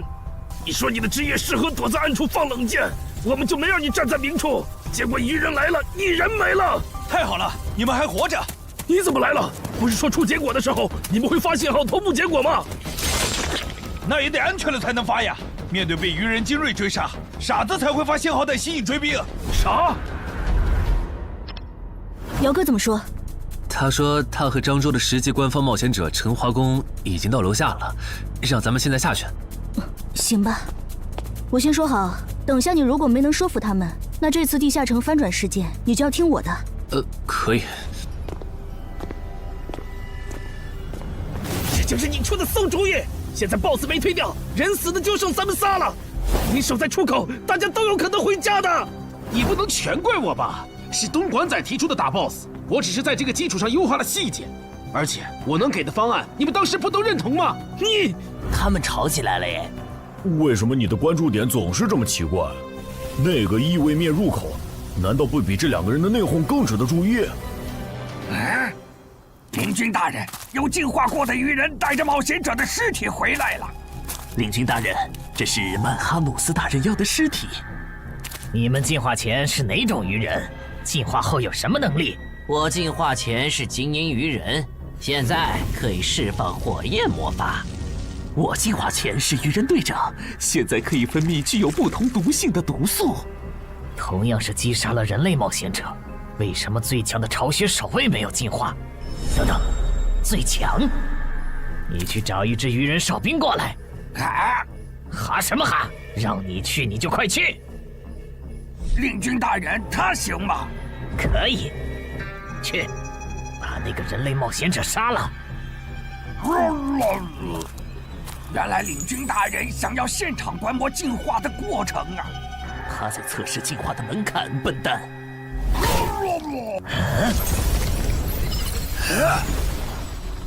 原来如此，所以进化的先决条件是等级差吗？难怪我和巢穴守卫没能进化，因为我们和这些冒险者的等级差没达到引起海之母布里伯杜普注意的程度。这样的话，把森林里的鱼人都叫过来，我有事要说。遵命。那边的，带着这些人类冒险者的尸体去找曼哈努斯大人。好的，领军大人。可惜那只英雄级鱼人不在这里，不然 bug 级地下城的任务的合并结算，说不定除了能拿到奇物升级券，还能掉落史诗级装备呢。啊！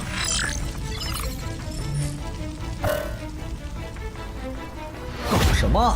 我刚完成通关任务，任务就被重置了，没这样玩的吧？还有这个重置后的通关任务，鱼人种英雄级个体的成长速度都这么快吗？这才多久就发育起来了？什么英雄级鱼人？我记得英雄级个体的实力比同等级 BOSS 强2到3个等级，怪不得东莞仔和王二回阴沟里翻船了。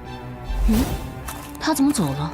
不用管他，正好咱们接下来做的事不方便被别的冒险者看到。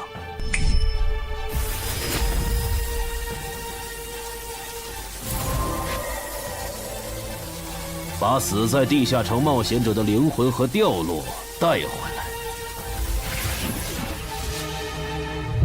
啥情况呀？更新的通关任务是怎么回事？王二不是说英雄级个体的发育速度很慢，在翻转前他不会成为我们的威胁吗？怪不得他让咱们瞒下地下城有英雄级鱼人的事。之前他说帮湛江处理地下城翻转时，知道些不能公开的情报。你们说王二会不会知道干掉英雄级怪物能额外得到掉落物的消息？还真有这个可能。这么看，他说不定还藏了一些底牌没跟咱们同步，比如有可以帮他完成脱离或通关任务的奇物。对，正好湖里的鱼人现在都跑上岸了 ，BOSS 又在被东莞仔讨伐，我猜王二一定会趁此机会潜入鱼人巢穴，尝试通关。可惜地下城因为英雄级鱼人超前发育的原因，升级了任务内容，也跟着重置了，他白折腾了。就这个叫曼哈努斯的英雄级鱼人，能当9级生存类地下城的 BOSS， 王二根本就没法单干。他算计来算计去，结果把自己坑了，真是活该。这么看，我觉得张志新、东莞仔和郎奇的心里多半也藏着事儿。既然任务都重置了，要不咱别回去了，省得跟他们耍心眼。也行。李军都到齐了，好。就在刚刚，海之母布里伯杜普再次眷顾了我们。我们的族群出现了新的首领级鱼人，而他不久前还只是你们中的一员。不同以往的是，这次升级不用那么麻烦了。你们只要在这片森林里找到人类冒险者，杀死他们，就能成为和我们一样的首领级鱼人。我们还找到了通往冒险者世界的入口，那个世界肯定有能让咱们再次进化的目标。不过在此之前，你们得先把这片森林里的人类冒险者解决掉，让自己变强。所以去杀戮吧，去升级吧，去用冒险者的血来取悦我们的神明布里伯杜普吧。等一下，曼哈努斯大人，这片森林还剩7个人类冒险者，其中3个正在快速远离我们，还有1个落单的。如果你们想要狩猎人类冒险者，从而进化，建议先从这个方向的落单冒险者开始。不可思议，吃了这么多冒险者的曼哈努斯大人竟然变得平和了。要是曼哈努斯大人能一直保持现在这样，那培养出了曼哈努斯大人还有好多首领级鱼人的我们，说不定真能回到拜戈尔格陛下的鱼人国度。你哭什么？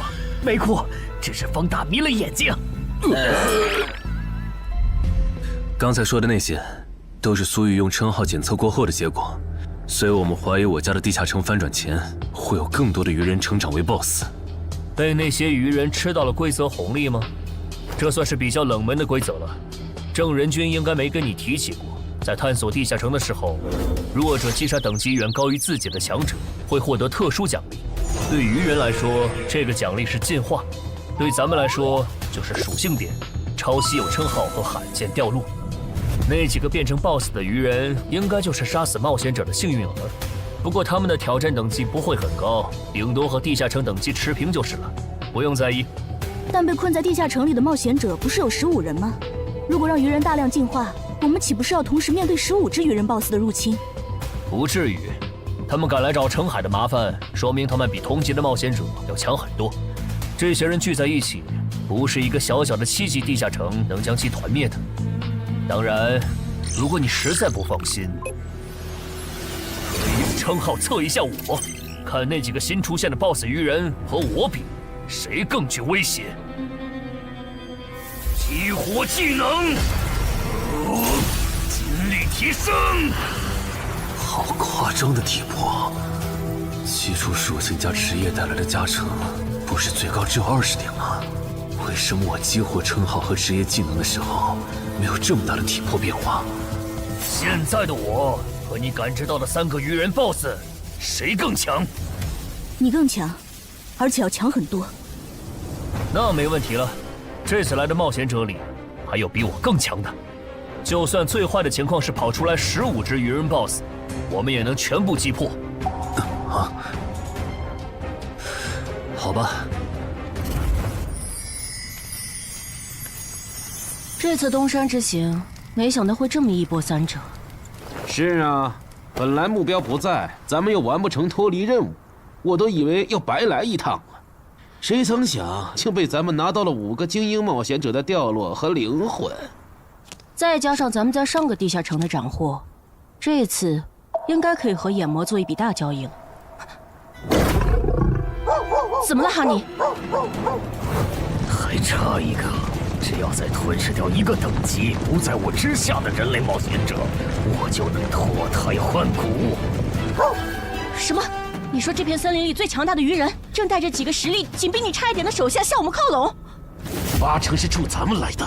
我问了朱球之眼，他们说这片森林里有一只靠吃人就能升级的怪物，应该就是通关任务里提到的吞噬者曼哈努斯。那怎么办？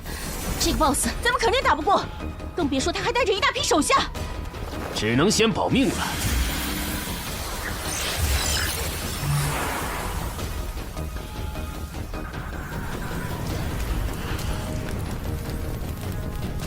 这批灵魂不错，我可以给你4个单位的司导之眼和1个单位的督军之眼的召唤额度。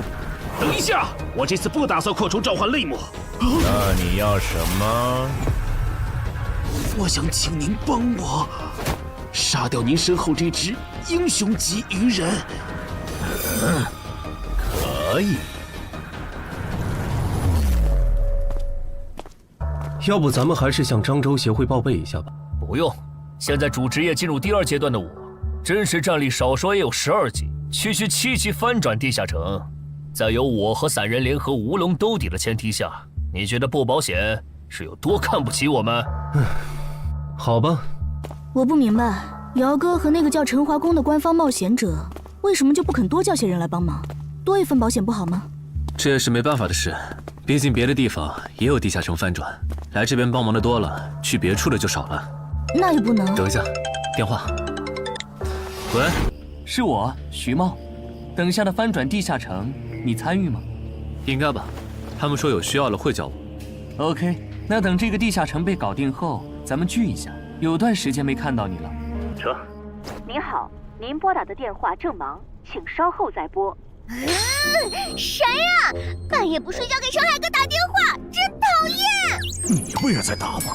哎，我这个妹子什么都好，就是这恋爱脑。怎么还有一个未接电话？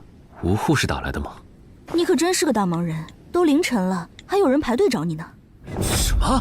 你来东山了？我听说这边有一个等级7的地下城马上要翻转了，就把我哥拉过来帮忙了。真的？你哥哥也是冒险者？哦，对，我想起来了，咱们被拉进坟场那天你说过，你哥哥是10级冒险者。你哥哥现在在你身边吗？在啊。那能把手机给他吗？我有事，很重要的事跟他说。好。你要和我说什么？我听说东山现在很危险，趁着这边的地下城还没翻转失控，你赶紧带他回云霄。失控？具体怎么回事？你详细说说。如果电话里不方便，你来我这边，咱们当面聊。坚持住，我们得撑到曼哈努斯大人。小心，别被这家伙的视线扫到。他跑了。正常，使者可不是没到10级的英雄级鱼人能碰瓷的。想不通，那个眼球怪物，就算是蜕变后的我，应该也打不过。那些冒险者既然有这么强的帮手，为什么不早点召唤出来？陈海哥，这是你妹妹？不，是我朋友。同事。哦，那挺好。刚才在电话里说东山市的地下城要失控了，具体怎么个失控法？最坏的情况是，几个小时后会有15只鱼人 BOSS 来到我们的世界。啊！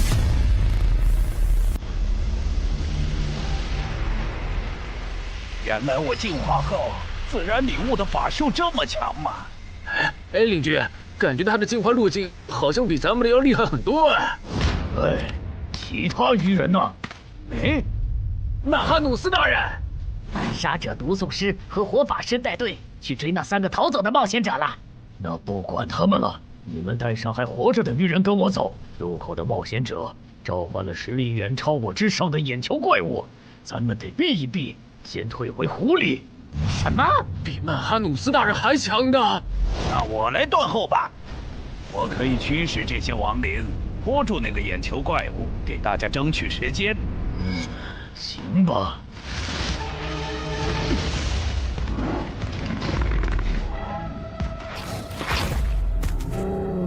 这个数量的亡灵，这里竟然还有掌握了死灵转化的部下。发现眼球怪物，杀！这样看，这里说不定有很多只首领级鱼人。哼，那看来只用5个精英级人类冒险者的灵魂，就能买曼哈努斯的命，可真有点不值了。嘿嘿嘿嘿，这片森林里死掉的鱼人都在这儿了。就算你等级比曼哈努斯大人高很多，也会在几百只亡灵围攻下被活活耗死吧？不知道杀死这样强大的存在，海真母会赏我什么？如果我进化为曼哈努斯，啊不，超越曼哈努斯大人那样的存在。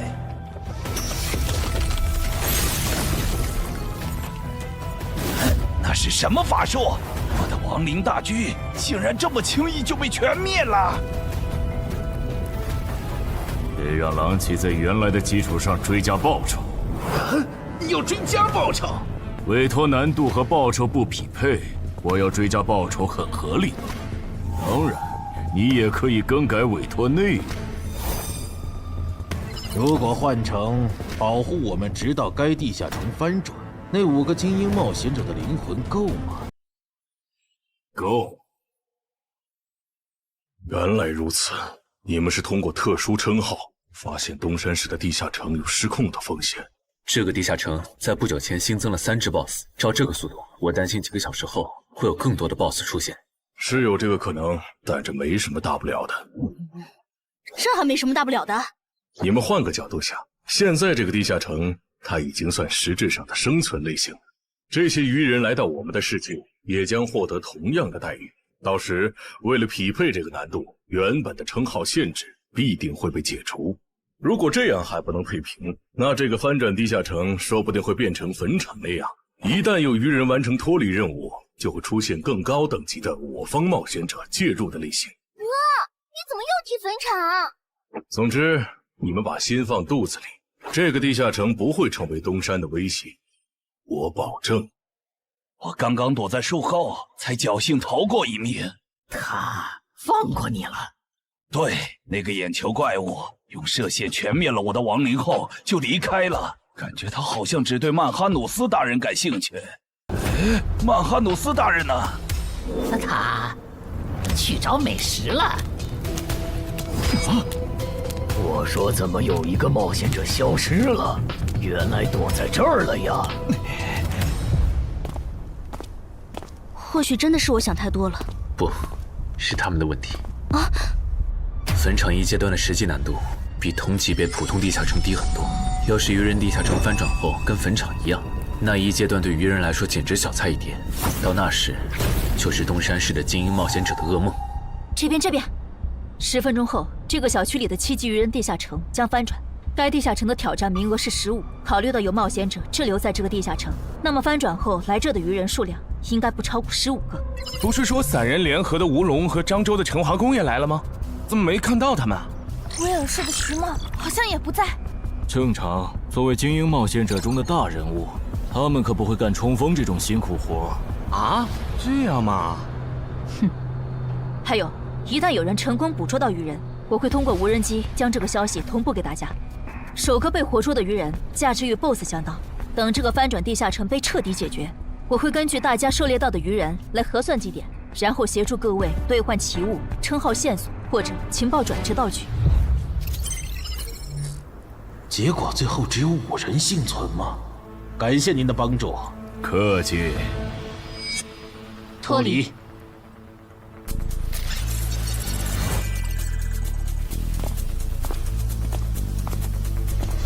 怎么是你们？我们3个活到最后，你很意外？不，只是没想到王二会死。王二死了，不应该呀！拥有潜行技能的他，就算被那只英雄级愚人逮到，应该也可以利用森林地形逃掉才对啊！力量源源不断的涌上来了。倒是你们，明明都逃出来了，为什么还堵在这儿？难道你们打算帮忙消灭攻入咱们世界的愚人？那倒没有，主要是我们回来以后，发现称号竟然还能用，这和王二说的攻方有利原则对不上。我们怀疑王二耍了我们，所以才守在这里，等他出来给我们一个说法。谁能想到他竟然死在了这个愚人地下城？这下好，白等了。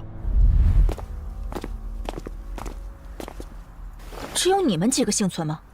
对，只有我们。了解了，那跟我来吧。哎呀，我就知道干脏活有风险。等一下，严格来说，我们就是普通游客。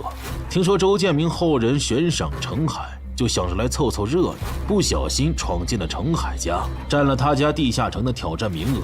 不过没和程海本人有过接触。按地下城入口勘探法案第27条，私人地下城因为攻略出了啥纠纷，当地协会不会直接插手吧？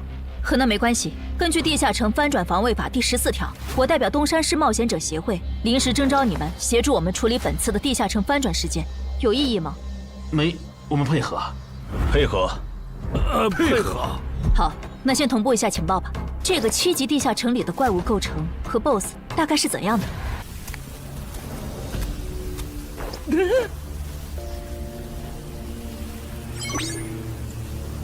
刚才是10，进去一只愚人以后就变成了9，所以这个数字指的是能前往那边的名额吗？有名额限制的话，那岂不是说明我们可能会遇到和那些人类冒险者相同的困境？那不是问题，只要他们别再召唤出那种眼球怪物，这些人类冒险者就不足为惧。9级地下城，英雄级愚人。不止如此，他也变成了死亡率最高的生存型。这点我们可以作证。当时我们被英雄级愚人盯上，花了不小的代价才侥幸活了下来。但刺杀者王二就没那么幸运了。刺杀者王二死了，连他都没活下来，那这个地下城的难度……生存类地下城，英雄级愚人吗？有意思。啊！程海家的地下城里有只英雄级愚人，地下城还变成了9级生存型。是的，我觉得这次的翻转地下城恐怕又失控了。先别慌，生存型地下城翻转后也会是生存型。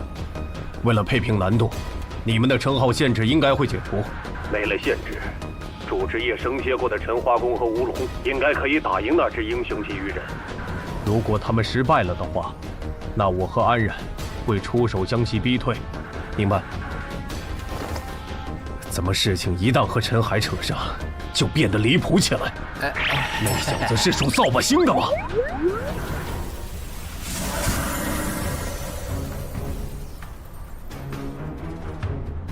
人齐了，曼哈努斯大人。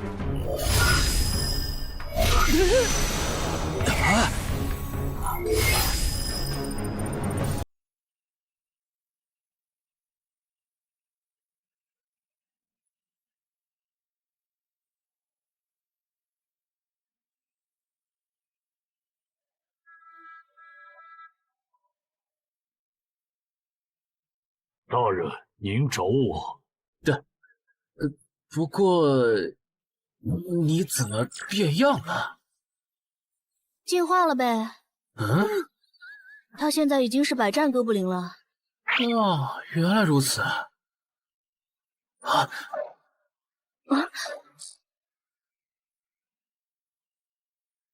喂，你在哪儿？环城东路，怎么了？事情有变，东山的翻转地下城现在有英雄级鱼人坐镇。你随便找2只实力过得去的鱼人杀了交差，别去碰那只英雄级鱼人。行吧，还有别的要求吗？没了，注意安全。我懂了，红点是等级和我相差不过2级的人类冒险者，而黑点是等级比我高3级的人类冒险者中的首领。只有2个黑点，有点不够分呢。等等，为什么我这里全是红点，没有黑点？因为你等级比我们高1级吧？那这样的话，咱们要进化就不能用令君大人的增益 buff 了，不然和人类冒险者的等级差就拉不开了。你这么一说，好像是这样哎。曼哈努斯大人，您的地图上有可用来进化的吗？没有，我猜只有把这片区域的人类冒险者杀光，才能吸引来更高等级的人类冒险者。明白了，诸位，你们的任务是清理掉地图上所有的红点、黑点，把更高等级的人类冒险者吸引过来。诸位，你们的任务是清理掉地图上所有的红点、黑点，把更高等级的人类冒险者吸引过来。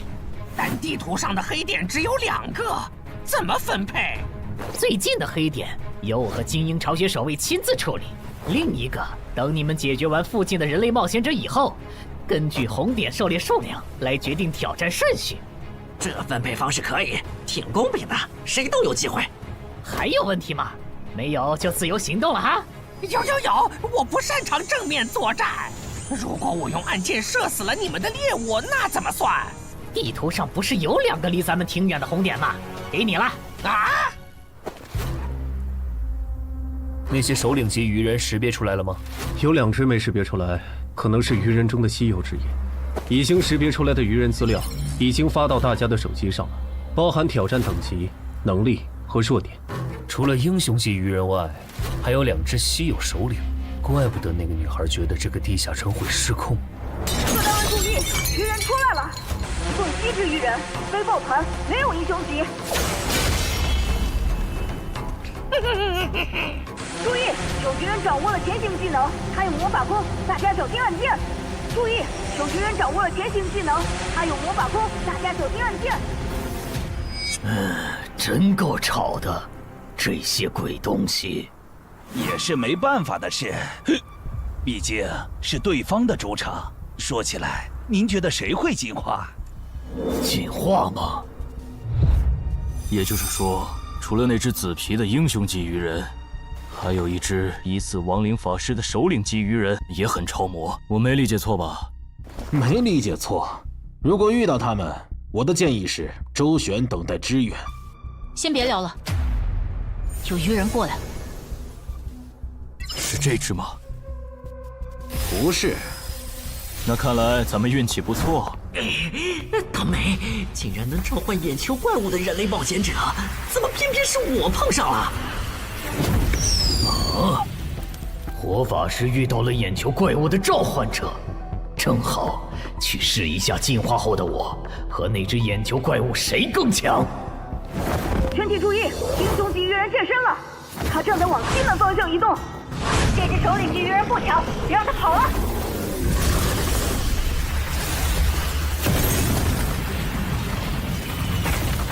远波射线！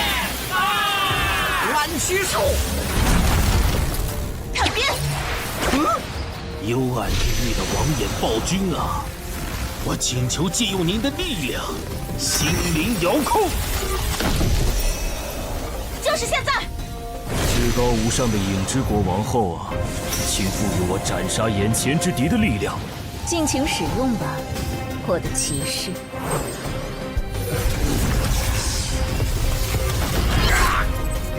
干掉了一只首领级鱼人，可以交差了。西门方向的冒险者请注意，有英雄级鱼人正在往这个方向移动。啊！英雄级鱼人，怎么来的这么快？怎么办？打还是跑？哎，他们这次没召唤那只眼球怪物，是觉得没必要吗？还是他们现在不能召唤？找到了，那个负责警戒的绿皮傻大个，看上去要更强一些。就杀他！不，小特利是魔法弓，你要吗？不要，长得太丑了。行吧，这些鱼人比我想的弱，我打算主动出击，找落单的杀，能帮我提供一下位置信息吗？可以。这些鱼人的实力好像还不如同等级的哥布林。这样看，那只英雄级鱼人应该也不会想到哪去，白担心一场。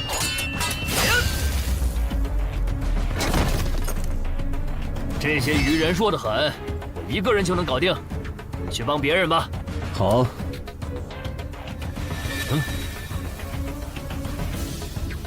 搞什么？原来你们还能变强吗？哼！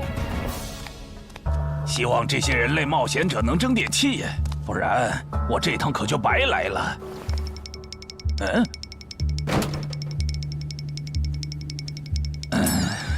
都冻成这样了，你就不能换个地方藏吗？看你能跑到哪去！小心，他喷了强化药剂，我的元素护甲不一定能挡住他的细弓波了。小道，老二、老三，好的，大哥。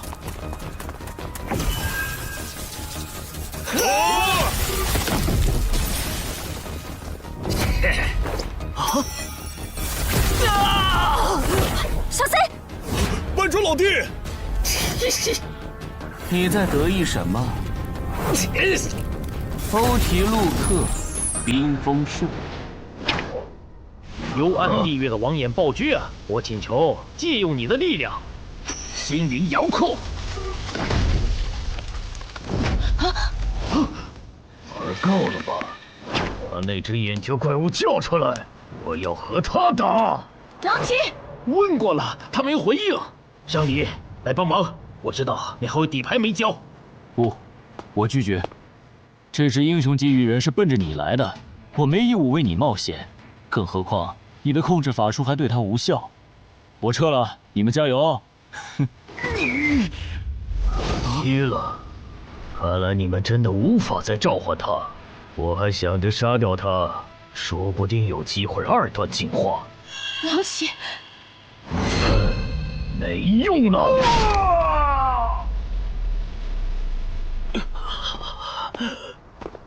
慢点，慢点。首次捕获的对应极点，等地下城结束后，会根据 BOSS 的强度核算给你。到时你可以来换取想要的东西。我很期待。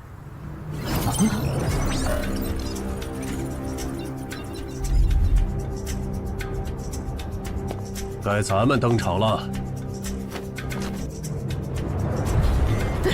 大意了。虽然对10级人类冒险者的强大有一定预期，但强化到9级的基因巢穴守卫，竟然这么轻松就被干掉了。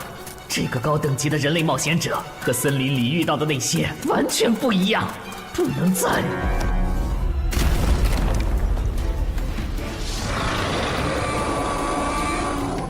解决一个。吴龙，这是我的祭典。只是一只首领级鱼人，没必要抠得这么细吧？你们就是这片区域最强的人类吧？英雄级鱼人，这只首领级鱼人的毒被安小姐的毒素防护克制，就这么拉扯着打，慢慢磨死他。不会吧？领军死了？那火法师、毒素师和气功师那边是不是也？过来，去把死掉的同胞带回来，我来为他们做亡灵转化。如果有快死的，就用这个救一下。他的目标是安小姐，想办法拦一下。罗素，知道。休想从我这里过！你们这些……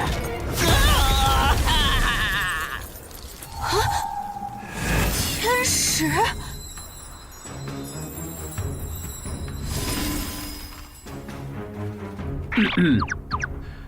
我没来晚吧？没，刚刚好。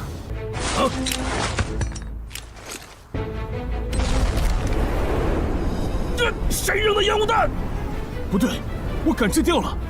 正常烟雾弹没有这种效果，这是奇雾化的烟雾弹。火法师和领军死了，主人让我喊你回去。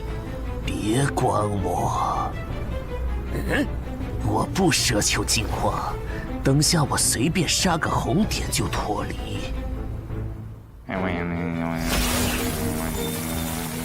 亡灵转化。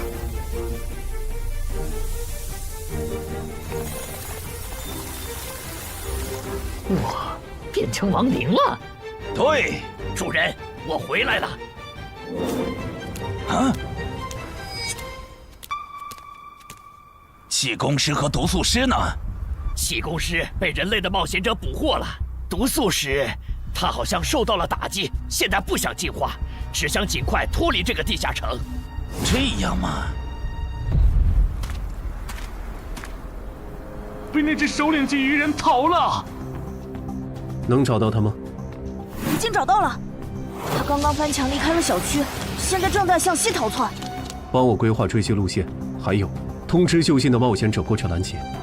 好，很好，那些人类冒险者没有追过来。我现在明白上位、中位、下位种族的不同了。像我们下位种族得当上首领才有职业，可中位种族里的精英每个人都有职业。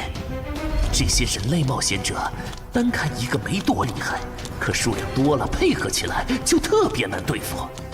我要赶紧杀一个人，完成任务，逃离这个危险的世界。喂，上里有一只首领级鱼人冲出了第一封锁圈，现在离你只有100米，我们需要你拦截他，直至增援赶到。可我已经解决了一只首领级鱼人，按照翻转地下城防卫条例第7条，你们不能。我知道，但他现在离你只有20米、10米，他到你背后了。被发现了！该死，怎么竟让我碰上这种事？不管了，反正是下位种对中位种，但身为首领级的我，没理由会输给精英级。让开！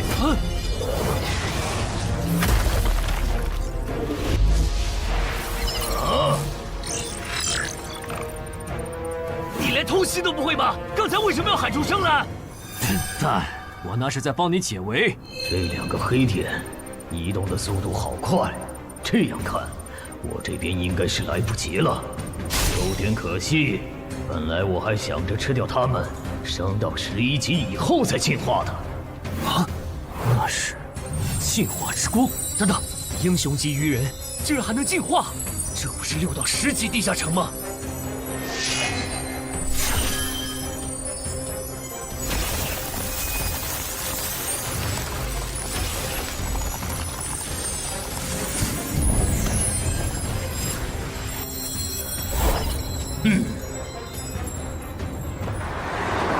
师傅，能再快点吗？已经很快了。什么情况？明明刚才已经没剩几只鱼人了，怎么突然又冒出来2个危险源？所以这个表情，前线的形势这么不乐观吗？该死，我都拖了这么久，说好的增援怎么还没来？大意了！没想到这个人类冒险者的实力和我这么接近，差一点就阴沟翻船了。到此为止了吗？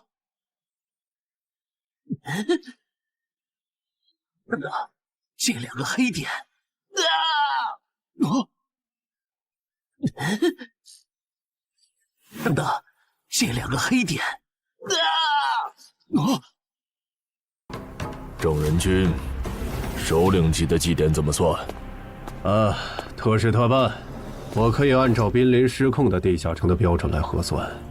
就在曼哈努斯当着陈华宫和吴龙的面完成净化的瞬间，两人的脑海闪过这么一个念头：那个女孩说的地下城会失控，竟然应验了。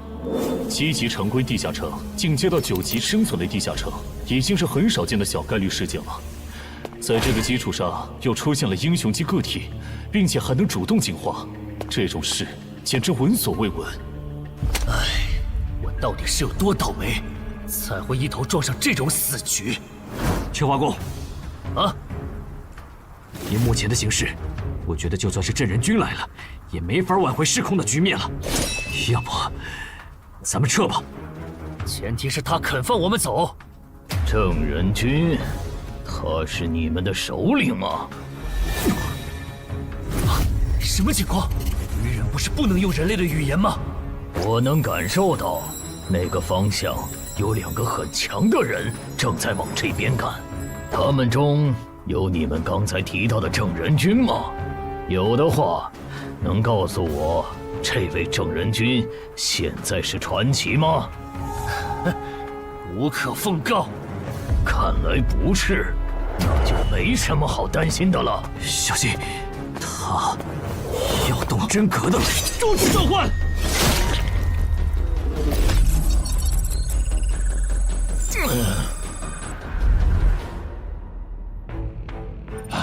终于出现了黑点。不过保险起见，还是先完成脱离任务，先去解决一个红点吧。你不是去追那只毒素鱼人了吗？怎么又回来了？哦，那只首领级 BOSS 被郑人君和他找来的帮手干掉了。倒是你们为什么都聚在这里？小区里的鱼人解决了？大部分解决了，除了吴龙和陈华宫负责的英雄级鱼人，现在只剩下陈海家里的鱼人没解决。但他们待在楼里不肯出来，在室内作战的话，我们的人数优势就没了。亡灵能快速穿过墙。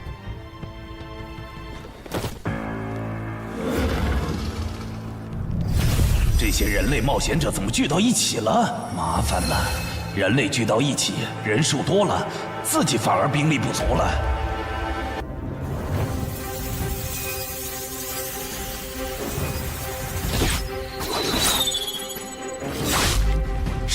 谁干的？我家现在还有几只鱼人？还有5个，其中1个特别弱小。好，跟我走一趟吧。我需要你站在明面上帮我分担火力。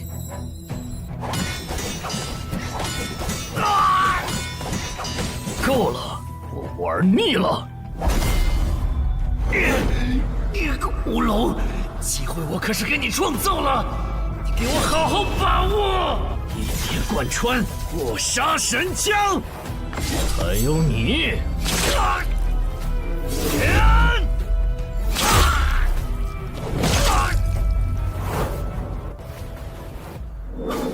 还没看够吗？厉害！你是怎么发现我的？与生俱来的天赋，我能闻到等级和我相当和在我之上的强者的味道。那边的也别藏着了，我是不会露出破绽给你们的。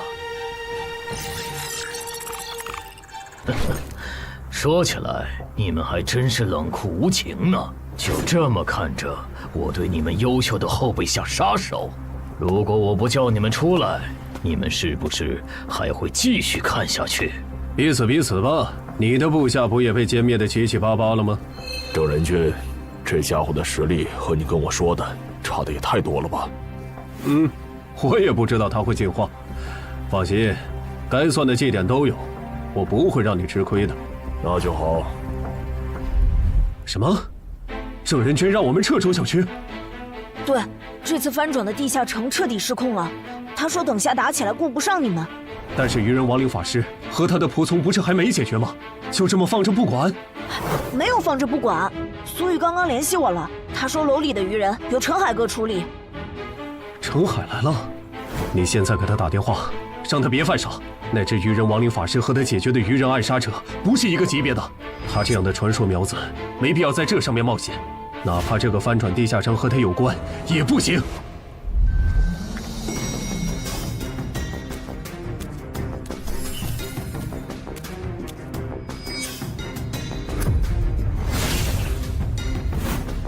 别回头，继续往前。又被瞬杀了，开什么玩笑？这可是7级精英种亡灵，没办法了。你们去给我干掉那个绿大个儿。好。他这样的传说苗子没必要在这上面冒险，哪怕这个翻转地下城和他有关也不行。小哥，不行啊，陈海哥关机了，电话打不通。啊，关机了？啊？需要帮忙吗？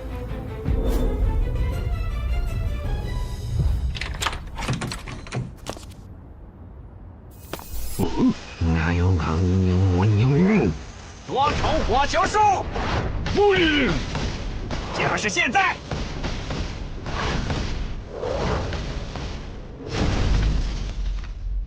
暗杀者有着相同技能的人类，怪不得那2个巢穴守卫会被瞬杀，这样就解释得通了。上一让。走廊的鱼人就交给你了。多重火球术。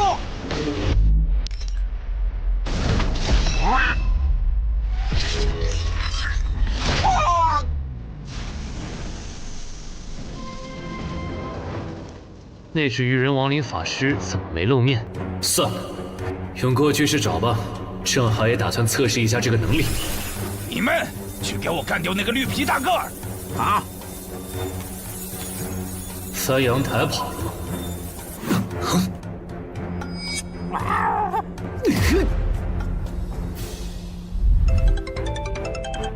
姚哥，我这边抓到了不用来探路的普通鱼人，这个先放一放。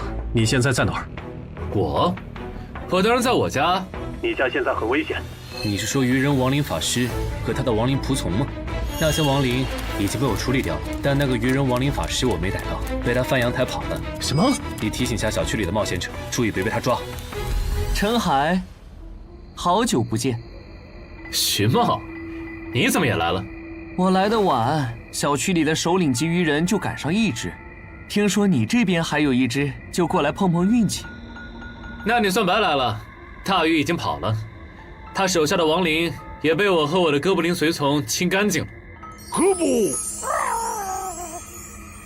那把武器，这些等等再聊，咱们得撤了。撤？不去帮吴龙和陈华攻吗？已经帮不上忙了。你和宗玄是对的，这个翻转地下城确实失控了。虽然回音受到的伤害不会同步给本体，但回音被毁是会消耗体力的。而且打到现在，我这边的牌基本都展示一轮了。安然，如果你的暗杀拳杀不了这怪物，那咱们今天都要交代在这儿了。再来一次，显现回音。啊！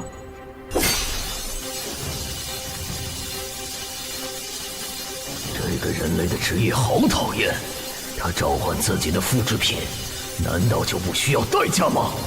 终于让我等到了。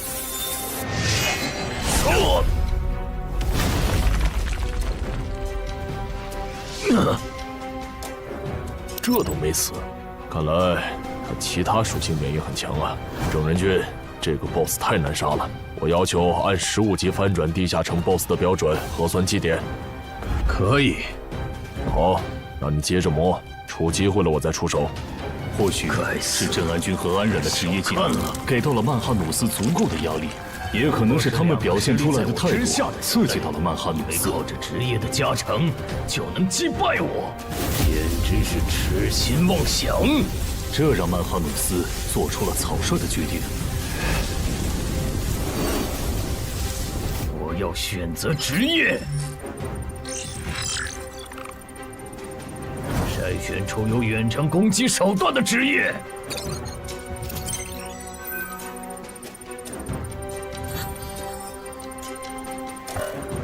少啰嗦，我选2。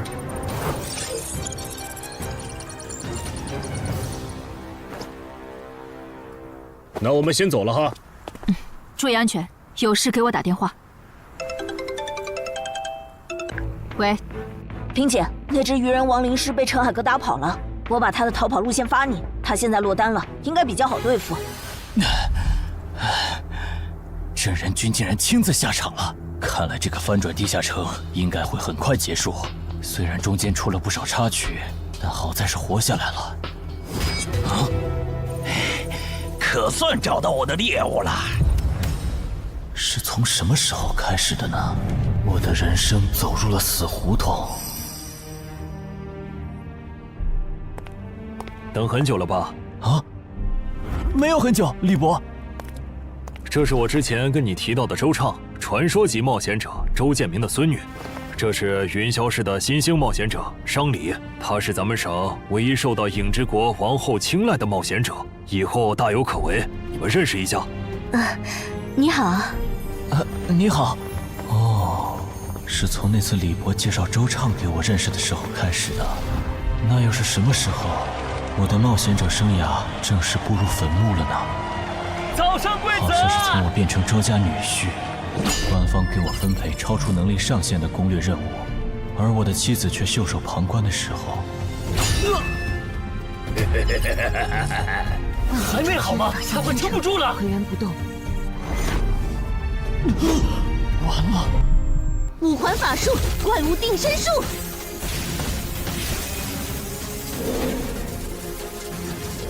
火了！殇灭！重击！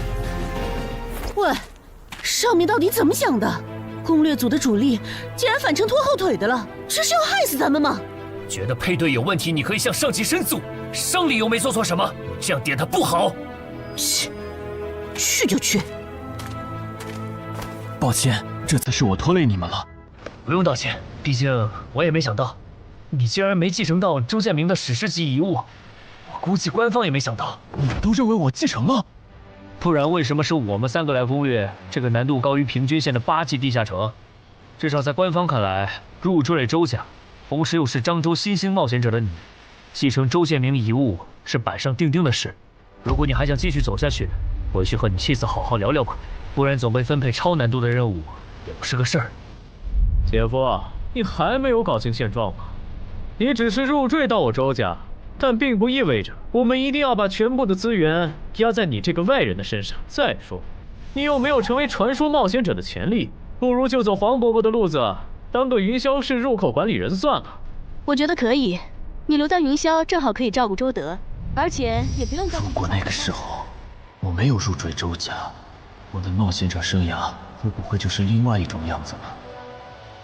要是能重来一次，我把他转化为亡灵吗？办不到，我只能转化同种族的鱼人。看到了，他们就在前面。这些人类来得好快！快有什么用？脱离任务已经完成了。脱离。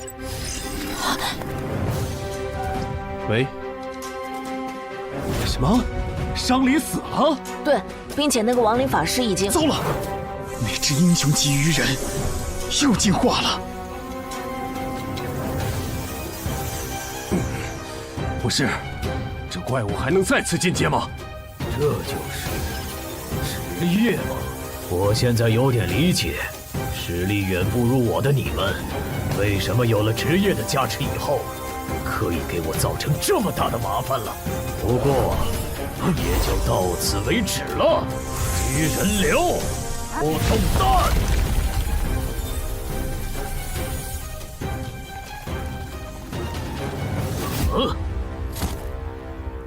移形换位，欠你条命。这种时候就不要说什么欠不欠的了。哼，原来你的复制品还可以和别人交换位置啊！是啊，很方便嘛。那如果我同时攻击你和你的复制品，你该怎么躲呢？转旗下！好快，感觉好像躲不掉了。别傻站着了，那个进阶不了。让你的人联系黄泉，这怪物的实力就能摸到传说级的边了。咱们不是他的对手。无意义的挣扎。喂，那个大小的气弹可不是开玩笑的。去！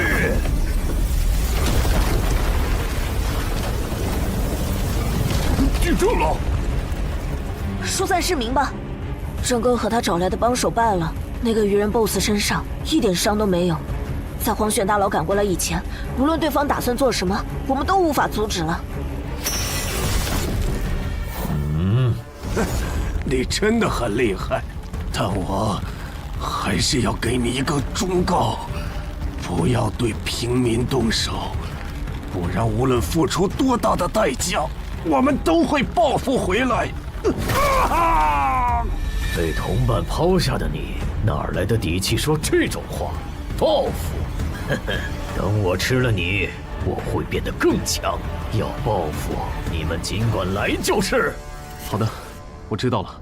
陈海，能请你担任东山市临时负责人，帮助疏散市民吗？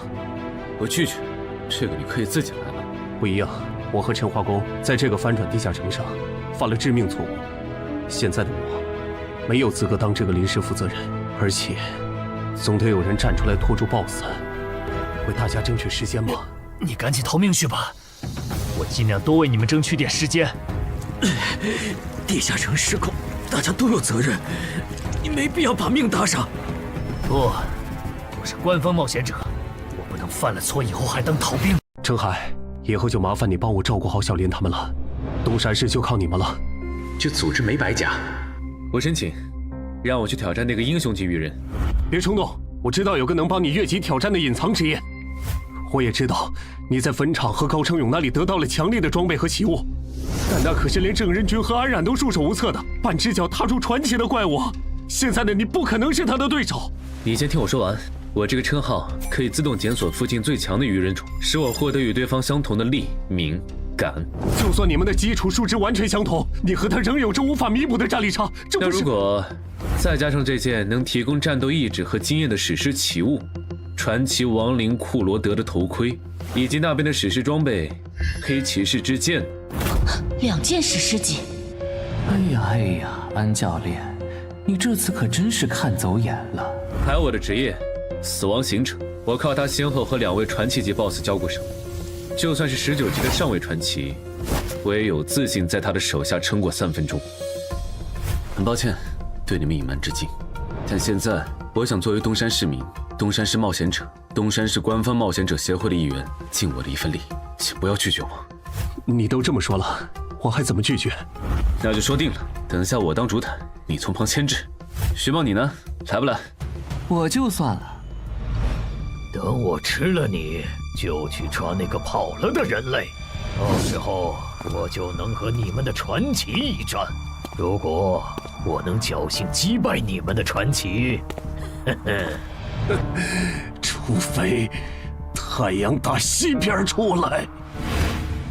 死到临头了还嘴硬，我看你是不想死痛快了。喂，杂鱼兄，我来打2番战了。我都已经大发慈悲放你一马了，为什么你还要不识好歹的回来送死啊？既然你不珍惜捡回来的这条命，就去死去死，去死去死！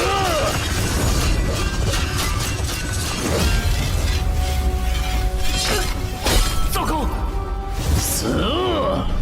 请换位。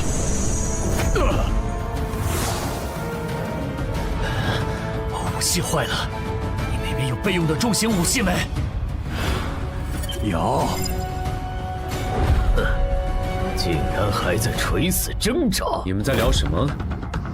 聊得这么起劲，也带我一个嘛！陈海，他不是才6级吗？他来干什么？这个人类很强。有点意外啊。那个叫陈海的冒险者，很有可能挽回局势的。这种可以白蹭基点的好事，你为什么要拒绝？彼此吧，你不也没去吗？攻略团的攻城魔女，我不是说了，随便找2只鱼人杀了交差就可以撤了吗？怎么还没走？算了，不重要了，赶紧跟我走。这个翻转地下城失控了，东山市已经不安全了。凭借气功师带来的高级感知，曼哈努斯敏锐地察觉到，这位不速之客的实力和自己非常接近。这个人类很强，但诡异的是，天赋却告诉曼哈努斯，吃掉眼前之人并不能升级。显然，他和自己一样，也是族群中的特殊个体。人类，你现在多少级？我6级啊，怎么了？把我当傻子吗？就算你也有王者资质，也不可能6级就和我实力相当。想知道原因吗？那是因为……够了！我不管你是装腔作势，还是打心理战，接下来我会全力击溃你。求之不得！弱，时间猛，那我也……又是这招！位置互换，郑哥你做的。还好意思问？要不是郑哥出手，你现在已经死了。那个能召唤分身的家伙真是太麻烦了，得优先处理他。郑哥，你就信我一次，如果没把握和那个鱼人一战，我是不会来的。你确定？他的黎明坎可都在20以上，就算你之前通关的都是高位地下城，也都拿到了 A 或者 S 评级。不确定。行，那你主攻，我辅助。不是，他上下嘴皮子一动你就信了啊？他才6级啊！先杀一个，光顾着说话把他给漏了。移形换位，郑哥小心，他的目标是你。白痴的家伙，给我死！来不及放出回音再置换了，得手了。不是说好了要全力击溃我吗？对我的同伴出手是什么意思？还有2件史诗级装备。不止如此，他的主职业也很特殊，而且他能靠着称号的效果，让自己的基础属性跟那只 BOSS 一样。我觉得加上你，就算杀不掉那只英雄级鱼人，也足够拖到黄选和五虎救场了。这次还要使用移形换位？混蛋！同样的招数都用2次了，你们以为这次我还会中招吗？竟然没有换位！用过2次的战术，当然不会继续用了。赢了！还早呢，这只英雄级鱼人的体应该在20以上，刚才那一下还不够致命。不过还真是惊人呢，明明是第1次合作，程海却能在不用我提示的情况下，完美适配我的战术。我记得他好像是写小说的，现在的小说家都是怪物吗？可恶，这小子得手后就退了，完全不给我出招的机会。体也在20以上，有点难搞啊。亏了，这2人搭配起来比没用技能的我强太多了。奇怪，这个鱼人 BOSS 难道打算撤了，还是说留着后招呢？本来想着不用技能杀掉那2个14级的晋升15级，然后再挑战这里的传奇，现在看这已经不现实了，只能走一步看一步了。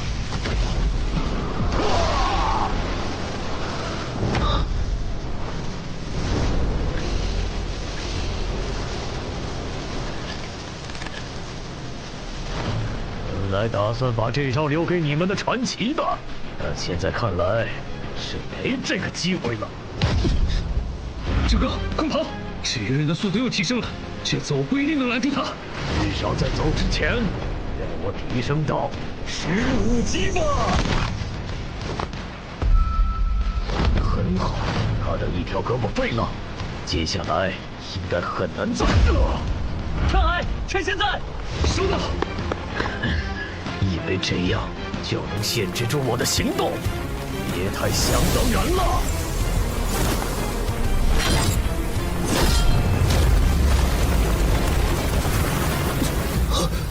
闹剧就到此为止，去死吧，彪哥！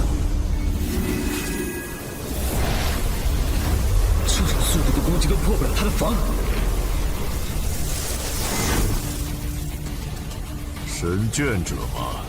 这次的援兵是召唤师吗？让我看看你藏在哪儿。找到了，他旁边的绿皮傻大个应该也是他的召唤物。2个都没什么实力，可以先不管。等等，你还有胆子回来？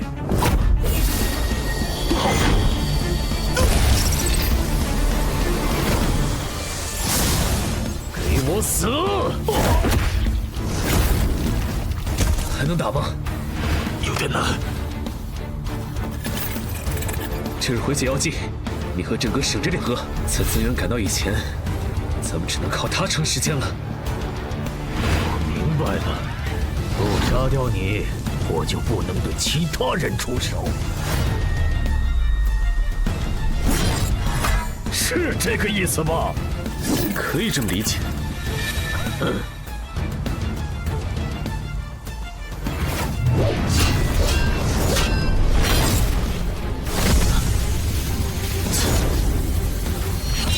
现在才发觉，晚了。好奇怪的兵器，竟然能突然变化刺向我眼睛，得多加防范。还好他没和长莲对战过，不然刚才就只能硬击他的气功波了。但这么高强度对攻下去，他迟早会适应的。得换个打法了。用这个吧。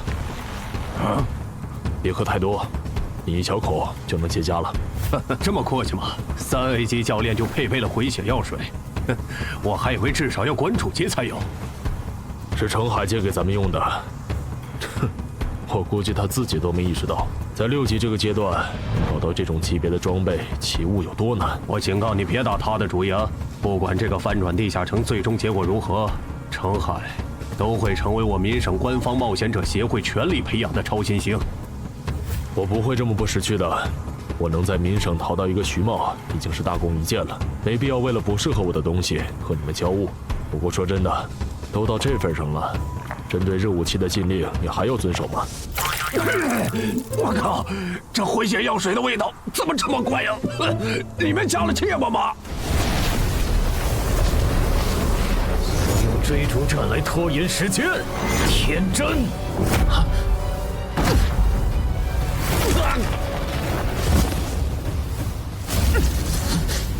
怎么不逃了？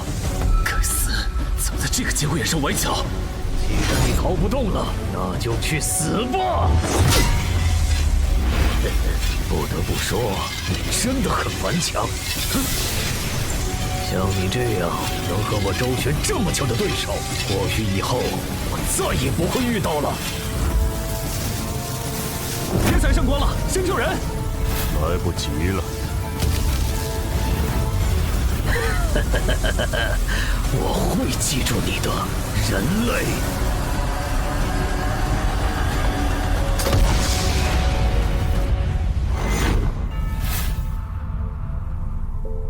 这个叫超限的技能虽然很强，但太耗体力了。还好这个人类的等级不高，不然本大爷说不定真会败在你们手上。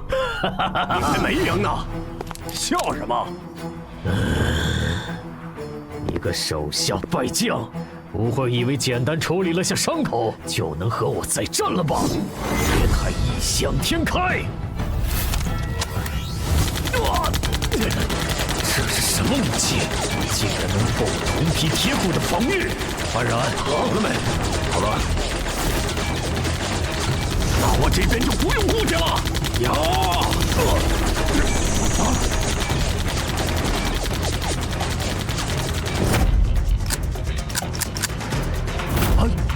为什么2把枪会同时卡壳？开什么玩笑啊！故障，原来如此。看来你们的神并不会关注你们呢，人类。天界的使者，您还要等到什么时候？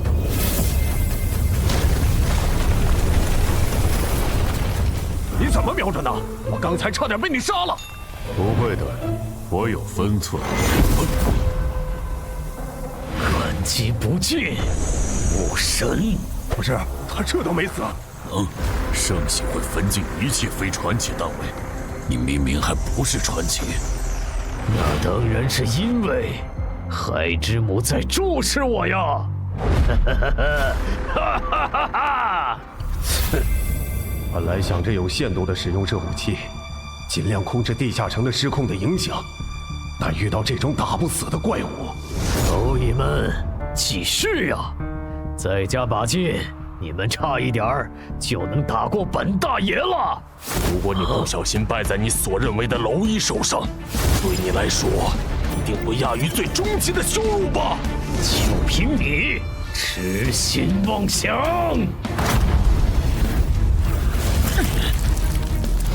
太傲慢了，连续的车轮战早就让你打不动了，现在的你没办法硬接下我的拳头。自己享有墓志铭吧！该享墓志铭的是你！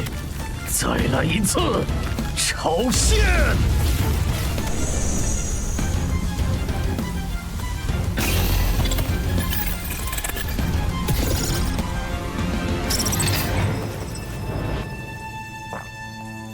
呼吸平稳了。不，奇怪，澄海的冒险者面板怎么弹出来了？他都没醒。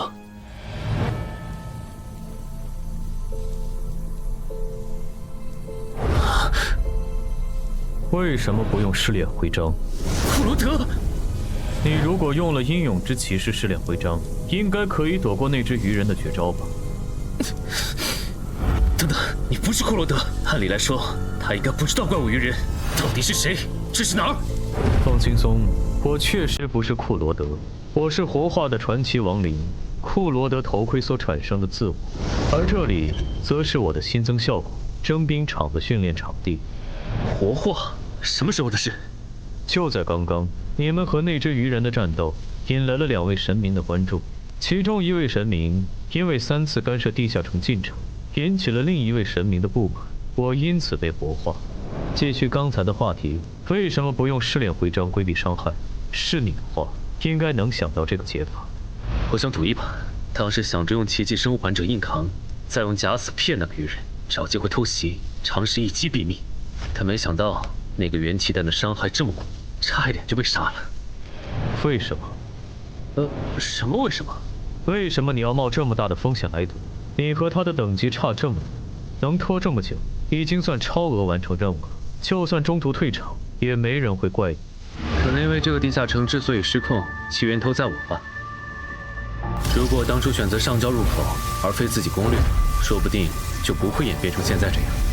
万一你上交后，官方也没打通这个地下城呢？而且你成为冒险者后，不是也帮助过很多人吗？2件事，一码归一码。对了，我要怎么做才能离开这里？外面的战斗还需要我？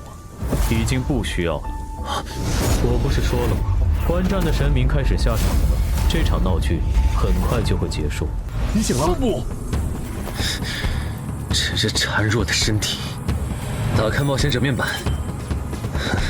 称号还可以，有几个能用的。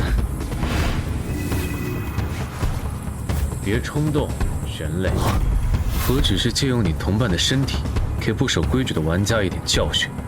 你别做多余的事，最多10分钟，这个地下城就会结束。可是你一声招呼都不打，就占用了澄海的身体，你这样要我怎么相信你对我们没有恶意？也是，站在你们的角度，确实可以。这样好了。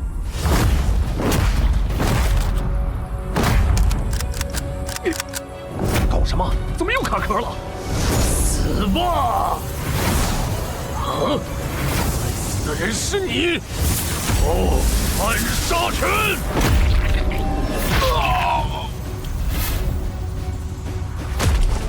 安然，被你们耍了这么多次，就算是傻子，也知道该怎么应对了。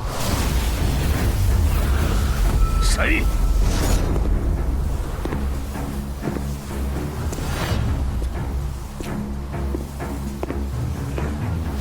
澄海，你怎么又来了？换班，这只鱼人交给我。又来，阴魂不散的东西，你们真不会觉得？绿皮傻大个是什么时候摸到我身后的？我竟然完全没注意。这都没能烧掉他，好可惜啊！无妨，至少废了他的生蛋。他现在无法召唤冒险者面板，已经是砧板上的鱼，只能被咱们狂揍了。一会儿你别插手了，我要和这条鱼玩玩，等它快死了，你再过来补刀。不，声带受损，无法召唤冒险者面板的曼哈努斯开始意识到，放弃上线，选择其战力，其实是一件很欠考虑的决策。前所未有的懊悔涌上曼哈努斯的心头。要是能重来，他不会再戏耍这群人类冒险者。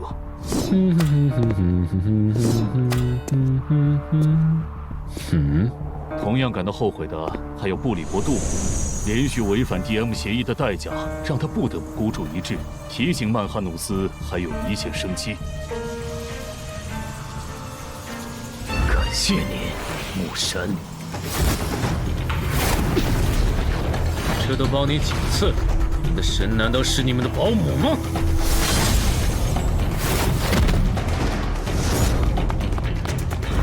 那个方向，好像抢姚文忠手里的回血药剂。冒险者面板，如果真让他治好嗓子脱离了，那么戏耍的我，岂不是要成为诸神口中的笑料？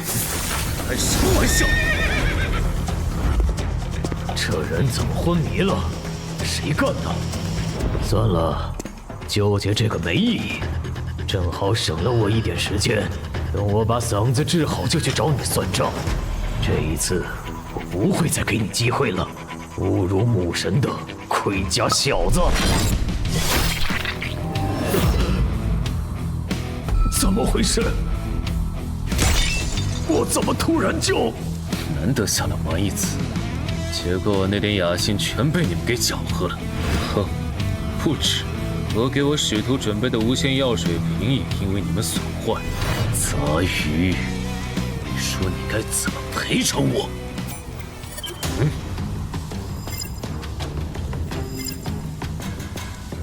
赔偿可以，但这条鱼人必须死。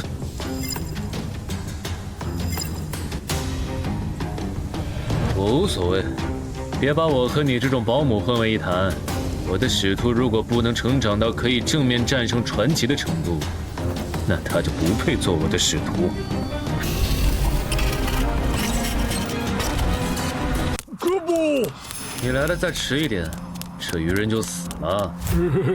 哥布。对了，黑骑士之剑的效果，你应该还没吃满吧？那用它补刀。哥布。我要死了吗？我不甘心，我还能战斗。母神啊，如果您还在注视我，我祈求您再给我一次。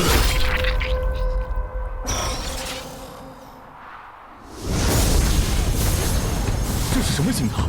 为什么萨满大人的传承之书里没收录？你激活了哥布林的隐藏进化路径。跨级击杀敌对英雄种的精英个体，只要后续觉醒天赋和真名，就能成为货真价实的英雄种。真的吗？先别急着高兴。既然您已出手中断了这个翻转地下城，能不能先把陈海先生的身体还回去？他可是我钦定的继任者，如果有什么闪失，我和看好他的人会很心疼的。我刚办完事，你就急着催我走，这就是你们人类的待客之道。就我个人而言，还是很欢迎您本尊亲至，接受我们的感谢。但是上身陈海先生的身体就不太合适。哥，这样上马，那可是碾压了准传奇鱼人的未知存在啊！如果你不想小妹以后再也不理你，就别啰嗦。免了吧，嘴上说着感谢，实际却在天上埋伏了传奇战士，随时准备报喜发难。哥布，还好，这位未知存在还算通情达理，总算是送走了。陈海哥，我的陈海哥！别哭了，我还没死呢。陈海哥，你醒了！我睡了多久？20分钟吧。我们在去东山市医院的路上，等你检查完身体，黄雪应该会对你进行简单的安全评估。安全评估？我不知道你是真不知情还是在装傻。地下城已经解决了，终结掉的人就是你。在你睡过的这20分钟里，有未知存在征用了你的身体，然后干脆利落地杀死了那只13级的英雄种鱼人。你想一下，有传奇甚至传奇之上的存在可以借用你的身体当跳板出现在我们的世界，官方会当这一切都没发生过吗？所以官方会怎么对我？陈海哥，知道。啊？不过不管怎么说，你都是东山市的英雄，不会有人敢为难你的。目前最坏的情况应该是你以后很难进入协会的决策层，毕竟没人敢拍板保证你身后的未知存在是否对我们抱有善意。不过我们散人联合就没这个顾虑，我们并不会因为这个原因就排斥你进入散人联合的高层，反而有未知存在做后盾的你更值得我们拉拢了。如果你在协会待得不开心了，可以考虑下我们，散人联合的大门永远为你敞开。啊！搞半天，原来你们想挖我！我不否认，毕竟6级就展露出超新星潜质的你，可以说是刮到了一半的大奖彩票。就算会得罪皇选，我也想把你拉到我们散人联合。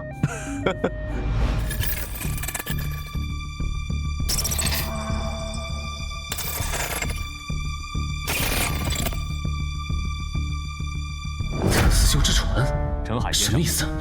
陈海先生，陈海先生。抱歉，刚才在想事情，怎么了？您的武器和隐身衣被您的哥布林随从带走了，我们在现场只找到了这件损坏的药剂瓶。了解，剑和隐身衣，我之后找他要。那我这边没有要聊的了。关于药水瓶的补偿方案，协会会在3个工作日内整理出来。好。这个人有点厉害，刚才的谈话，连我哪天成为冒险者和死亡主宰何时关注我都被他问出来了。他的副职业技能，该不会是强制对话，或者必须说真话吧？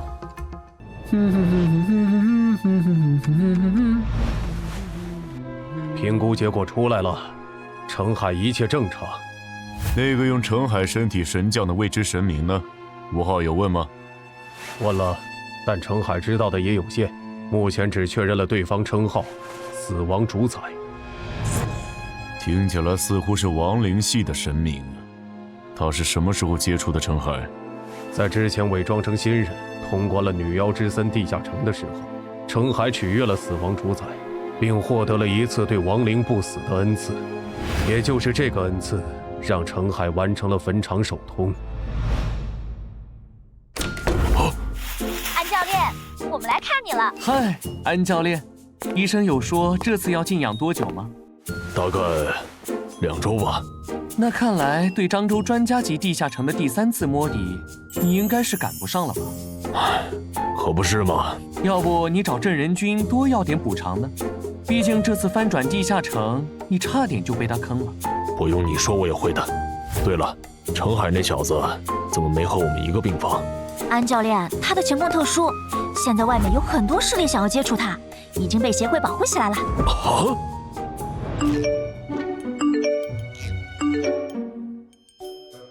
婉婉，不是吧？你如果担心自己的利益受损，那我可以通过散人联合的渠道帮你发声施压。毕竟啊，给协会上眼药这种事，大家都乐意搭把手。搞这么大，如果让姚哥知道了就……让我知道什么？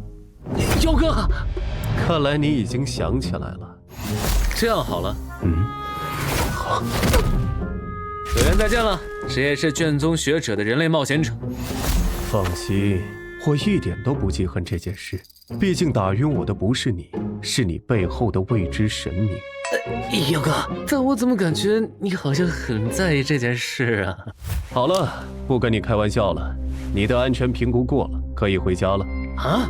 现在吗？不需要再观察几天？怎么想留这儿白吃白喝吗？国内登记在册的神眷者就超过10个，他们背后的神明大多是守规矩的。说白了，只要你背后的神明没有展现出明显的反社会、反人类倾向，那协会这边就不会限制你的人身自由。反社会、反人类倾向？哎，你怎么又变样了？奇怪，我为什么要说又？算了，你和我简单说一下那位大人征用我身体的事吧。哥不。懂了，所以他是用我的身体打赢了那只鱼人，然后让你补了刀，你才进化成这个姿态的。不止如此，我还激活了隐藏进化路径，是连萨满大人的传承之书都没能收录的。那不错，正好你这个新形态蛮帅的，以后就叫你豪杰吧。对了，我的隐身衣和黑骑士之剑是不是在你那儿？在的。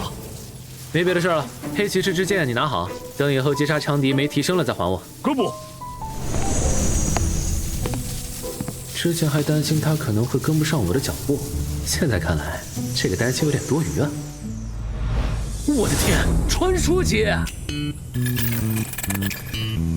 这效果也太 bug 了吧！征兵场我知道，这个突然冒出来的雷氏托管，该不会是降神吧？不行，我得问问。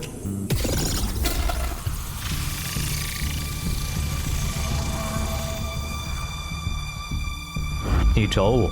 对，我有事想问你。讲。临时托管的效果是什么？还有征兵场的待解锁功能，怎么解锁？